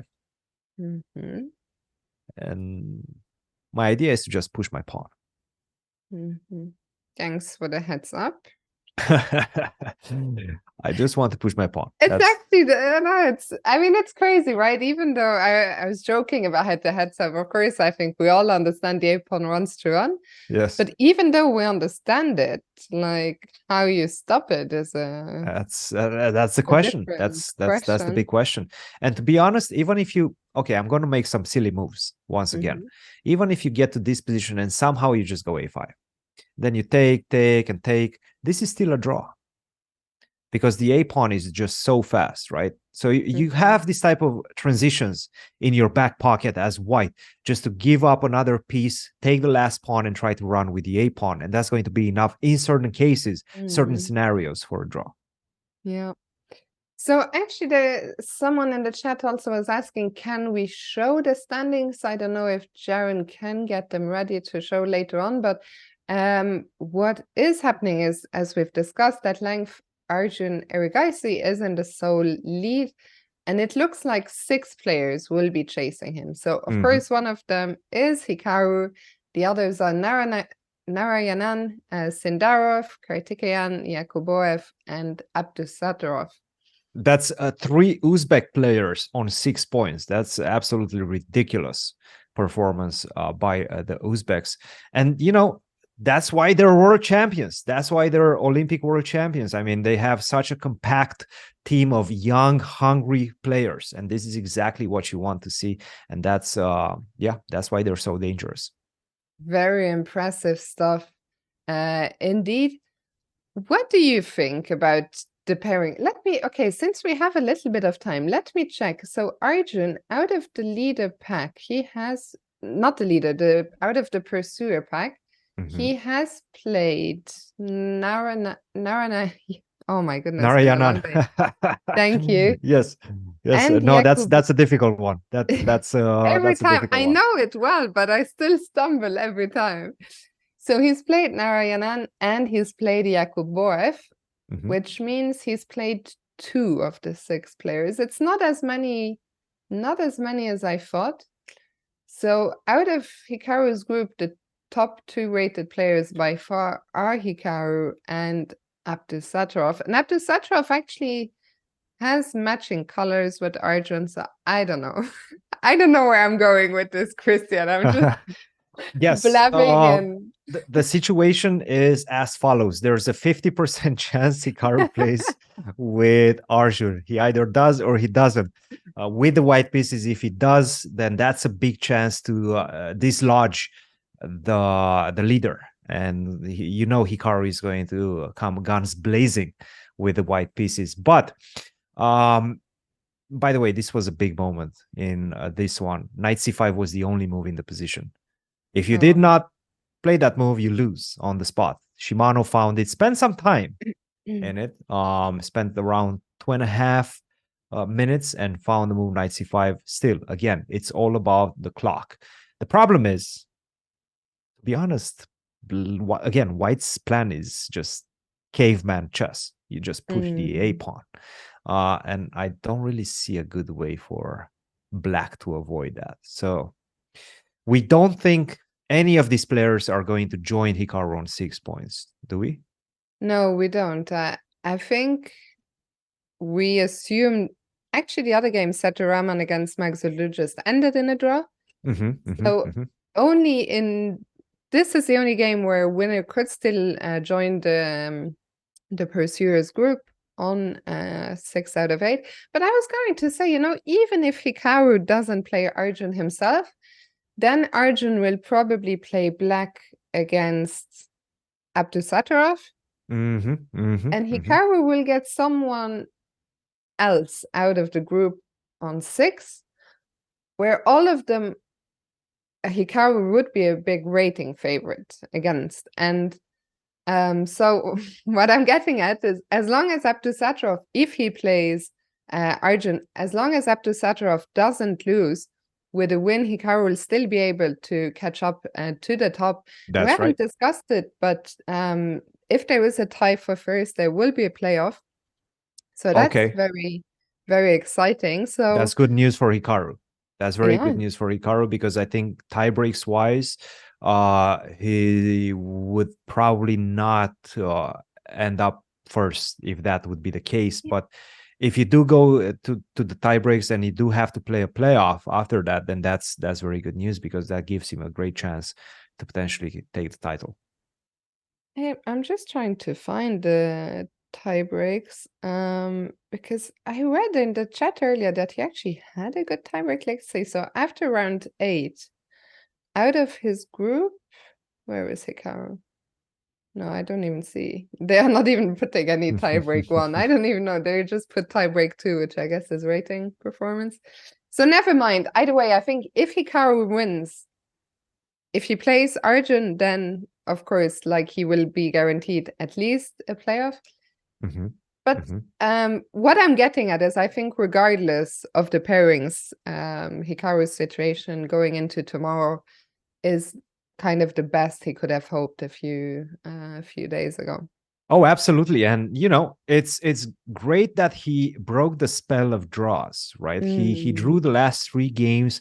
Obviously, he was getting some good positions. He didn't really have a lot of difficulties getting those draws, but you do need to win a lot of games to be able to win this type of open tournament situations. And that's what he did today. And that's a very good sign. Absolutely. Tomorrow will be a huge day. I know the mods guys have already reminded you in the chat. I think we've mentioned it once or twice, but tomorrow's last round will start 2 hours earlier than usual. How early will that be for you, Christian? Don't remind me, please. But I will be here with a big bowl of coffee, and ready to rumble. That's going to be. Today was 6:55 when we started. Tomorrow is going to be 4:55 when At least they moved it forward an hour, right? It was gonna be 3:55 originally. Oh my goodness! But you tonight, should be grateful. I'm grateful. Yes. I'm seeing the positive side of things, or I try to do that every single time, and that's one of them. That's the only one of them, I guess. But coffee for everybody. Coffee is on me tomorrow. I'm actually, so tomorrow Christian will be here with Benjamin Bock. I will be traveling, but I'm looking forward. I have, I think, 4 hours in between flights, so I'll be tuning in. I'll be listening. I'm very excited, I have to say, for tomorrow. And of course, it's always lovely to be here, but there's also something very nice about just watching the show and sort of enjoying. Not that this isn't enjoyable. I don't know. I've talked too much today. I'm rambling at this point.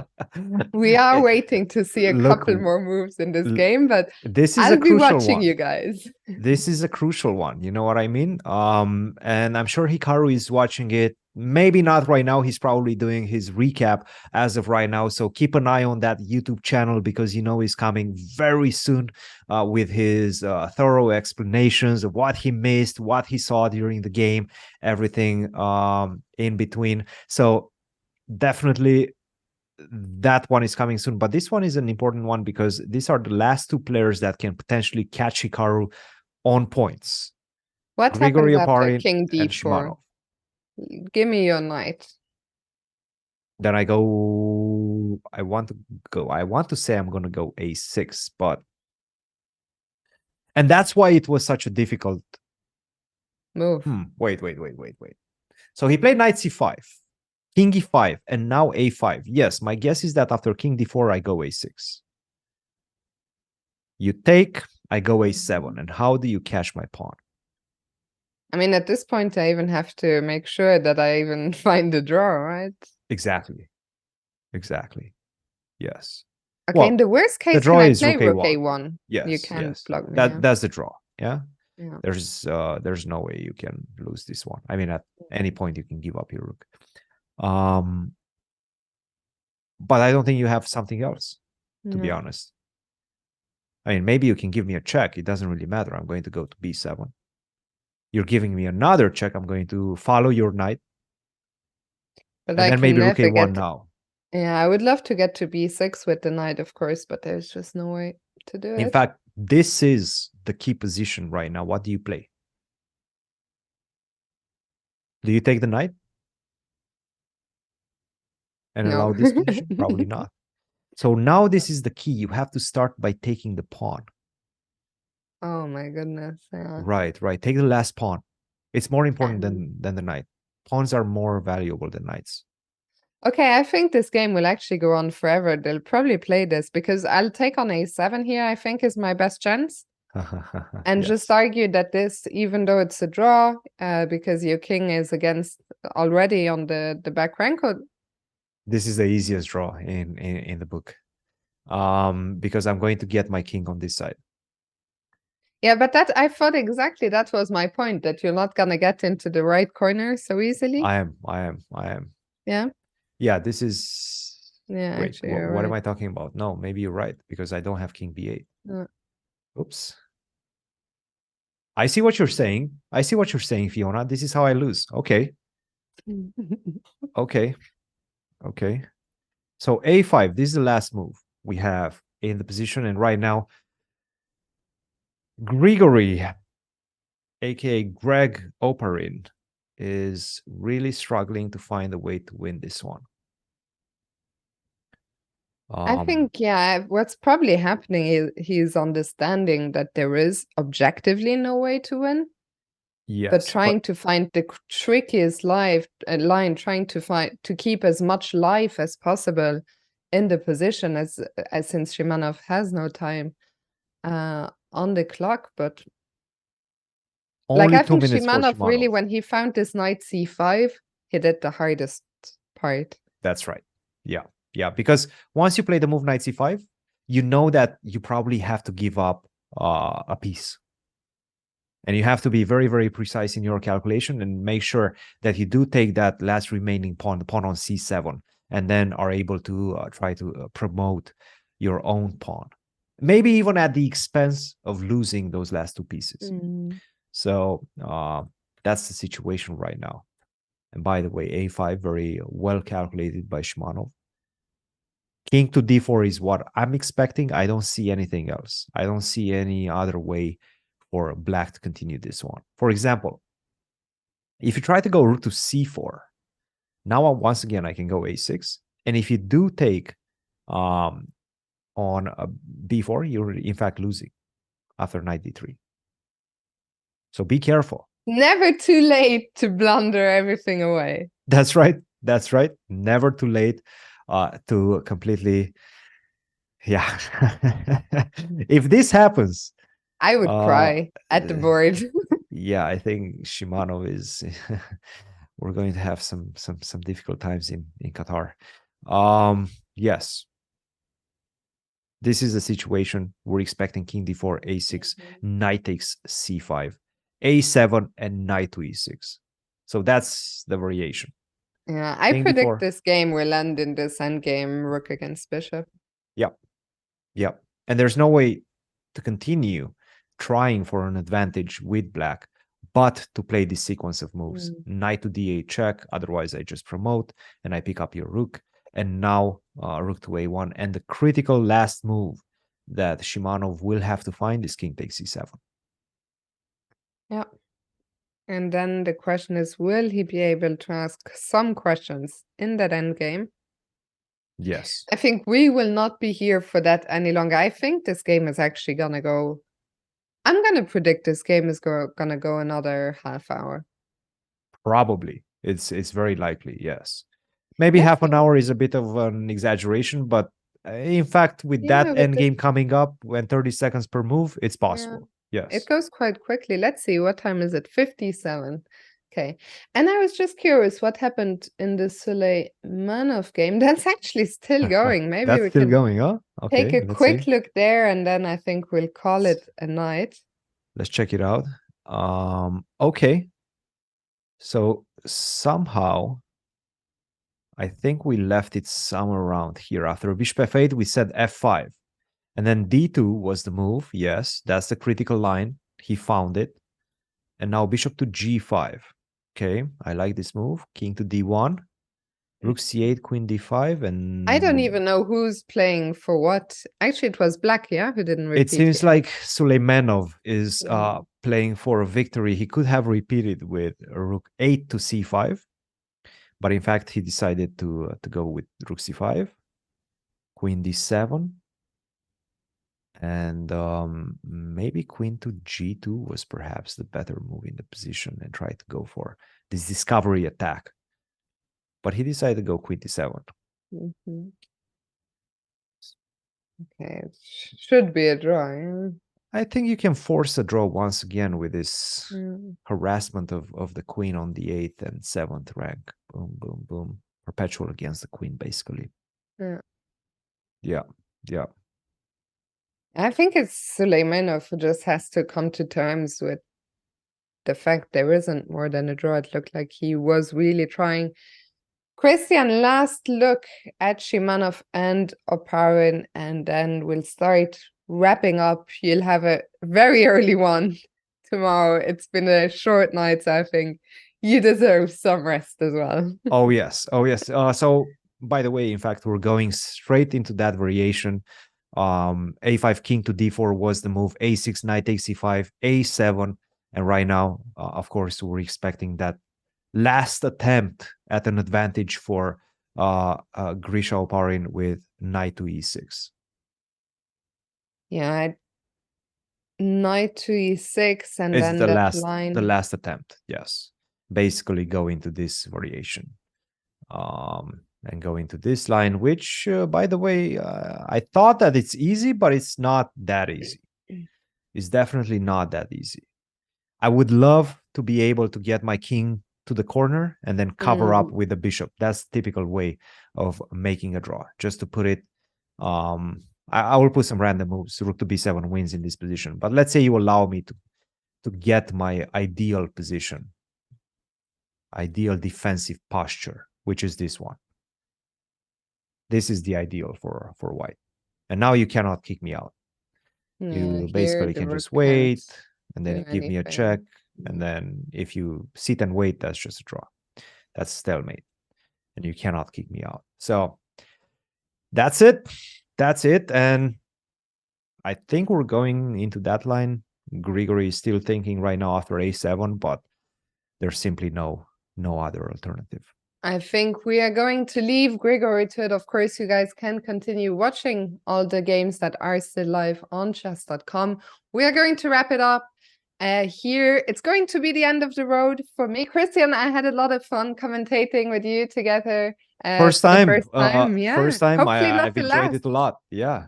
No, I've had a good time, Fiona.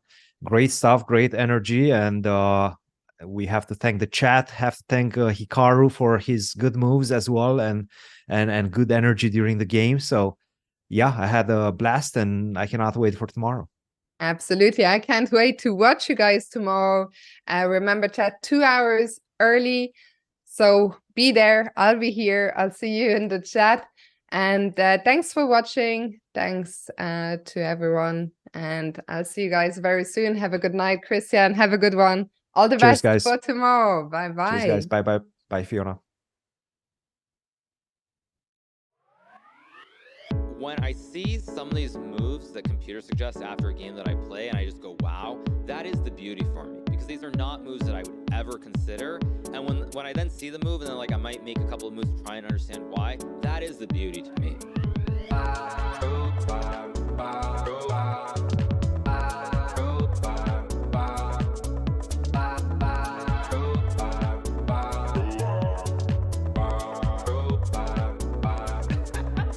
I feel like playing chess, and I feel like hoping. I feel like playing chess, and I feel like streaming.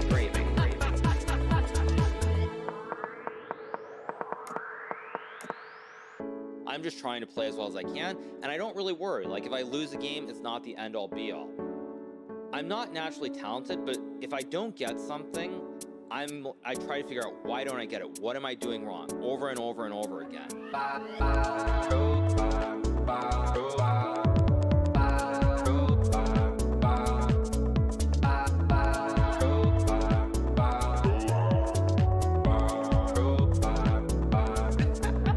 I feel like playing chess, and I feel like hoping. I feel like playing chess, and I feel like streaming.